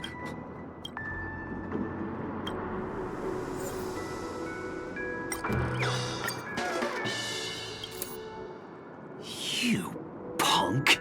Why? The security officer's word is absolute. That's just oh, I'm warning you. Humans never. Oh, great. If There is no meaning to. Helena's return! Beneath the waters lies an endless abyss! On the still waters of oblivion, I weep for the departed. It too shall fall.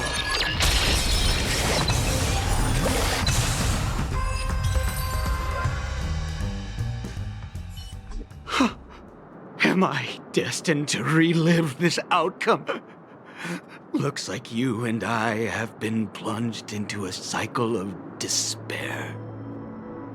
Oh, what's he talking about? However, this time, I will sever the chains of tragedy. The only way any of you will pass is over my dead body! He doesn't have to be so melodramatic, does he? Looks like he still doesn't want to divulge anything.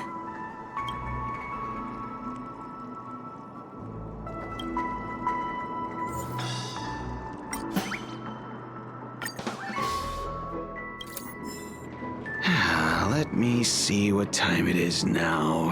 Whoa! It's this time already! What? Time to clock out! And no one's gonna stop me. Huh? At least he won't be getting. I was wondering what all the commotion was. Huh. Oh, it's you guys. Welcome. Since you made it here, what can I do for you?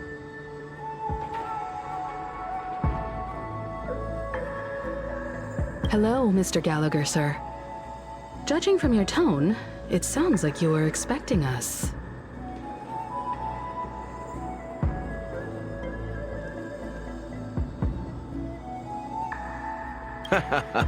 Miss Himiko, you're too polite. There's no need to call me sir.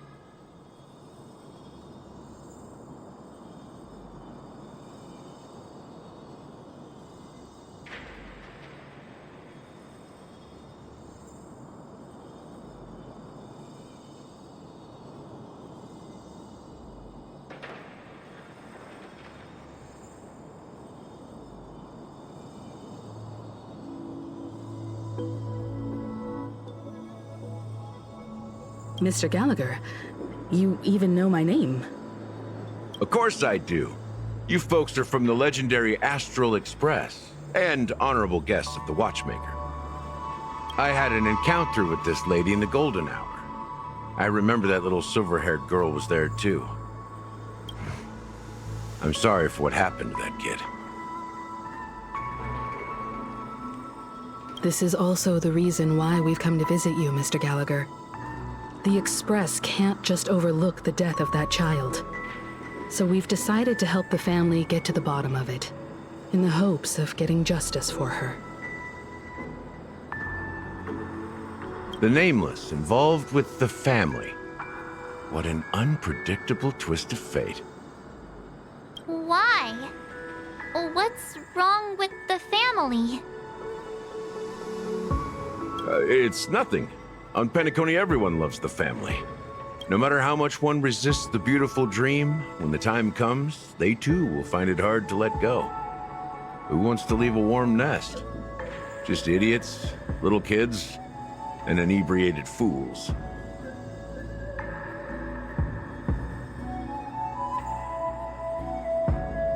Mr. Gallagher seems to be getting at something. Well, you got it wrong. I'm not. You want to discuss the case?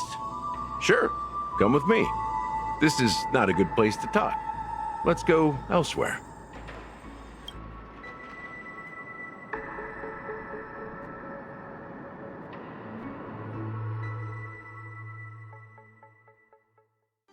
Even after that chilling tragedy, this dream is still running effortlessly.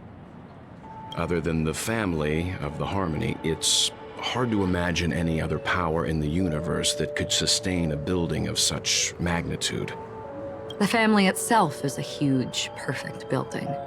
Like a living idol. Each member of the family sees themselves as a piece of the divine puzzle, revolving around a singular core and a shared ideal. Under their command, they loyally fulfill their roles, offering themselves while also receiving sustenance in return. Interesting analogy. Perhaps that's why Penacony's beautiful dream has persisted for so long.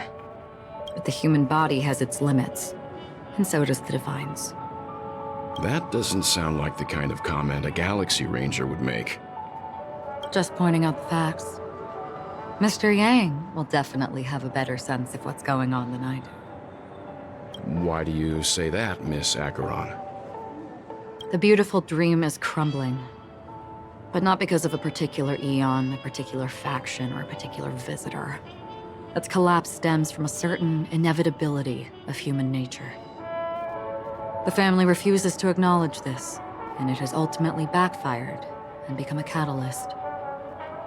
As people immerse their souls in the dreamscape, where consequences and pain cease to exist, and only ease and pleasure prevail, they draw closer and closer to necrosis. Regardless of the perceived bliss, death looms as the inevitable conclusion. Also, this necrosis will diffuse and spread. One piece of the puzzle's mutation will eventually cause the entire building to shake, break, and crumble. In the end, the dreams that people built in the name of freedom became the cage that imprisoned them. I'm sure you've gained a lot from this trip, Miss Acheron. Are you willing to share your findings with me? Of course. That's if I remember.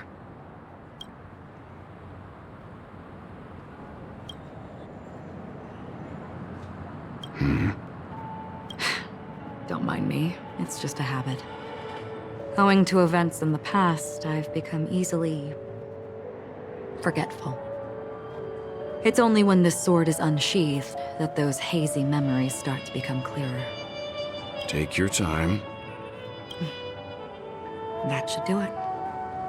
I vividly remember everything that occurred on Penacony. Ask away. The moment of daybreak. I've heard that's where the Dawn Factory, which processes the foundation of the dreamscape, is located.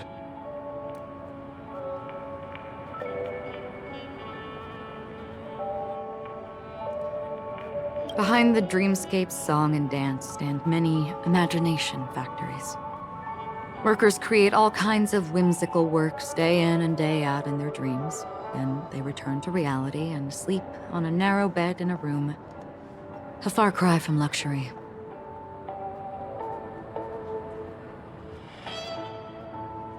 They say it will suffice. Experiencing the bizarre and motley dreamscape is the best reward.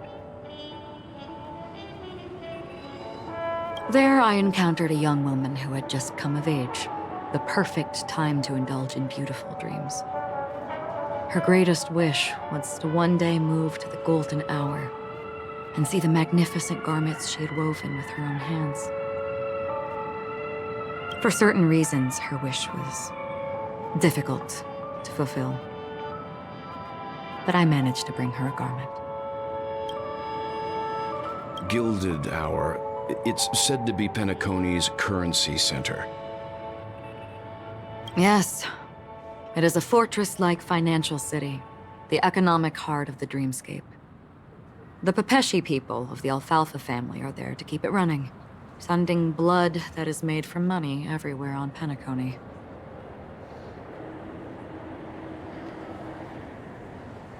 Everyone there is exquisitely dressed and always in a hurry. The greatest wish of the local Pepeshi people is for their future generations to work in the Gilded Hour. I've never met anyone who is willing to talk. I could only stand at the crossroads, watching crowds of people hurrying like the wind through the jungle of steel, only to deposit the alfalfa credits that they'd earned into the bank's vault.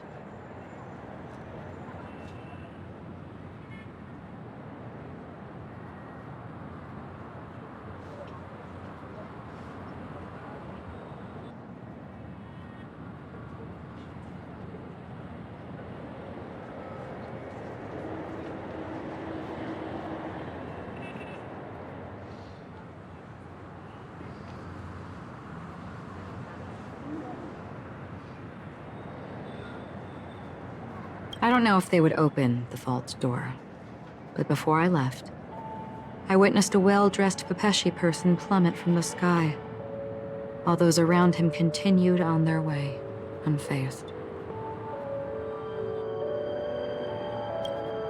I hear the Blue Hour is very romantic. Do you have any tales to share? Perhaps Mr. Yang has heard. There is a large boat called the Eventide, anchored along the Sea of Dreams, where soft music and dancing persist endlessly every night. I ran into a wizened lady there. She was at the dock, waiting for her long-departed lover to return, waiting for countless hours within time that stood still. In the humid sea breeze, she spoke of her own youth. Like many who desired wealth and love, they came to Penacony to pursue their dreams. Alas, her lover's consciousness was lost in the dark depths of the Sea of Dreams.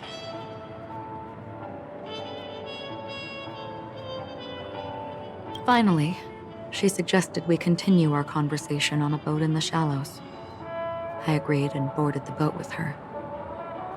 But she never said anything.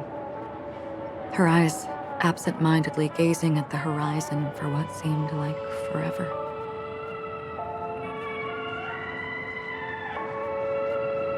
Finally, we retreated to the beach. The dreamscape of chic, luxury, and consumerism, the moment of dusk. My companions have been there too.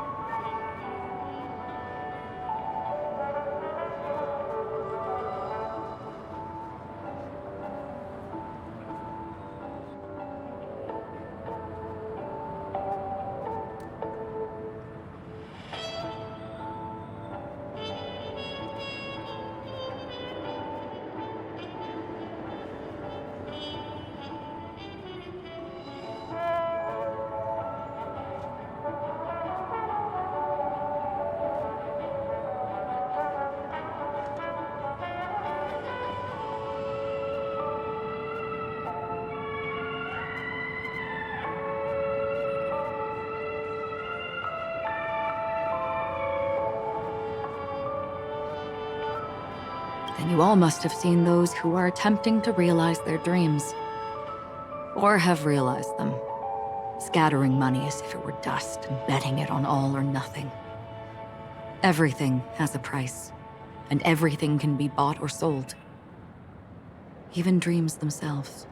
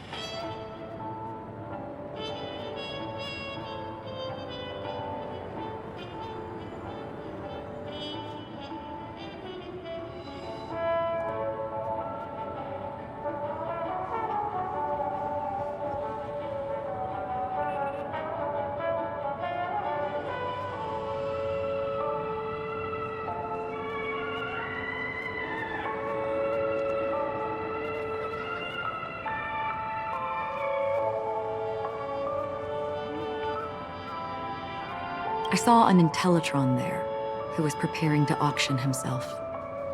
When someone wins a bid under stipulated periods and rules, he would do the buyer's every bidding, becoming that person's very possession. That Intellitron had been auctioned off 12 times, and I participated in his 13th. That was the grandest banquet I had ever attended. But never again did anyone cast another glance at him. This time around, there were no successful bids for him. This is what I've seen and heard along the way. Someone once said to me, Penacony wasn't like this a long time ago, nor should it be. I've traveled through the reality and dreamscape of the planet of festivities, watched the tides of night rise and fall when time stopped for people, where the spirits of the rich and impoverished remain forever fixed on their own scales. This is why I think the collapse of the beautiful dream is inevitable. There might be a way to change everything. Perhaps. But if this is indeed the world that people desire, if this is precisely why life chooses to slumber, should we still seek to change it?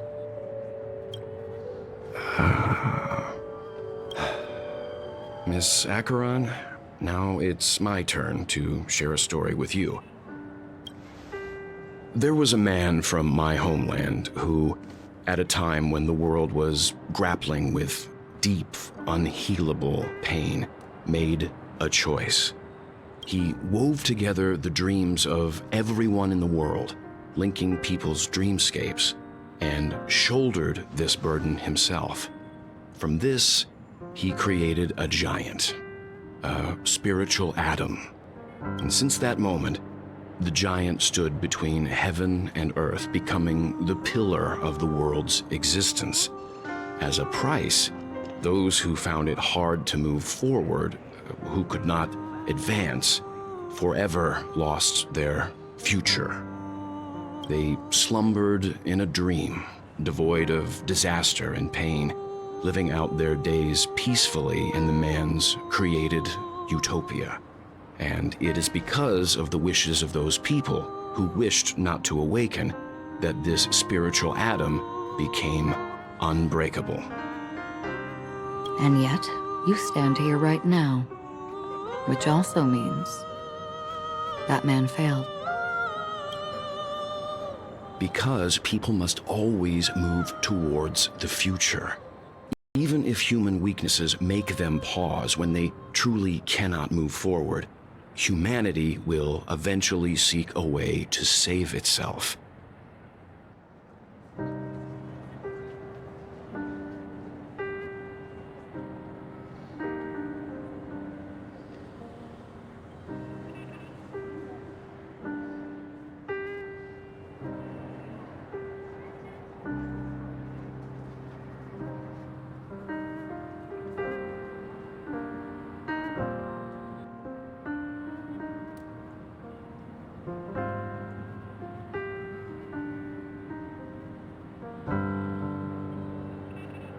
And that man, he was never a failure.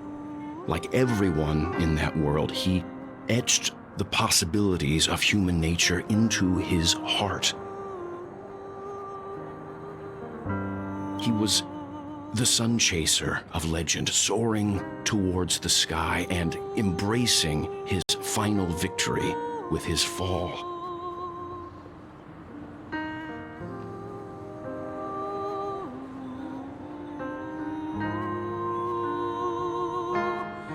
He ascended to heights uncharted, only to come face to face with the sun, a place not visited by anyone before. His wings would melt because of it, only for him to fall into the sea. And after that,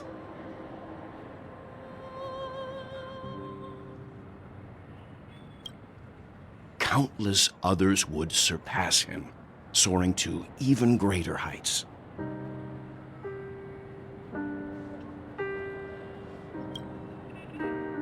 A fitting metaphor for the Nameless's trailblazing spirit.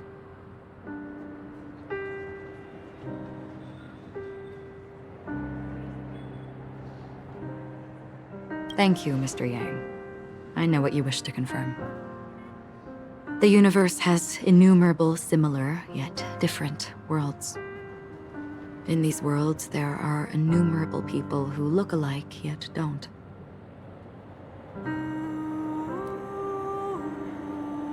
I too have embarked on journeys, encountering old friends with familiar faces on different worlds, witnessing their destinies follow paths similar to mine. So I will tell you.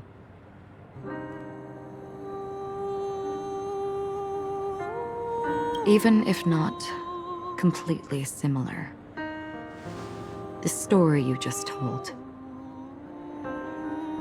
it overlaps with my past. And within that abyssal dream,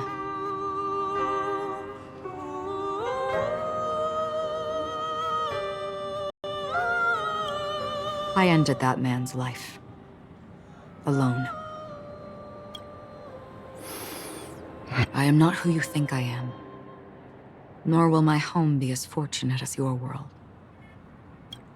I am sorry. It's fine.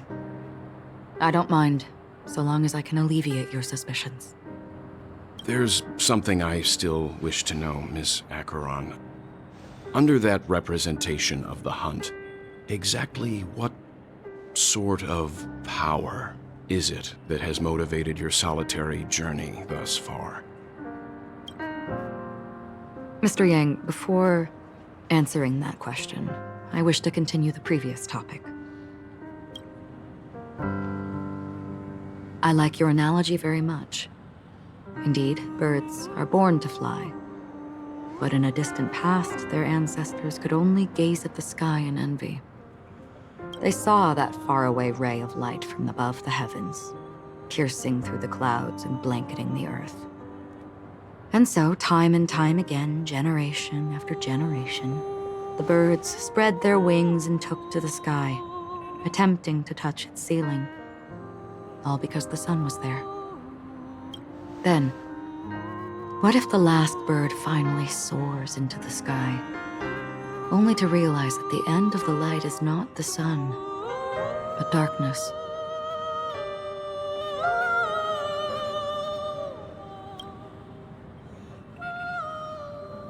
Then why, exactly, do we even walk towards the light?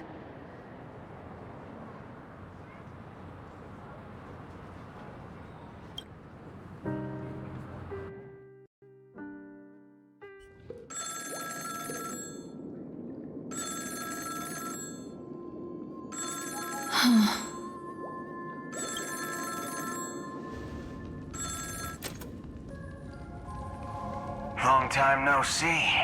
Having fun on Penacony? Acheron? This voice, it's not Constance. Could it be her companion? Though I don't know exactly what you are, or what you're up to, my bullets will find you. Until then, you best find a casket store on Penacony and ask the owner to reserve a good quality casket for you, imposter. Imposter? I see. She gave my whereabouts to someone who's tracking Acheron too.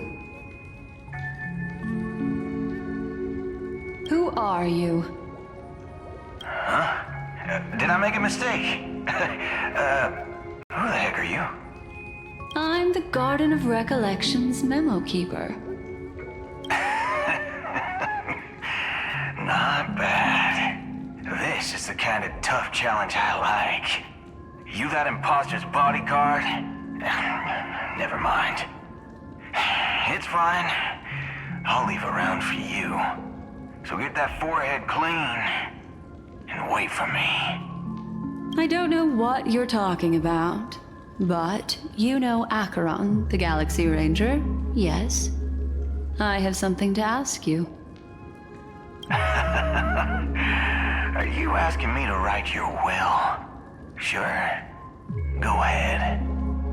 Not quite.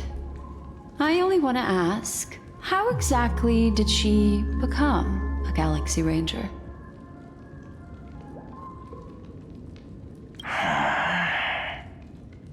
She's clearly not a path strider of the hunt. But you are, aren't you? Tell me, what's Acheron's deal? Sure. Heck, never thought I'd come across an ally. What a stroke of luck.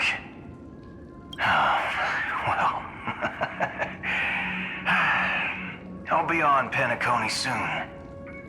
Memo Keeper, go buy a bottle of Asdana's White Oak and warm it up. And I'll raise a glass to you.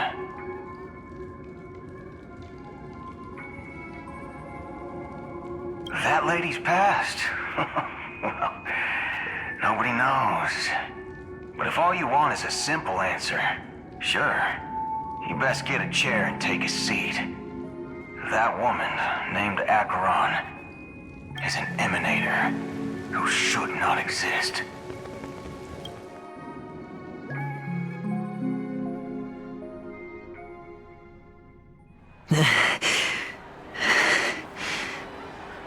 You look pale. Or is that also part of your act? I didn't think you'd have the nerve to show yourself.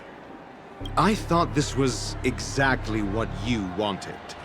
After all, I faithfully fulfilled my duties as you instructed. Just tell me if you can't hold on any longer. So, the genius of the Council of Mundanites wants to be my Undertaker now. What an honor. Yes, and I'm pretty sure the people at the Strategic Investment Department would love to be notified of your death in due time. But let's not forget, you won't be seeing them, because I'm the manager of this task. Great. Then tell your people that Aventurine is ready to go in 17 system hours. Oh, you've got a lot of nerve. How exactly do you plan on completing your task while your hands are tied by the Harmony? My conversation with Sunday convinced me that there's a traitor in the family, and that they hold the secrets of Penacony. So, I took the opportunity to set everything in motion. I even managed to recover the gift money. Things haven't gone this smoothly since I walked through the doors of the Reverie. Now I'm only one step away from victory. Let's just wait and see. Sounds like a very elaborate way of saying that you failed. That's all I can say. Have you forgotten, Doctor? You betrayed me. Go. Do what you must. I look forward to the sight of the IPC fleet surrounding Penacony. You've achieved what you desired, haven't you? That's true, but what's your plan? Did you conceal an orbital support beacon in that gift money bag? Well, who knows? Maybe that's why I'm handing out cash even when I'm about to bite the dust. You are indeed a gambler. An insane one at that. Maybe I am. Who knows?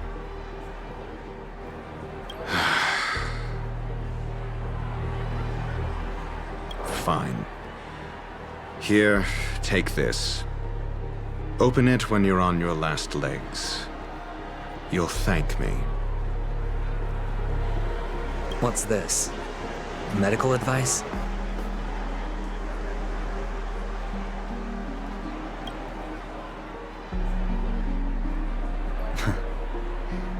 You catch on pretty fast, Doctor.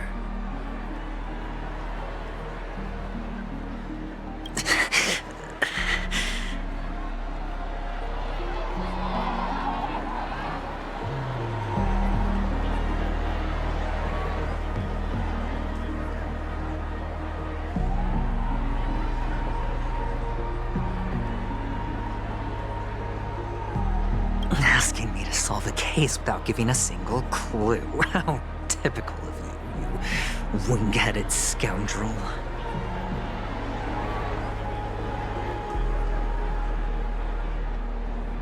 But the way you're all on edge about that stowaway, it's just as I guessed it would be. As for now, let the rain of wealth from the IPC fall evenly on everyone.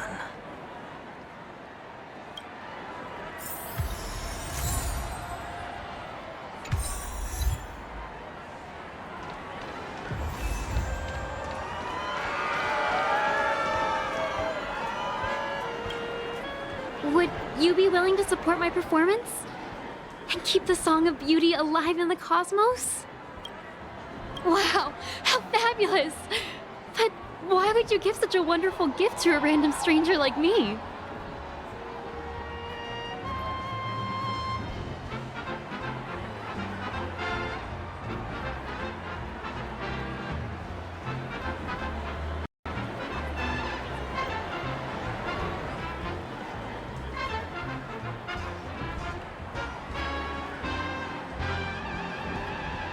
Well, you see, I can't bear to see anyone in this sweet dream suffering from poverty.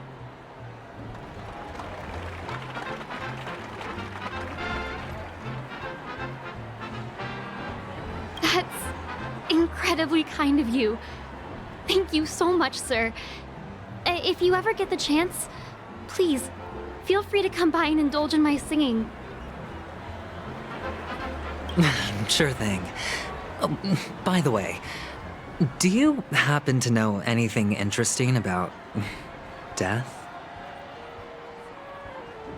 Death? That's a pretty scary topic, and it doesn't really match the mood of this sweet dream.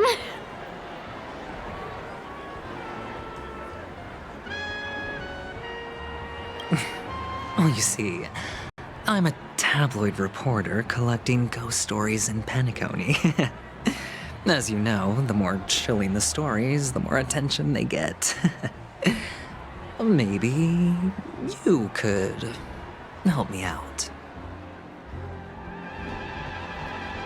Well, if you're up for some gossip, it's not about death, but there have been some rumors about a guest at the reality hotel who fell into a deep sleep and didn't wake up.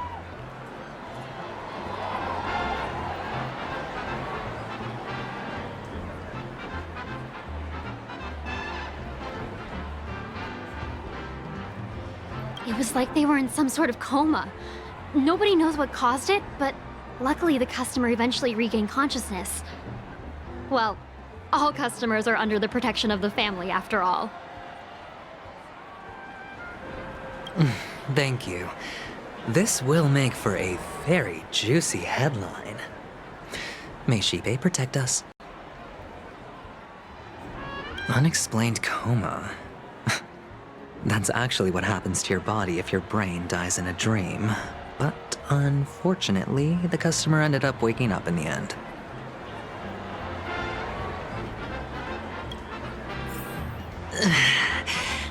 I can feel something inside my head. Is the harmony starting to kick in?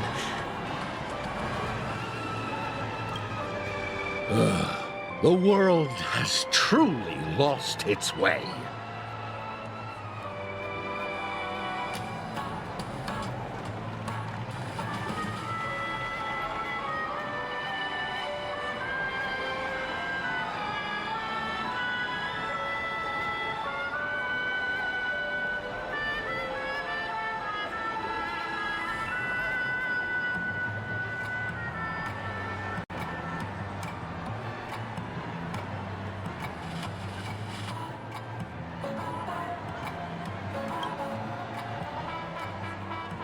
You. Wait. I get it now. This is some sort of prank show, right? You must have some cameras set up around here to film yourself doing good deeds, right?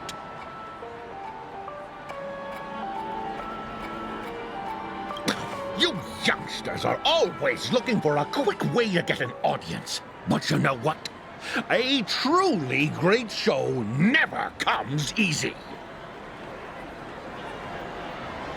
A great show will start soon, old man. But before that, I need to ask you something. Do you know where I can find death in this dream? Ah, I see. Another fearless youngster looking for death, huh? Well, let me give you a piece of advice. Don't think you're the first one who's ever thought of that idea.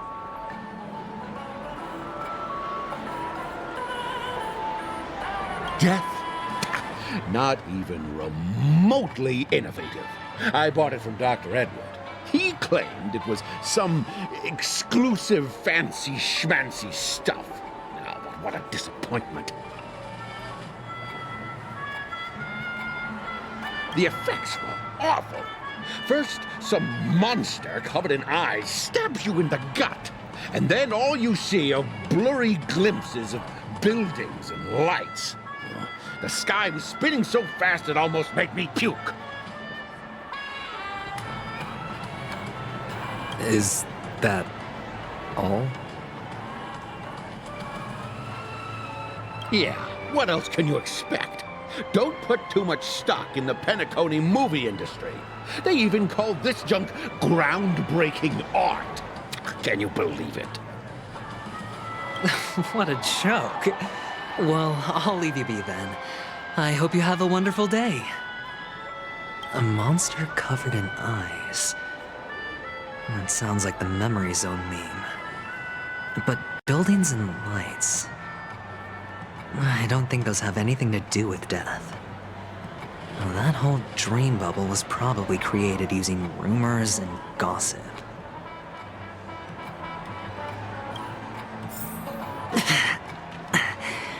The disturbing voice in my head. It's good. A sip of liquor. A blissful reprieve. To drown 1,000 sorrows. Let worries leave. I know I have what it takes to become a poet.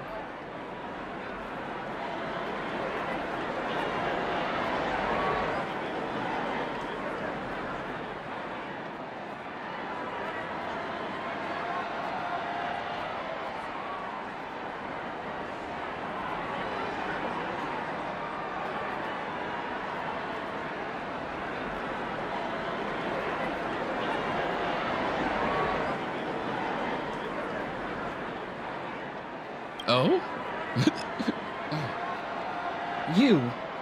You're giving these gems to me?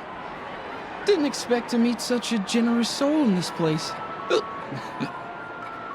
Or are you just pitying me? Well, it really doesn't matter. As long as I have Soul Glad, that's enough. This is just a dream after all. You really shouldn't drink so much Soul Glad, my friend. It's not good for your health. Oh? Maybe I really should quit. But not before meeting the Devil of Soul Glad. The Devil of Soul Glad? Care to elaborate? Yeah. It's a seahorse with a long neck. They say it loves to appear to drunk people, especially the ones who are passed out on the side of the road. How funny. Yeah, very funny indeed. Thank you.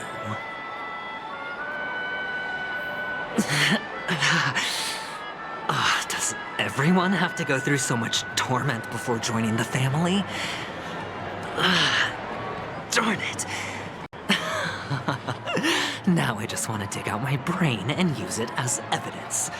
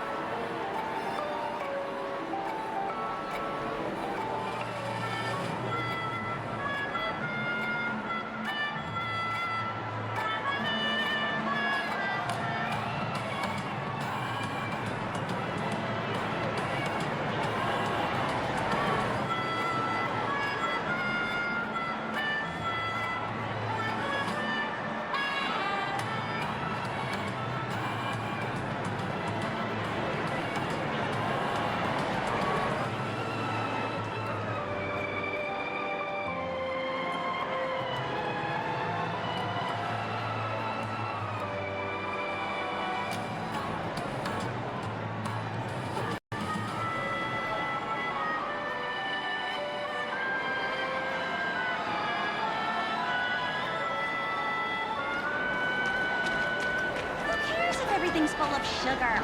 It's a dream. Take care, my friend. If you ever find yourself in danger, remember that the hounds are always ready to help.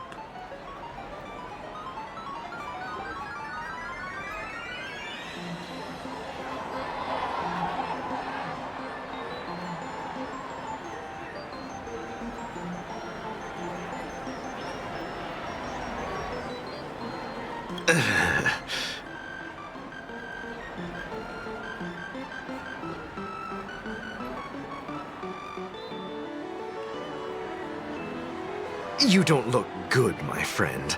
If you need assistance, I can contact the hotel and have them wake you up forcefully. That won't be necessary. I have some business to attend to. But thank you all the same. All right, then. If you ever need help, don't hesitate to reach out to us hounds. Well, actually, I do need a favor. As the most outstanding hound in Penacony, have you come across any stowaways recently? Stowaways? How could there be stowaways in Penacony? We've never had anything like that before. All right. Good luck with your work, then. What was I even thinking? Family would never share intel with the IPC.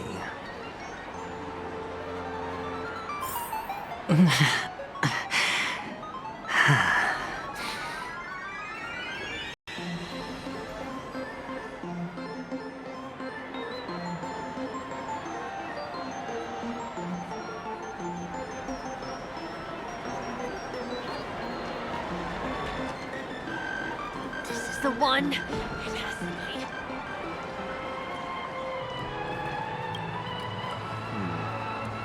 be. Were you wanting to talk to me?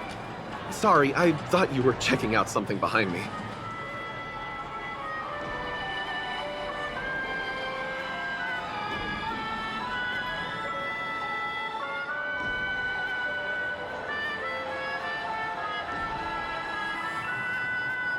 Is this a gift?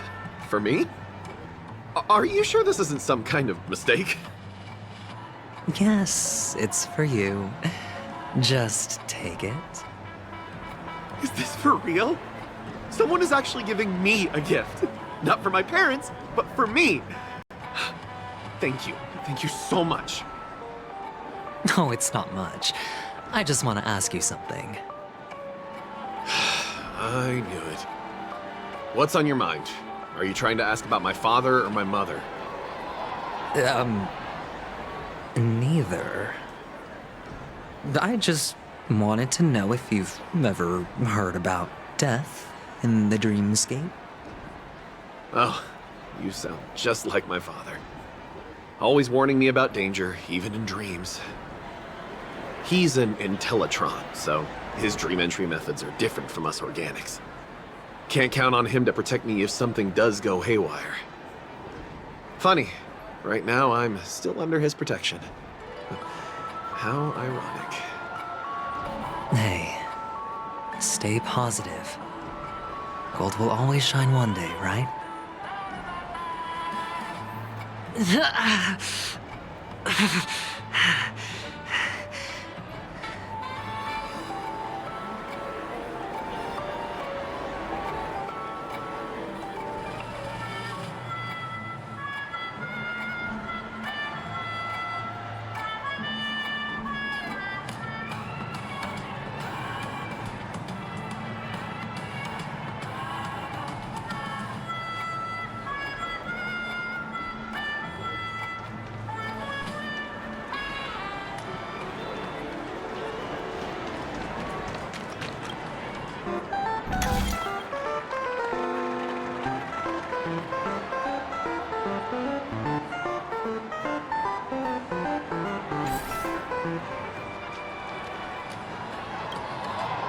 You want to talk to me? Sure, but nothing too sensitive, okay?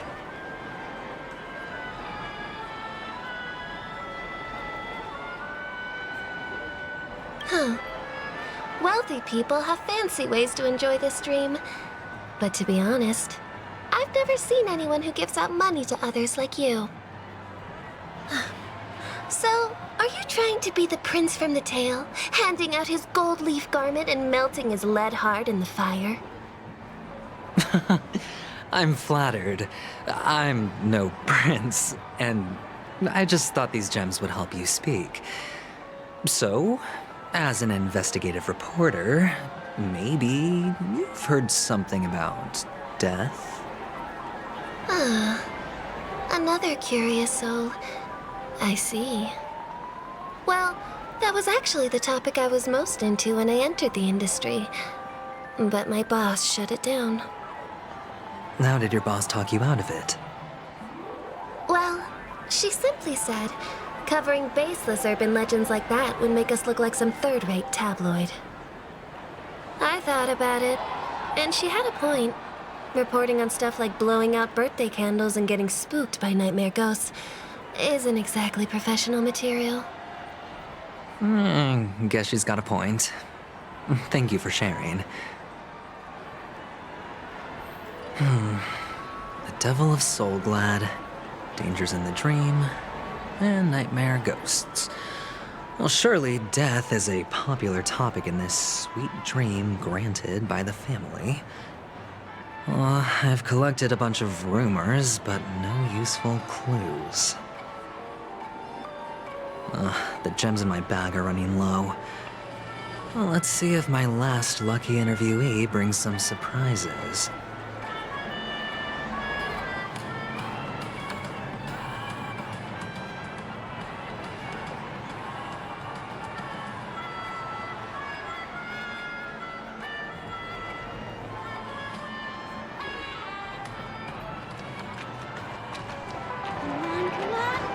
Please.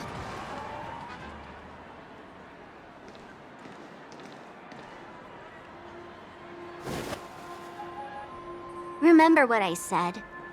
You Sigonians are better off hiding in the sewers. Look at you, snooping around and sticking your nose everywhere. Is the smell of death so enticing, my fine fellow? Oh, it's you, masked fool. I should have guessed it. You're the imposter who appeared on TV after Robin's death, right?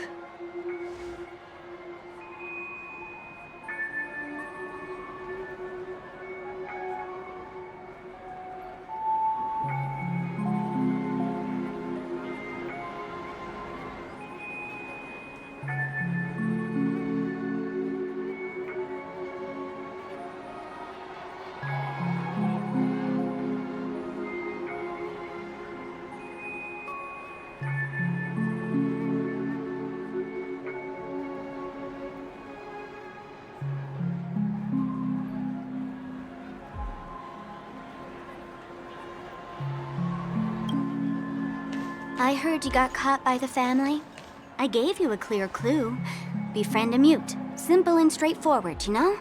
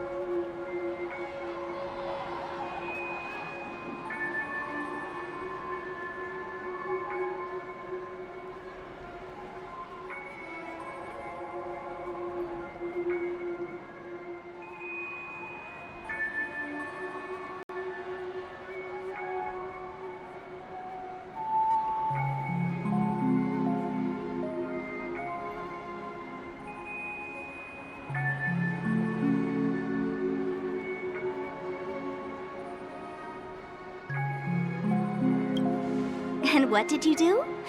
You messed it up and ended up as their prisoner. I told you to make friends with a mute, not become one yourself. You really let me down. What do you mean? You know better than I do.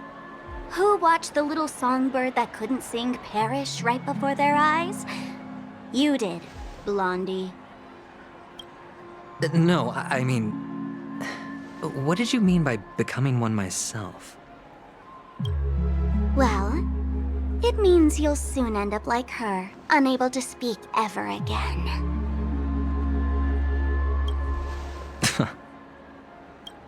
But it's a good thing if you ask me, because... Because I'm getting closer to the truth, right? Oh? Why else do you think I'm handing out cheap trinkets all over the streets, fool? All part of the act. Fool's bait. The more pathetic I seem, the more likely you'll come sniffing around. So, now that I've drawn you out, will you reward me with an answer for my efforts?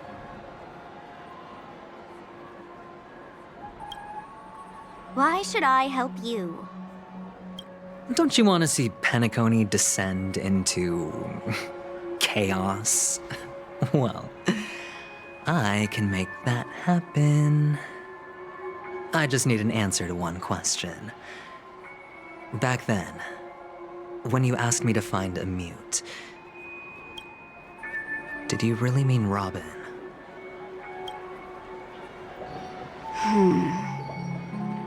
And what if I say no? Then I'll thank you. Oh, the word no has never sounded so pleasing. Well done. I admit I underestimated you, but what difference would it make? Let me tell you something. There were 2 mutes, but one is dead now, and the other, though he's still in Penacony, I'm afraid you'll never find him again.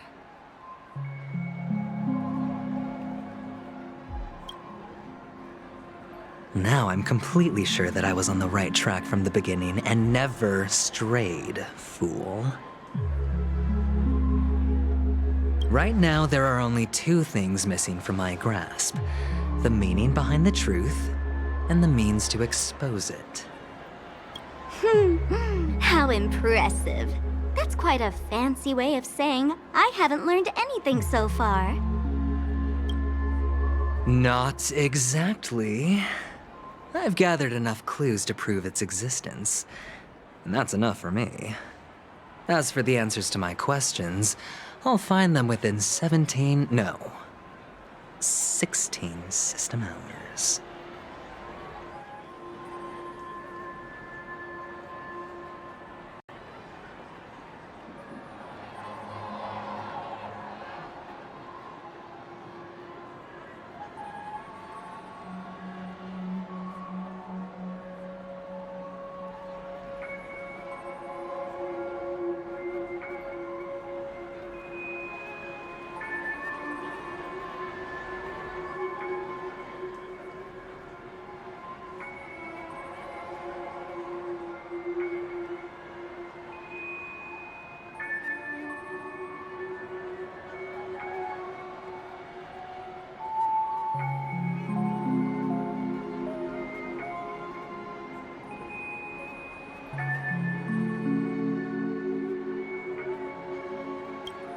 Oh, really?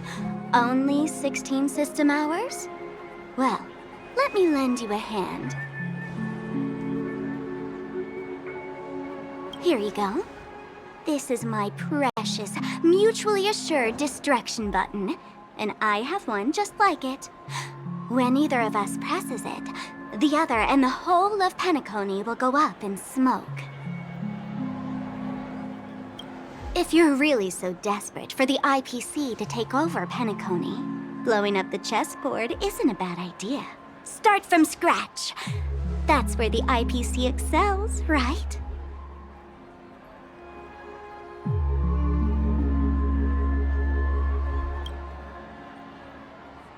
Just press the button when you're at your wit's end. And of course, feel free to reach out to me for my hospice care, too.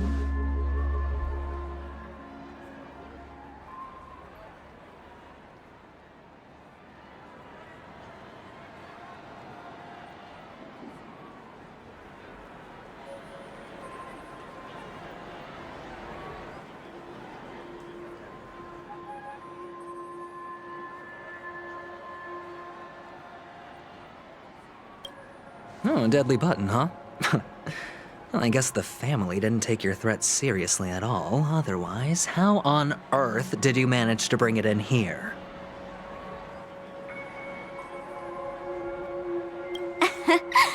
I have my own ways.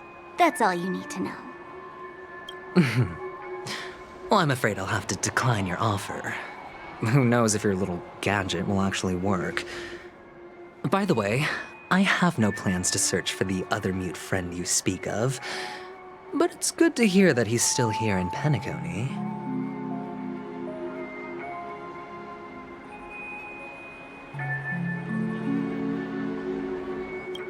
I'll handle the rest myself. I'll orchestrate a grand finale for the downfall of the family. And at the climax, the walls will crumble, people will wake up, and those who couldn't speak will find their voices again. When that time comes, go ahead, press the button, light up the sky with a magnificent fireworks display for me. Catch you later, fool.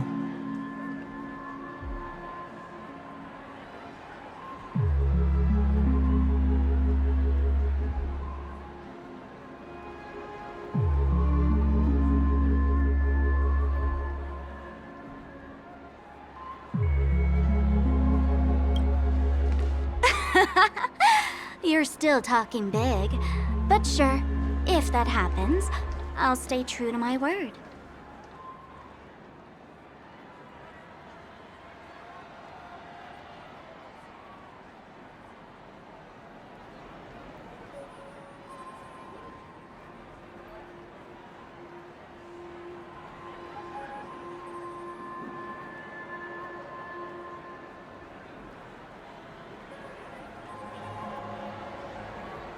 Just don't let me down now, okay?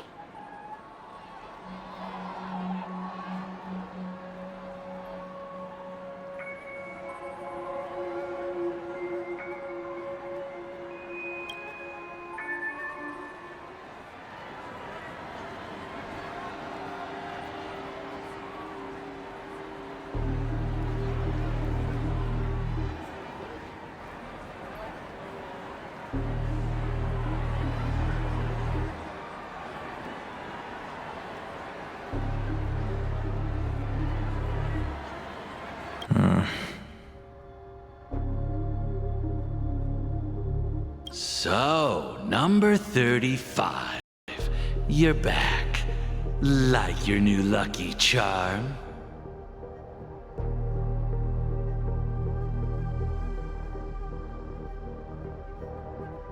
Can a commodity code really be considered a lucky charm?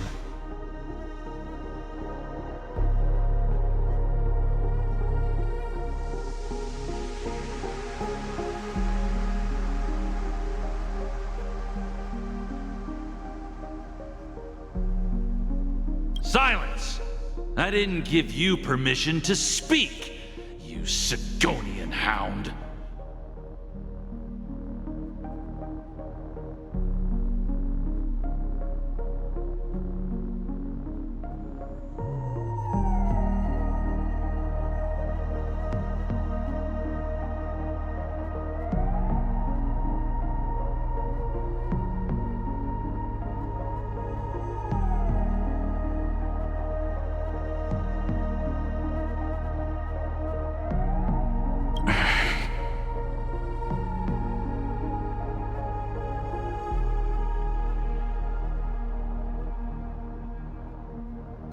The guys in black didn't say much, so I've no idea what you did to save your skin in that massacre back in the day.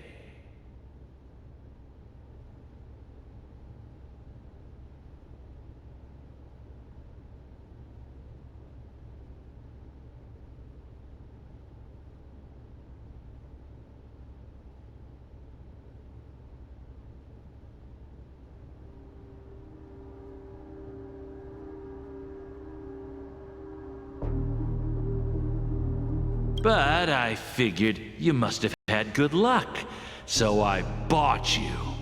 From now on, you and your good luck are my assets. Are we clear?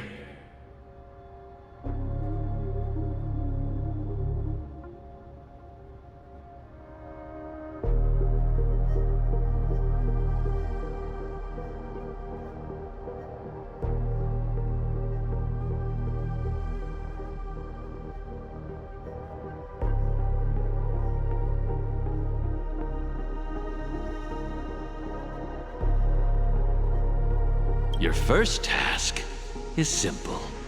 In addition to you, I've purchased 34 other slaves.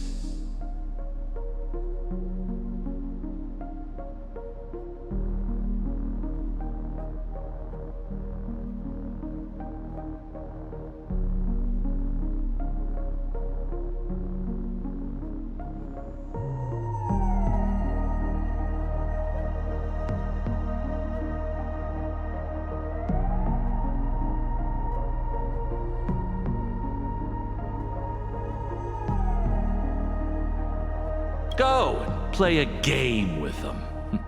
You came out alive after 2 days. It proves that you are the real deal.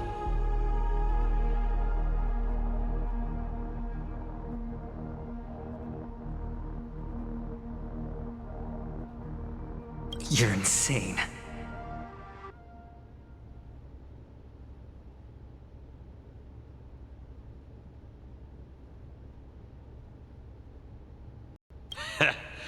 Testing out if you're a good product.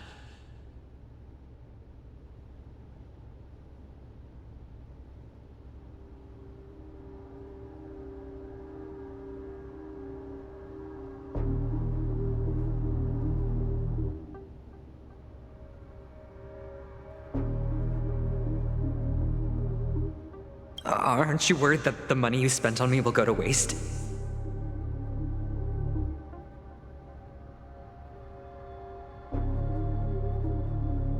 I've got stacks on stacks, Blondie.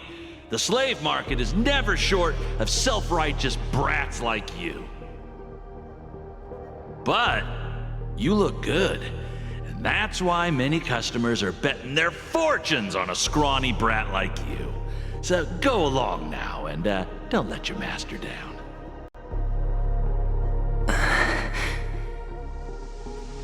How much did you spend? What? My price. How much did you pay for me? Huh. You really want to know? Well, it was 60 tanba. No more, no less. I'll take my chances. 30 tanba. If I come back alive, you'll give me 30 tanba. Deal? Are you trying to strike a bet with me? Oh, you've got some guts. Yeah, sorry, but that won't do. Don't forget your place, slave. You're not qualified to be at the table. You're just a chip. A life thrown away in someone else's hands. Either you come back with more chips for your master, or you never come back. It's all or nothing. Don't embarrass me, my lucky hound.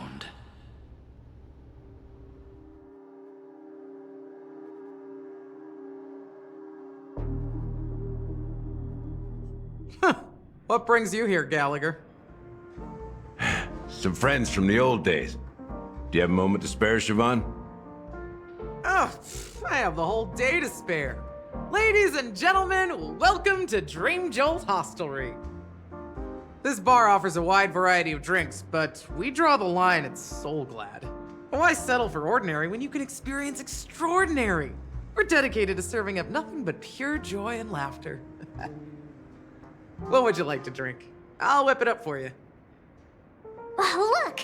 A lady as cool as Serval!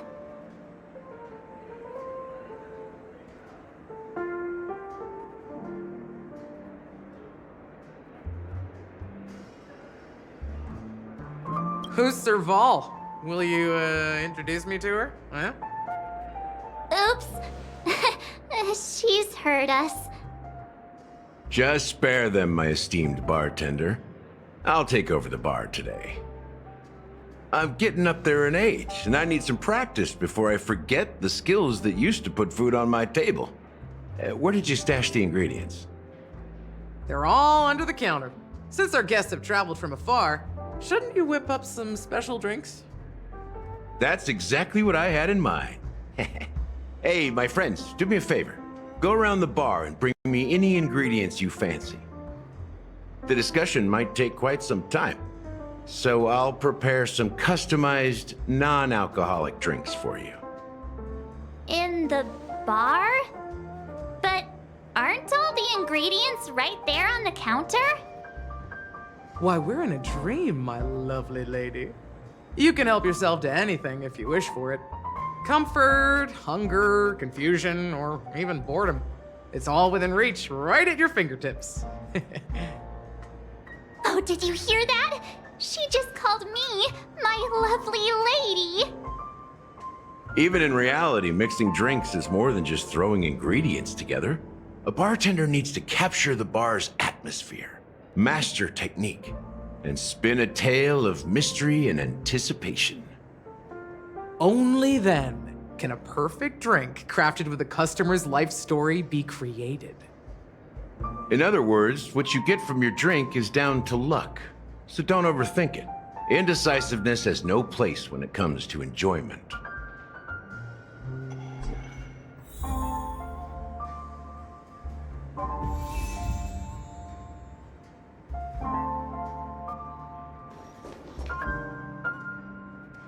And let me tell you, don't underestimate the bartenders of Pentaconey, especially not Gallagher.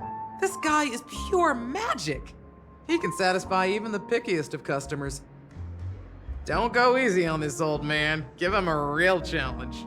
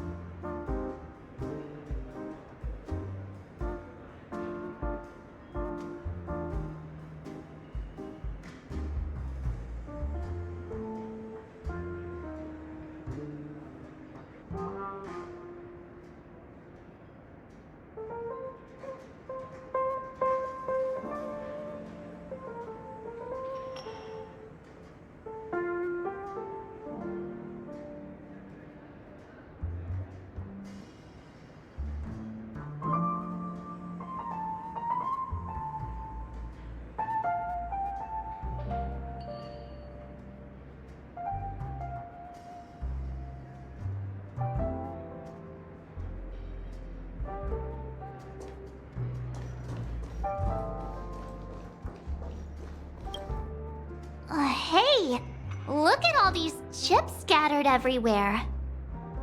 A few days ago, an actor from the Iris family came. Caused a ruckus with Siobhan. Those chips must have gotten scattered during all the chaos.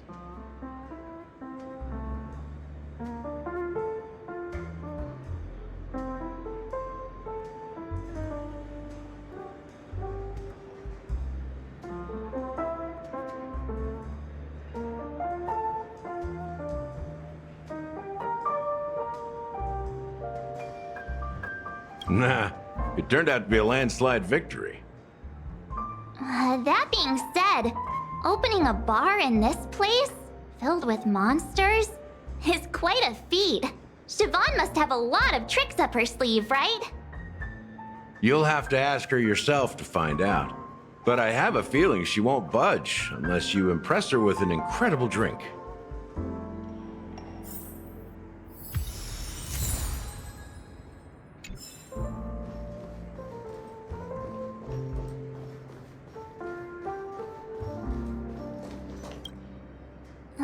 Can this be used for mixing drinks? Oh, and there's a note underneath. Exchange with your precious things.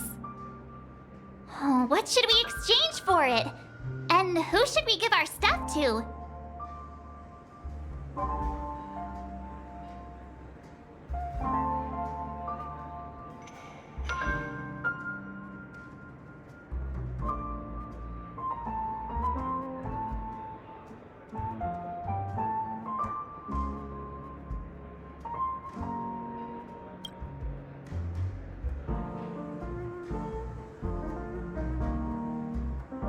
Whoa!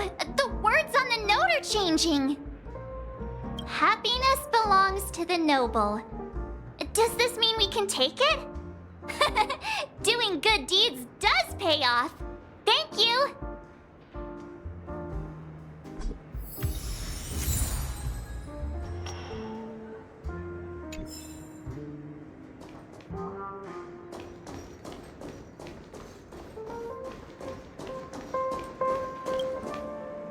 Check out this bottle!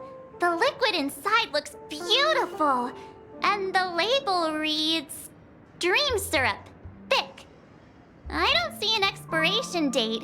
But the production date is... half an amber era ago. Ugh, drinking this stuff can't lead to anything good. That's for sure. Ugh, the syrup is turned clumpy. I definitely don't want to drink this, even if it's not expired. Did you find the bottle of syrup I've been hoarding? Don't worry, it's all just a dream and it won't upset your stomach. It's been aging for years and should have a refined taste by now. Feel free to have some. It's perfect for entertaining lovely guests like you. Ugh. Then we'll keep it for now. Oh, that's quite a stash. Not sure if it's enough. Stay out of my way. I'm looking for Siobhan. Uh-huh? What's all the commotion about?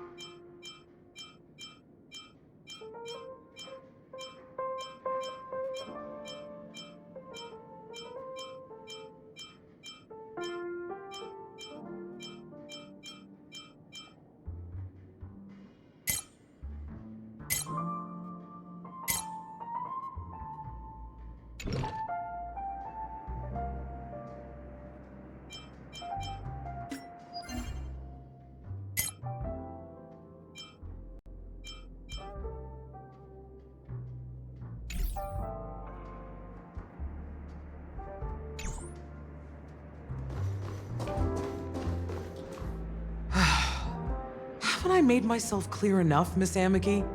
The Dream Jolt hostelry only welcomes guests who want to enjoy a drink to their heart's content. I'm sorry, but I'm not interested in your proposal. But you have the talent. You'll attract a huge audience. You're destined for the Iris' stage, not for this rundown shack. Come with me. We'll become the talk of Penacony, a shining light into every corner of the dreamscape. Please, Siobhan, I really need you. As you see, I'm entertaining my guests. Don't make me repeat myself. Fine. If you don't come along, I'll just sit here and not go anywhere else. Give me a sparkling drink. Sweet. With extra ice. Just one moment.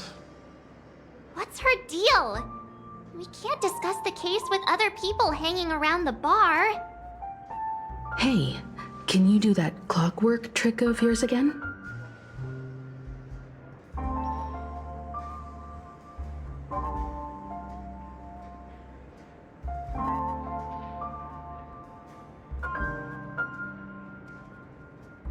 Yeah, I'm counting on you.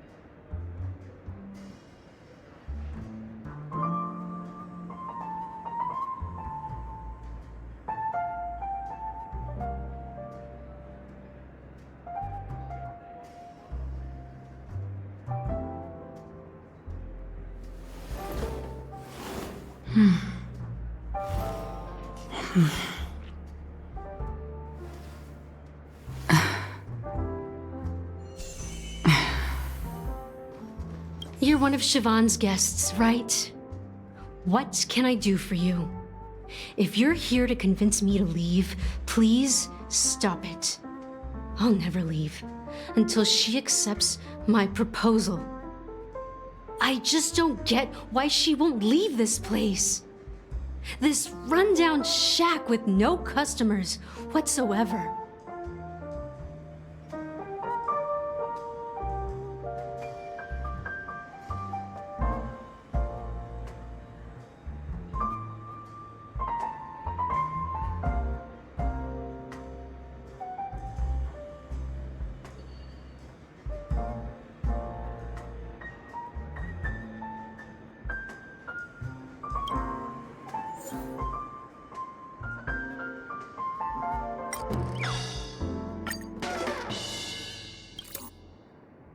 Those darn Iris jerks!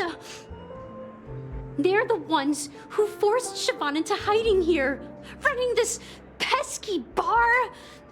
It's all their dirty scheming. I get it now. She's not leaving because she doesn't want to run into them again. I can help clear the way for her. I can do her a favor. I'll go back and write a letter to the Dream Master exposing the crimes committed by the Iris family. Siobhan will definitely appreciate it. Things might get out of control if she gets any angrier. I need to come up with another plan. I just don't get why she won't leave this place. This rundown shack with no customers whatsoever.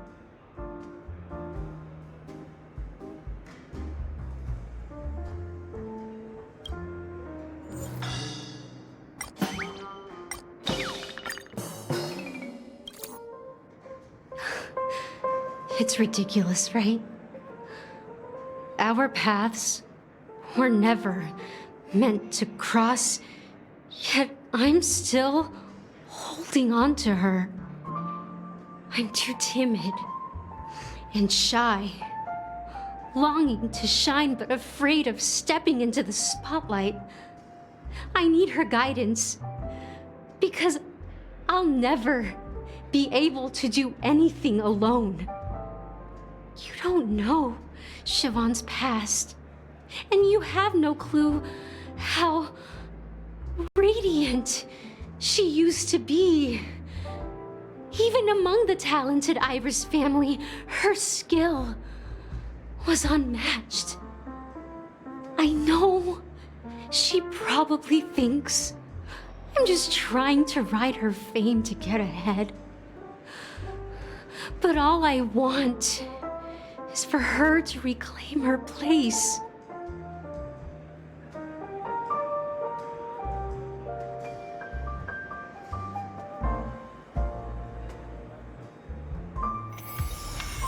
She's still not leaving.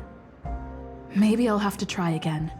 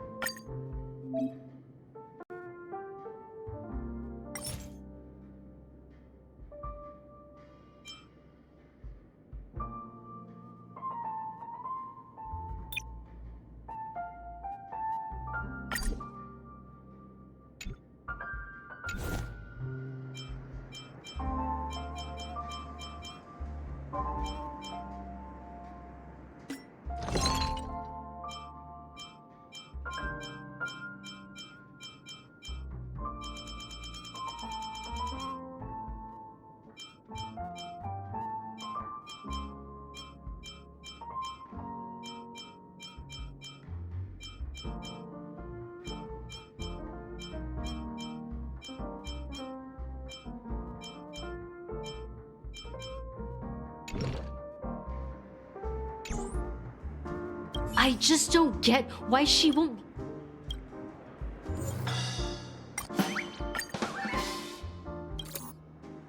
I've seen it. The moment when Siobhan and I share the stage.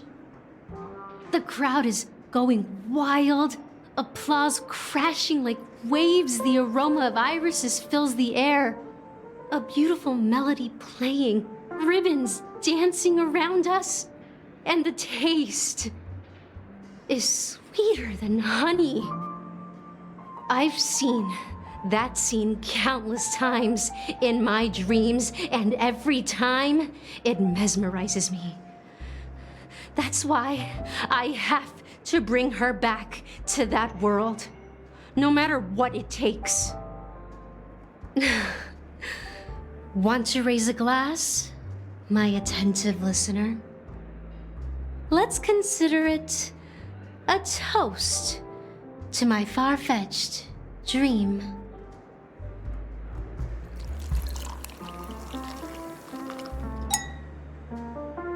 Well, talking to you has got me feeling a bit down. My thoughts are swirling, making my mind clear, and bringing tears to my eyes. Maybe I should find a place to reflect on what Siobhan truly means to me. Here's the payment for the drinks. Please, pass it on to her.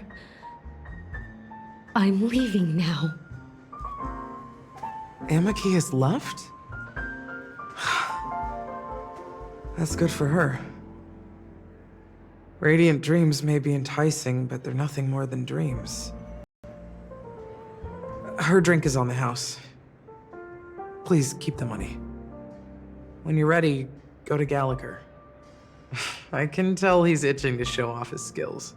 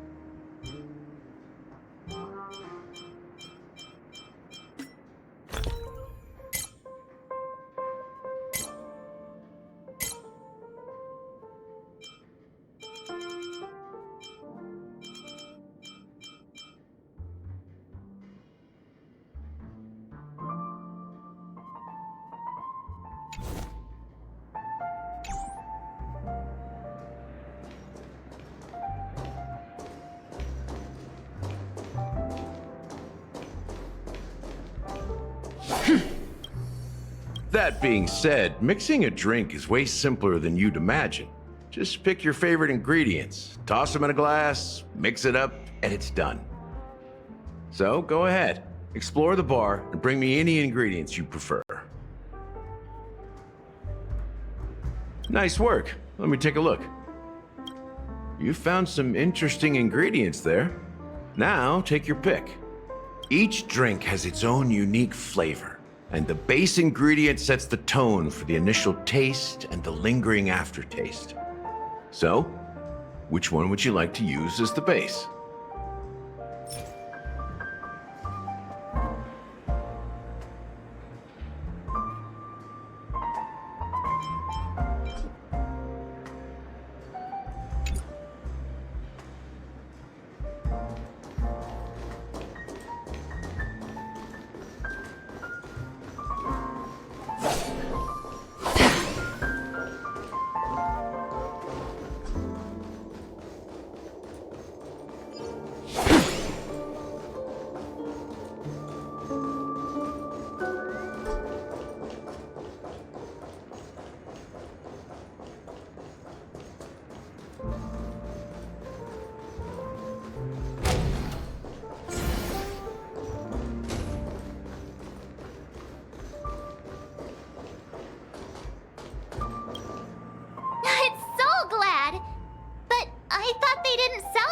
At the bar.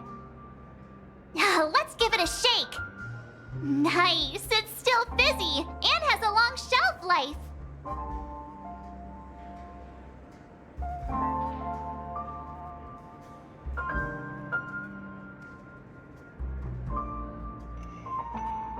That's possible. You see Soul Glad everywhere these days, so it wouldn't be a surprise if someone brought a bottle here. Why don't they sell Soul Glad in this bar? Did something happen? It's all about the bartender's pride. It wouldn't make sense for customers to come here and order drinks they can find anywhere else. That's the mindset I use when I brew my coffee. You're right, Himeko.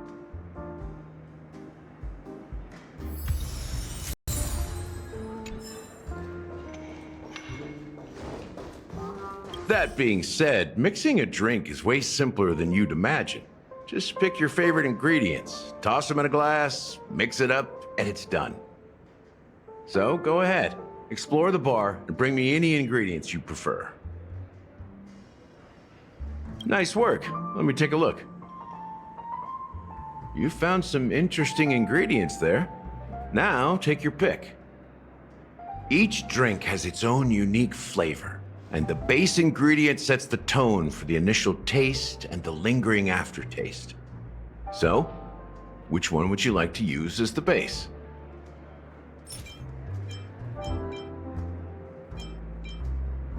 Sweeter than Sousa juice and more bitter than dream syrup. Dream in a bottle. That's a metaphor for Penacony itself. Now that you've chosen the base, it's time to pick the adjunct. The ingredient that'll create a marvelous chemical reaction with the base. It should give an unforgettable taste without overpowering the main tone. So, what's your choice for the adjunct?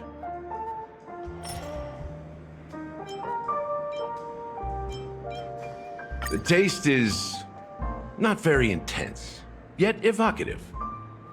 After those despicables sent Mikhail away, I found myself lost in the wilderness of my dreams. They say that even the dirt here oozes with sweetness. All I tasted was stoic bitterness. Mikhail. Almost there. Let's pick a decoration. Which style do you prefer? Anything you need, I've got it.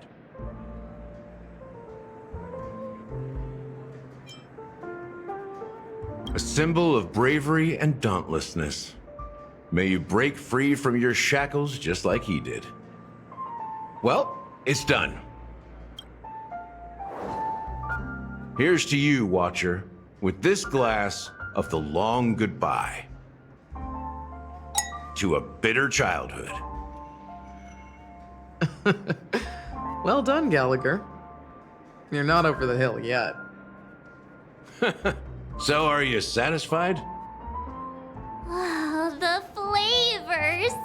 They're way more sophisticated than Soulglad. The richness and layers of these flavors are a masterpiece, especially with the adjuncts. I can taste the spicy and sour notes with a hint of sweetness. I'm not entirely sure what it all means. Maybe Mr. Gallagher can shed some light on it.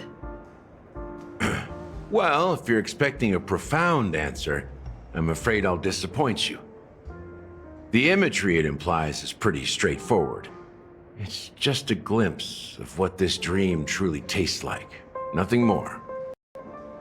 Does this true taste have anything to do with that, Mikhail?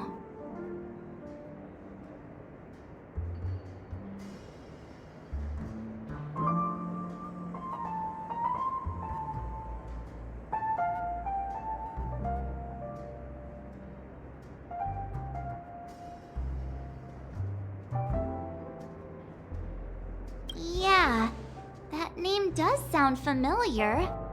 When you got knocked out by that masked fool girl, I think I heard someone calling that name. Do you remember? I was right about you. You guys seem to know quite a bit, and now there's no reason to hide anything from you anymore.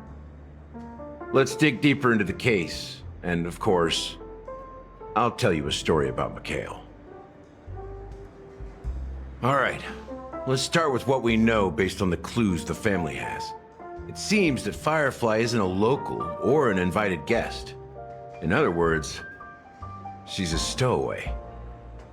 She managed to fool me at first. My age must be getting the best of me. But here on the planet of festivities, stowaways are a common sight. You're bound to run into one sooner or later. After the incident, the hounds wasted no time searching for that girl in both the dreamscape and reality. But here's the thing. We only received bad news, and the trickiest kind at that. She simply vanished, leaving no trace in the dreamscape or reality, as if she had never come to Penacony at all. Huh? Does that mean...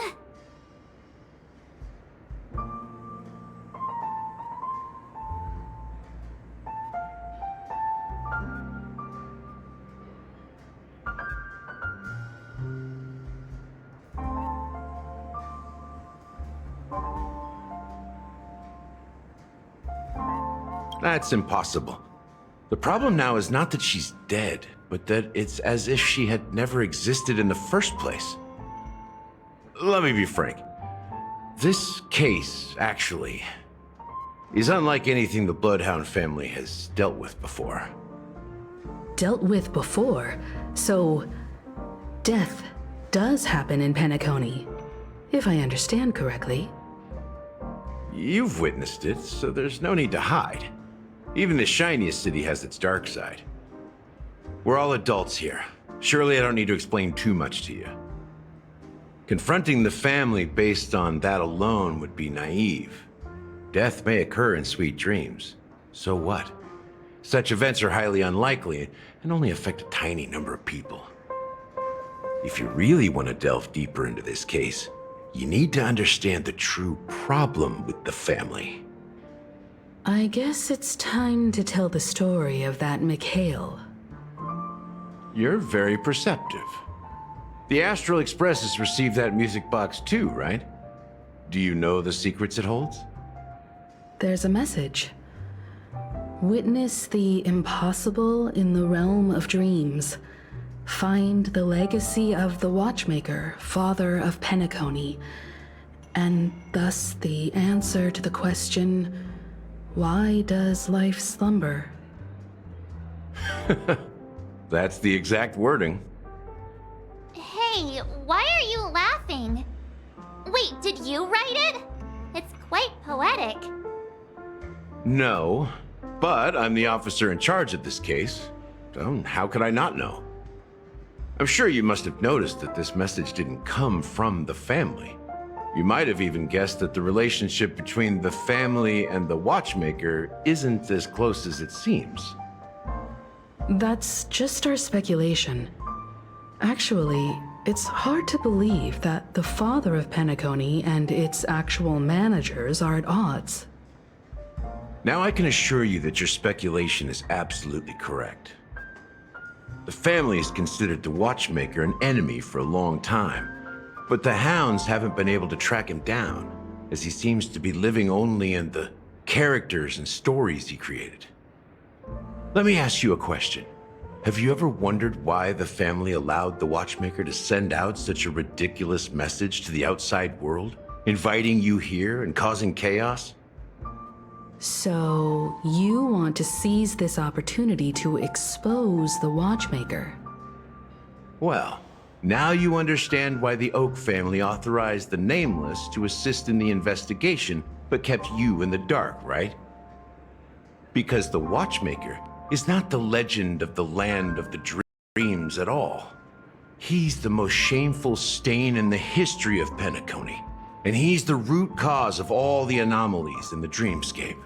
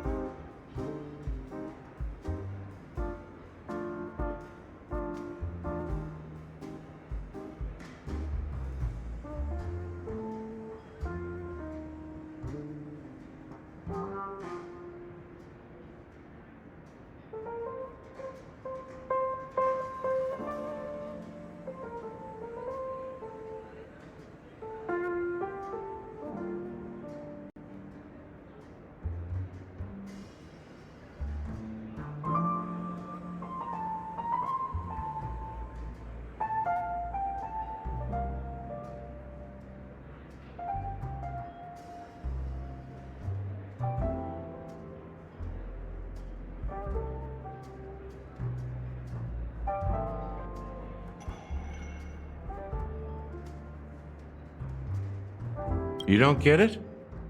Well, I mean, Mikhail, the betrayer of the family, he's the watchmaker.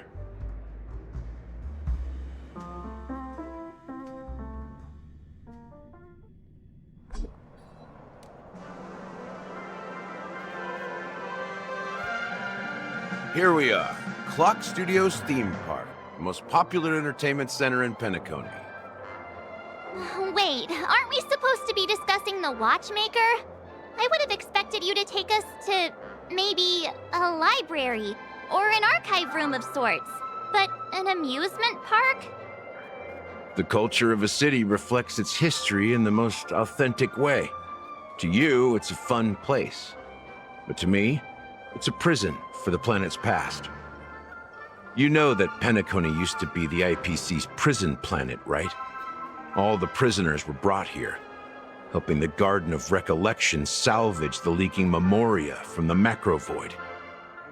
The prolonged exposure to high concentrations of memoria caused a unique phenomenon. The dreams of countless prisoners intersected and overlapped, and people started meeting each other in their dreams, living lives that were almost identical to reality. But everything has a price, and sweet dreams are no exception. In the end, the dream world was unable to alleviate the suffering of prisoners in reality. One of the prisoners broke free from the IPC shackles and fought for freedom. He is Hanu, the great leader of Dreamville, the great peacemaker, and the faithful companion of the underdogs. History is always written by the winners. However, it's undeniable that Clocky is an animation that draws from Penacony's actual history. These characters not only exist in Dreamville, but also in the distant past. Once you realize this, you'll understand why we're here. There are so many members of the Bloodhound family around here. They just received a lockdown order, supposedly from Sunday himself. Who knows what it's for?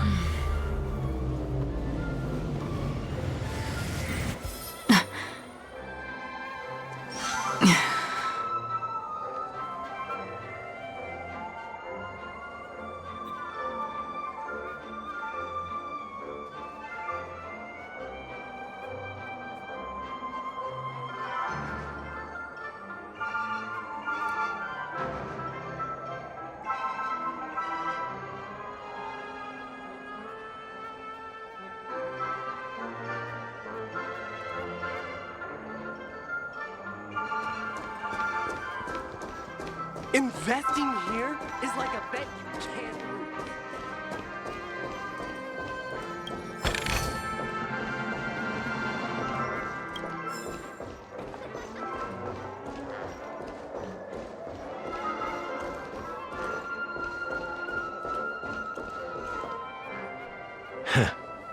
So many of them. I've never seen anything like this, even when they're tracking down suspects.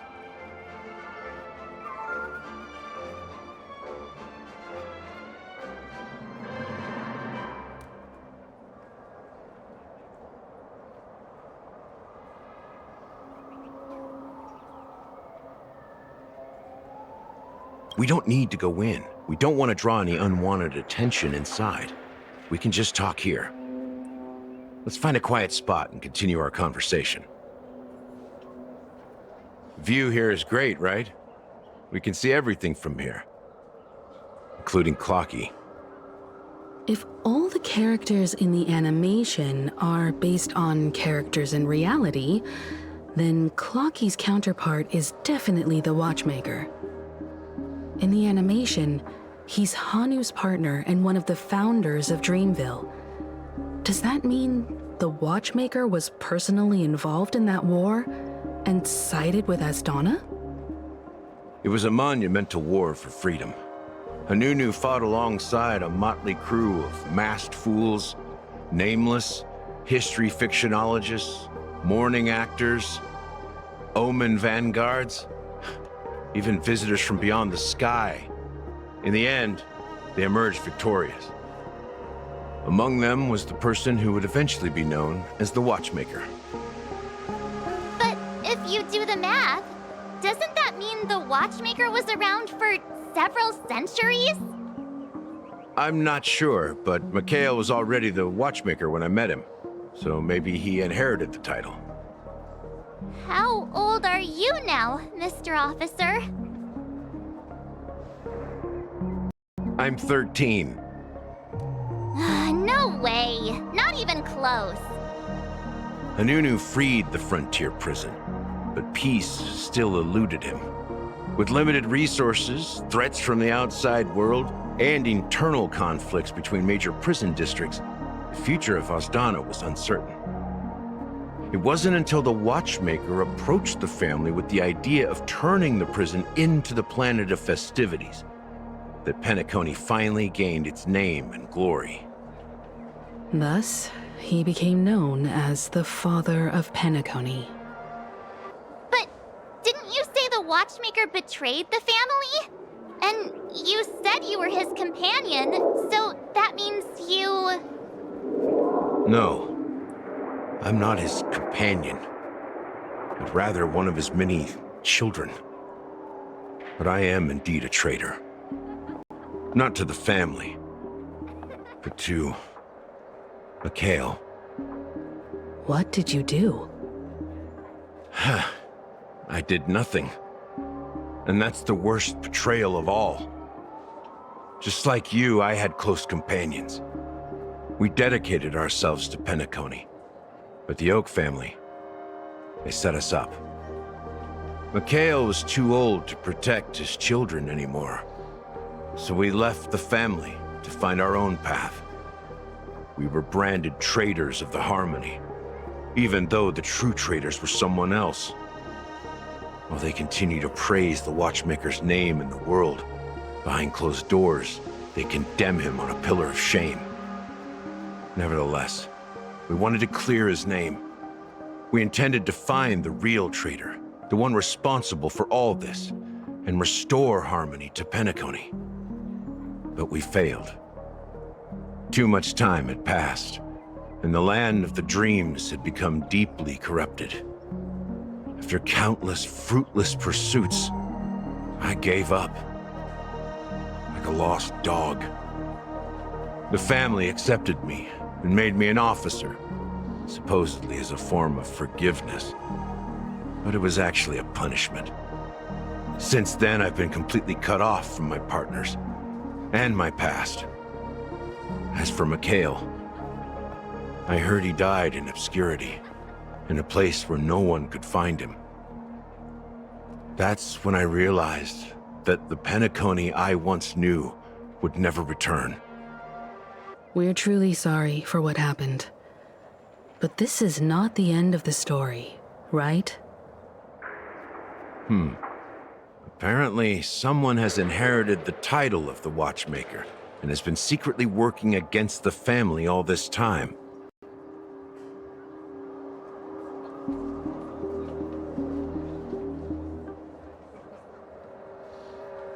Unfortunately, after all these years, I have no idea who that person is, or if they're even real. Or just Mikhail's lost soul haunting the dreams. So, do you understand why I'm spilling all this info? Because I believe the girl's death must be connected to the Watchmaker's legacy. And at the end of all these mysteries, we will find the answers we are seeking. If it really is Mikhail's ghost, I want to meet him. If only for the last time. For those who despise me could form a line from here all the way to the entrance of the hotel. But those willing to look me in the eye and hear me out? Let's just say, there won't be many. I've told you all I know is a sign of gratitude. Thank you for listening to this old dog. Bark and all. Something just happened at the theme park. Now if you'll excuse me, good luck to all of you. How ironic. What's so different between the stowaways rejected by Penacony today and the dream seekers once hailed as pioneers several amber eras ago? Gallagher does have a troubled past, it seems. While Firefly's whereabouts remain a mystery, his stories shed light on our suspicions about the true identity of the Watchmaker, his connection to the family, and the power struggles hidden behind sweet dreams and death.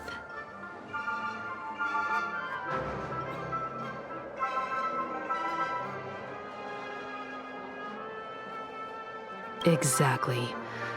Gallagher suggests that the real traitor is someone else, probably within the Oak family. That lines up with what we've gathered so far. Firefly got involved in this mess because of the legacy, and now we're sure that Aventurine's accusations against Acheron are baseless. You're really into Clocky, huh?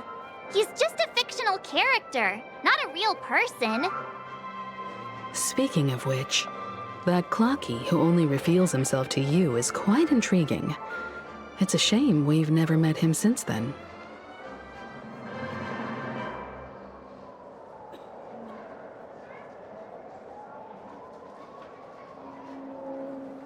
Now that we've confirmed a lot of our suspicions, let's take a moment to think about the clues we have. Send a message to Welt and see how things are going on his end.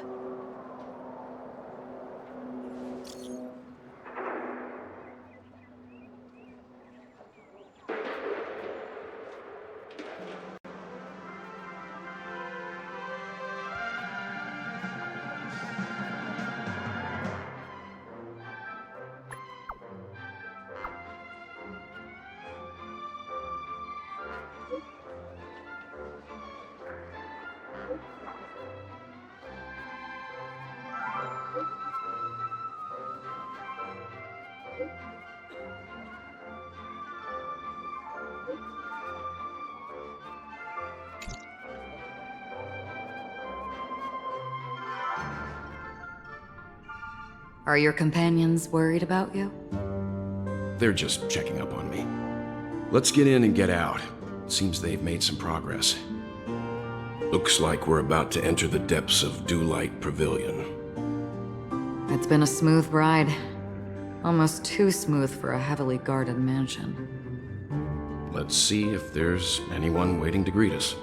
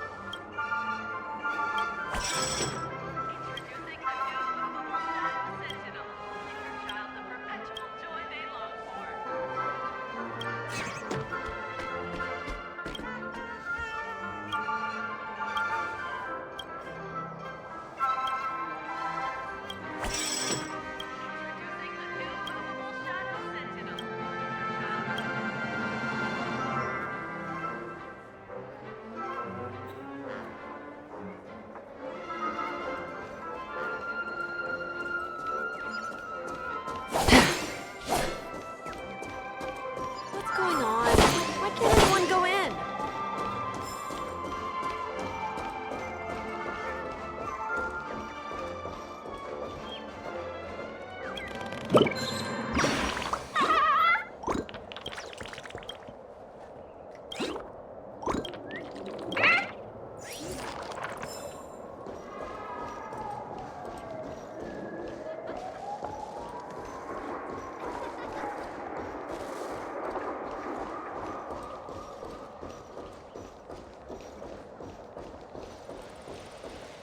Guess even in dreams, there's such a thing as too much walking. Don't forget to let your friends in on the action.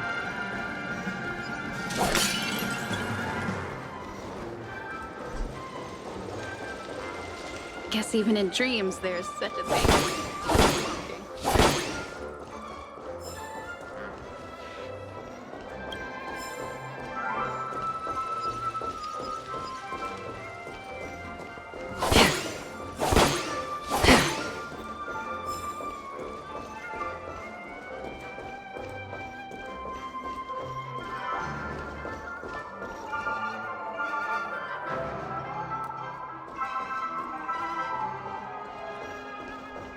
What's going on? Why can't anyone go in? Investing here is like a bet you can't lose.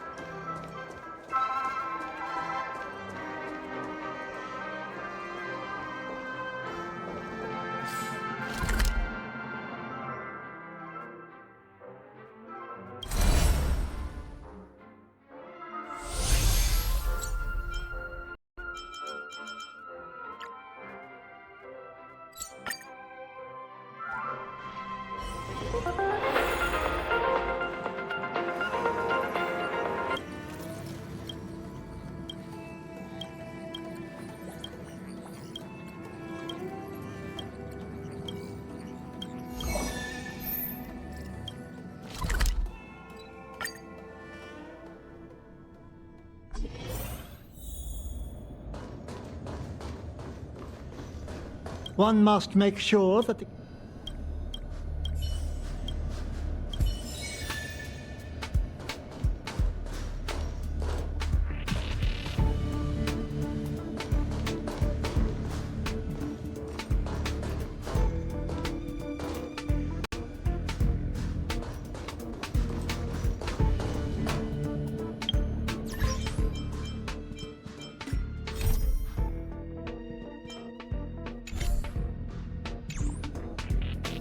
One must make sure that...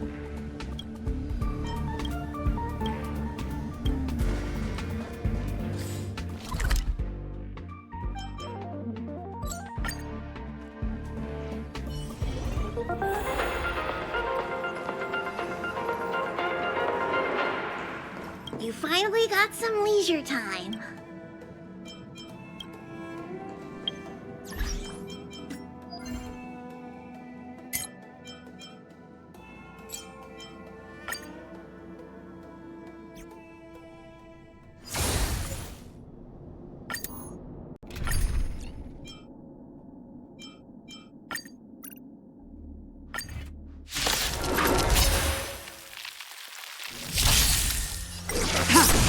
Ill tidings manifest. Destined for oblivion.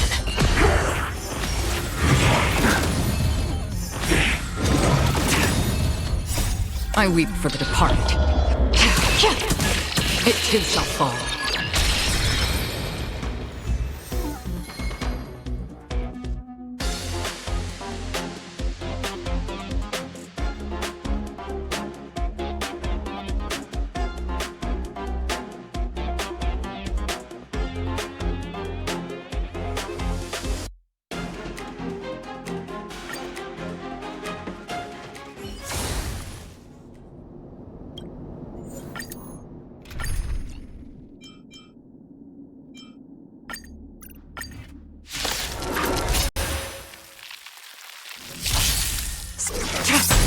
Ill fate descends!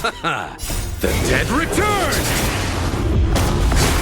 Still waters of oblivion.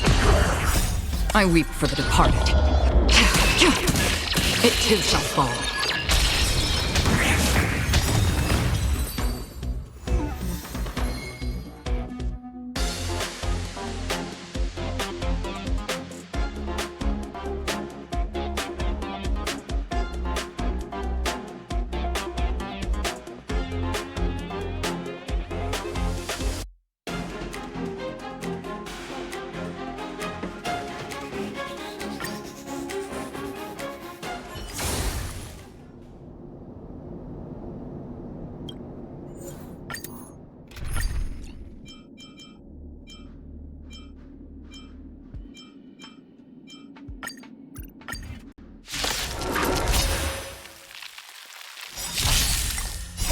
Beneath the waters lies an endless abyss!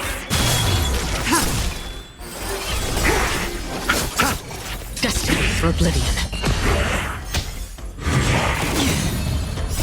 I weep for the departed. It too shall fall.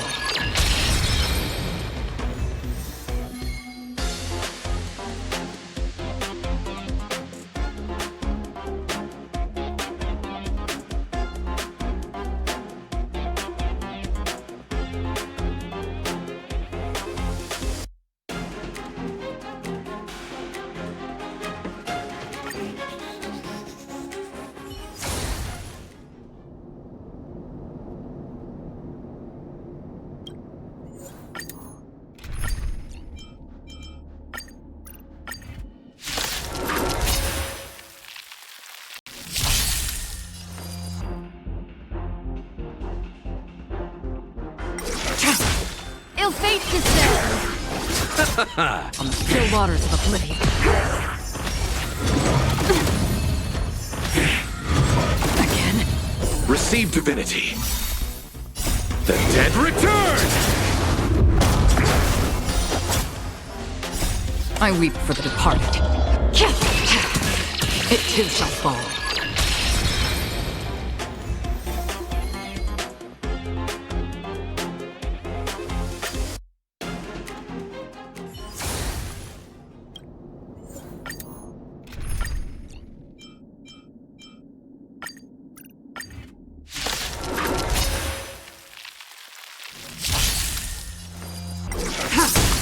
Ill tidings manifest! Beneath the waters lies an endless abyss! Destiny for oblivion. I weep for the departed. It too shall fall.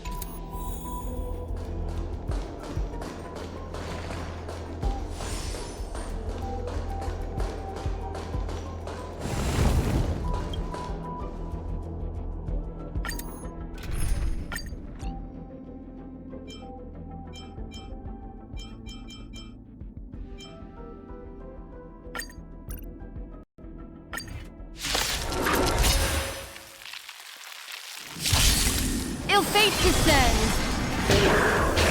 I underestimated you. Converge and awaken!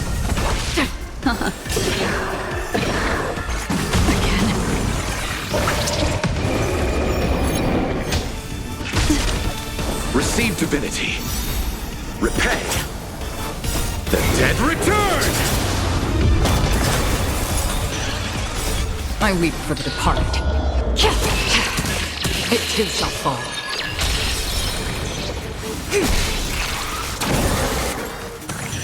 On the still waters of oblivion.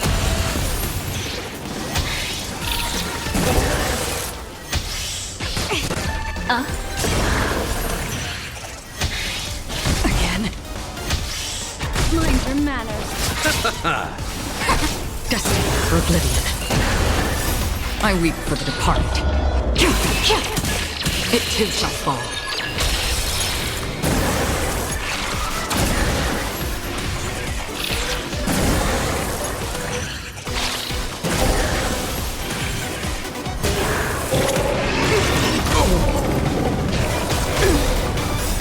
Beneath the waters lies an endless abyss.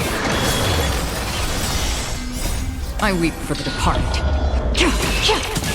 It too shall fall.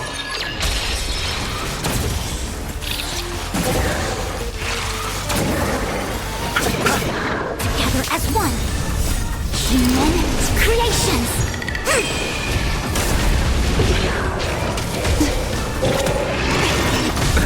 Nothing major. Still waters of oblivion.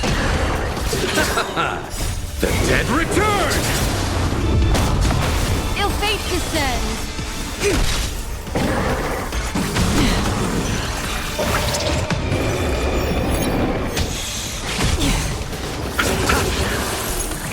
Destined for oblivion. I weep for the departed. It too shall fall.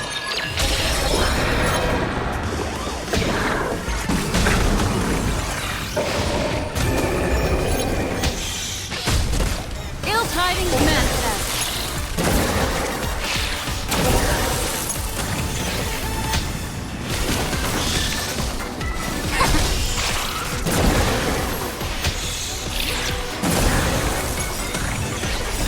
Beneath the waters lies an endless abyss. I weep for the departed. It too shall fall.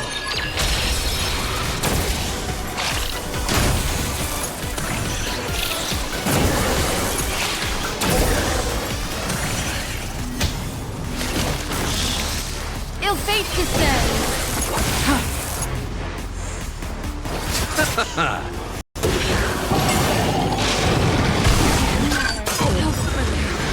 Yin and yang.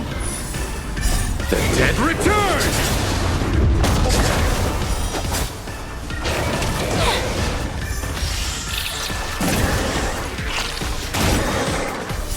I weep for the departed. It too shall fall. Together as one. Human creations. Ill tidings manifest.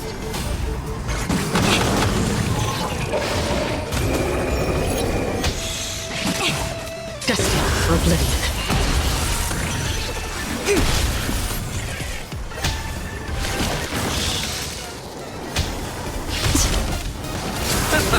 Ill fate descends. Beneath the waters lies an endless abyss. I weep for the departed. It too shall fall.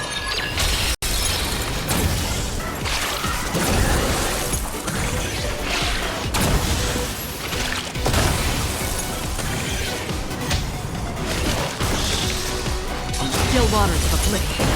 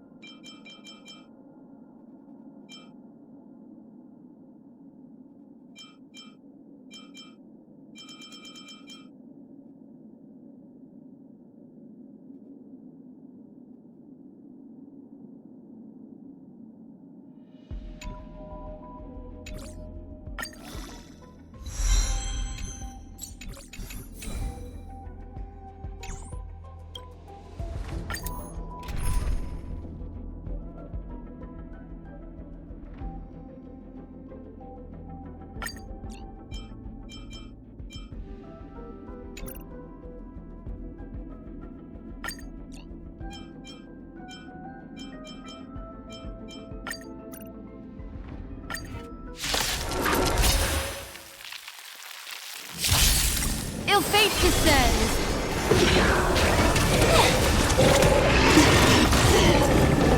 Receive divinity. Converge and awaken!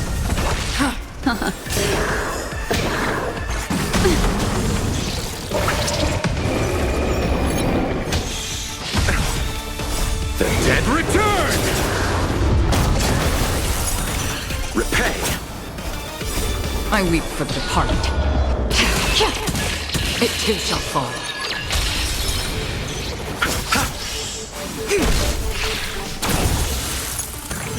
Destined for oblivion.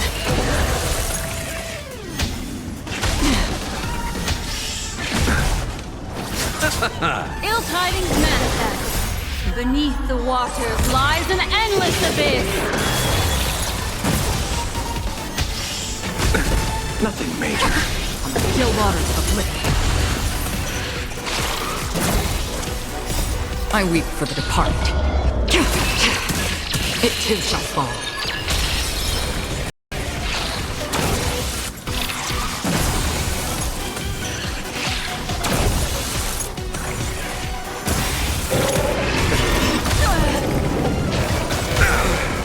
The dead return! Ill fate descends. I weep for the departed. It too shall fall.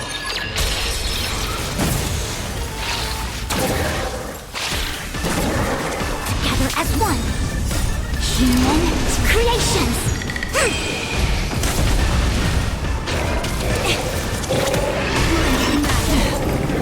Bloom. Repay. Destined for oblivion. Mind and manner.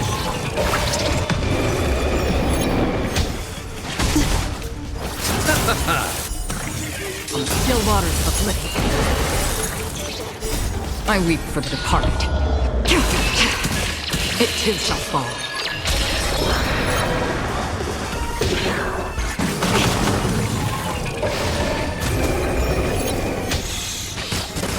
Ill tidings manifest. Beneath the waters lies an endless abyss.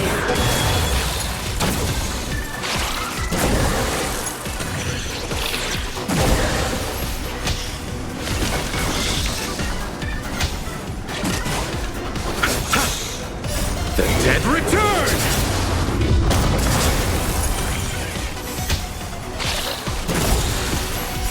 I weep for the departed. It too shall fall.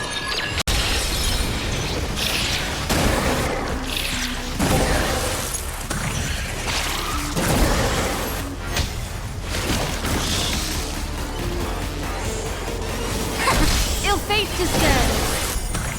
Destined for oblivion. I weep for the departed. It too shall fall.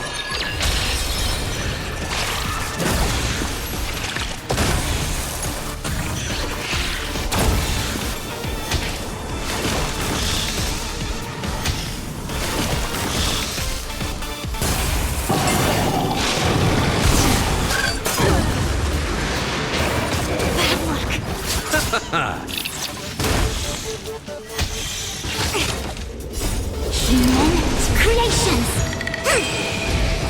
Ill tidings manifest. Beneath the waters lies an endless abyss. I weep for the departed. It too shall fall. Converge and awaken. Yin and yang.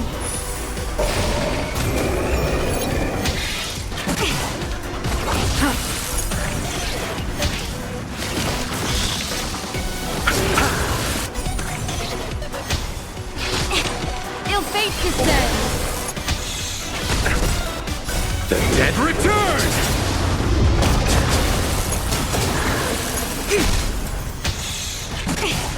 On the still waters of oblivion.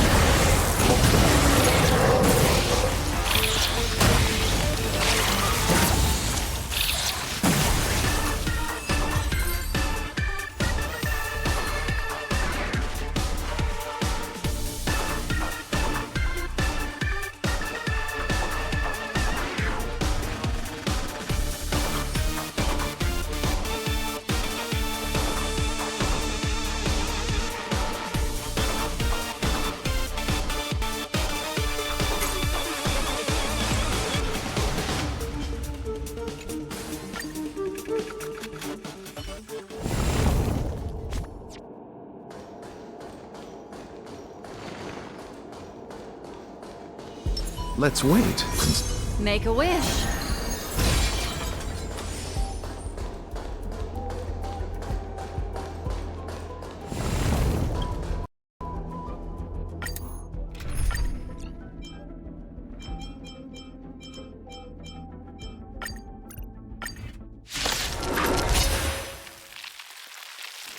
Repay! Ill tidings manifest.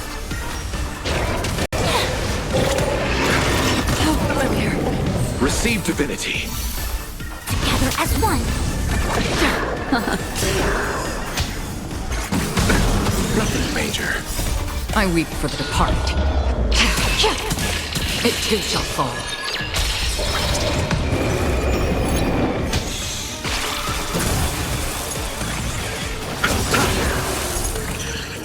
The dead return!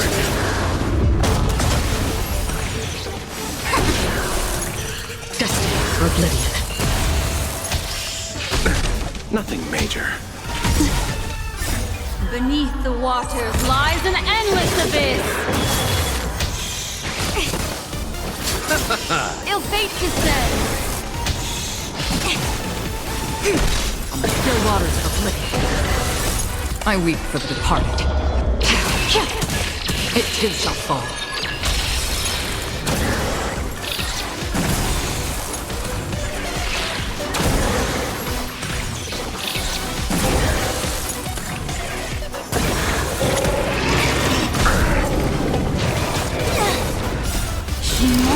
Creations! Ill tidings manifest. I weep for the departed. It too shall fall. Converge and awaken!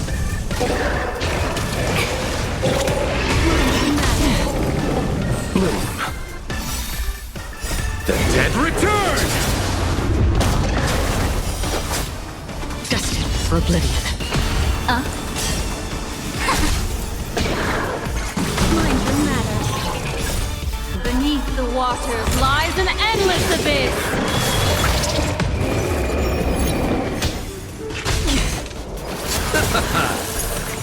On the still waters of oblivion. Mind your matter. I weep for the departed.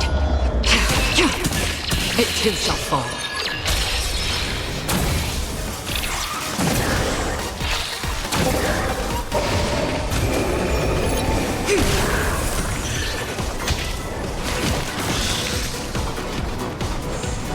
Ill fate descends.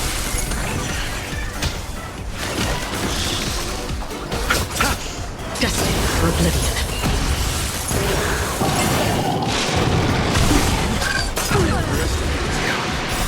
Humongous creations!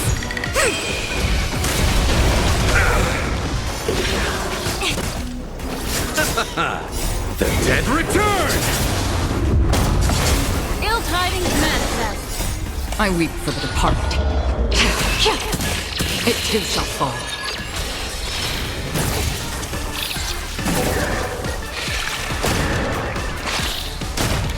Together as one!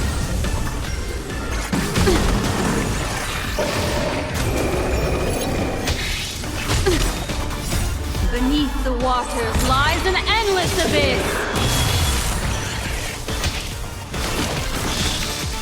On the still waters of oblivion. I weep for the departed. It too shall fall.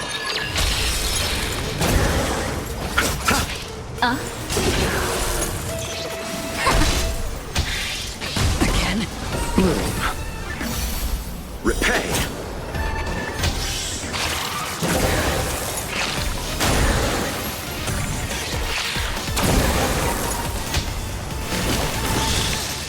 Destined for oblivion.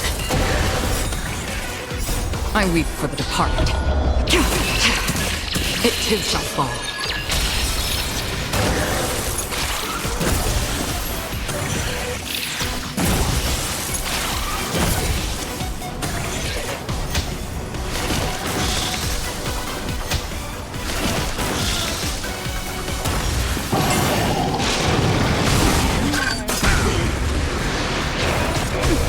Human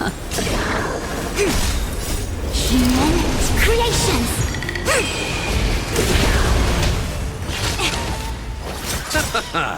The dead return!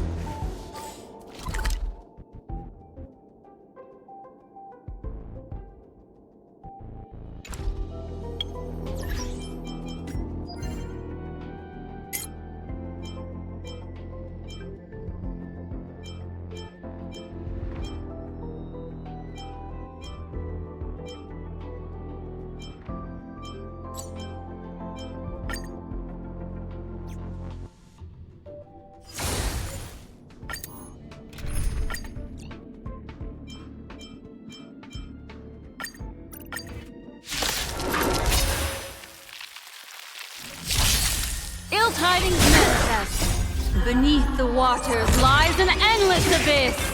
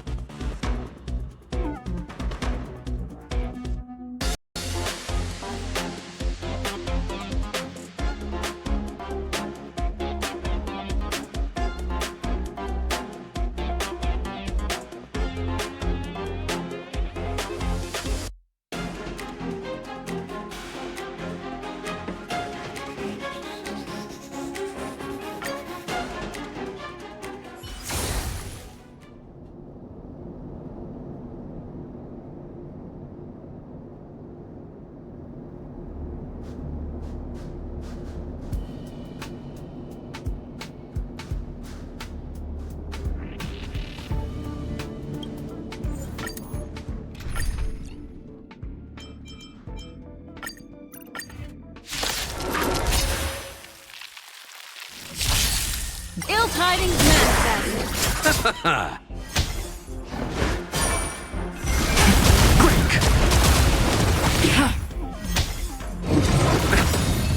Bloom. The dead return! Ill fate descends. I weep for the departed. It too shall fall.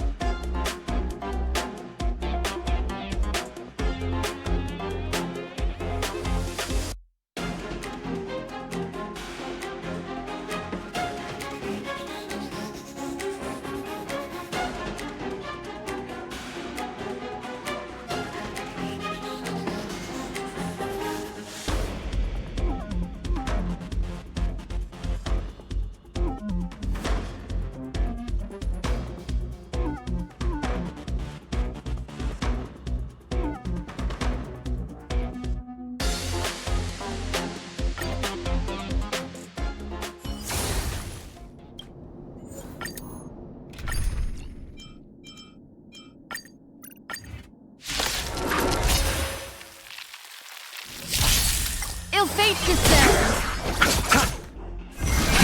Rise! Beneath the waters lies an endless abyss.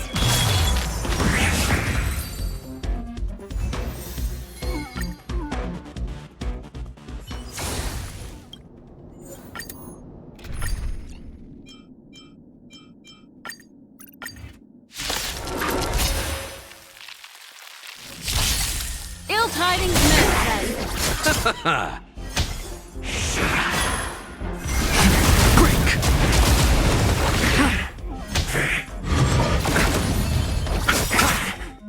The dead return!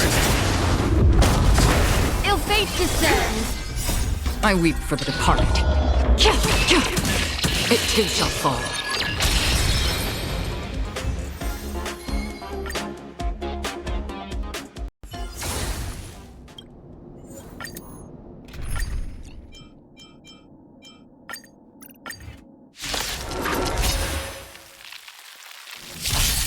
Destiny is an ill tidings manifest. Rise!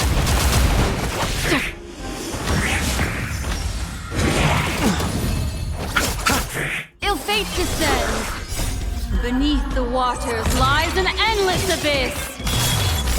I weep for the departed. It too shall fall.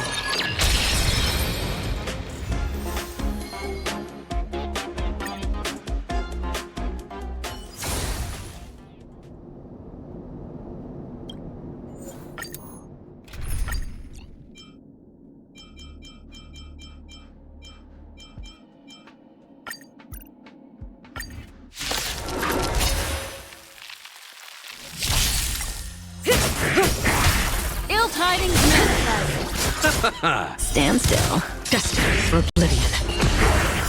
I weep for the departed. It too shall fall.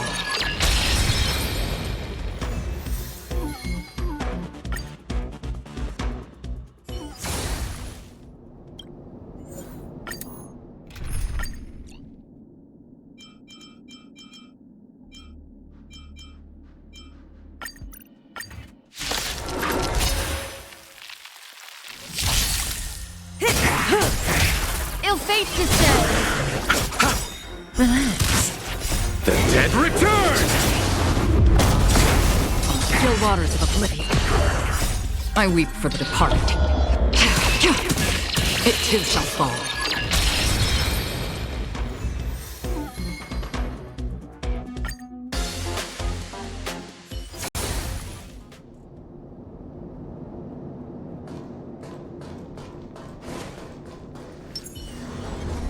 Stream forth, gleam of old blades.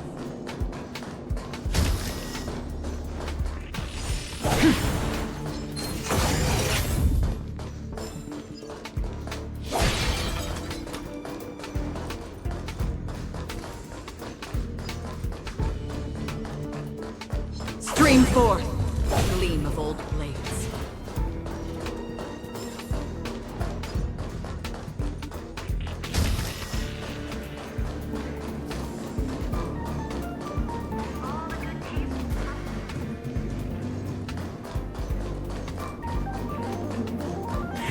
Stream forth, gleam of old blades.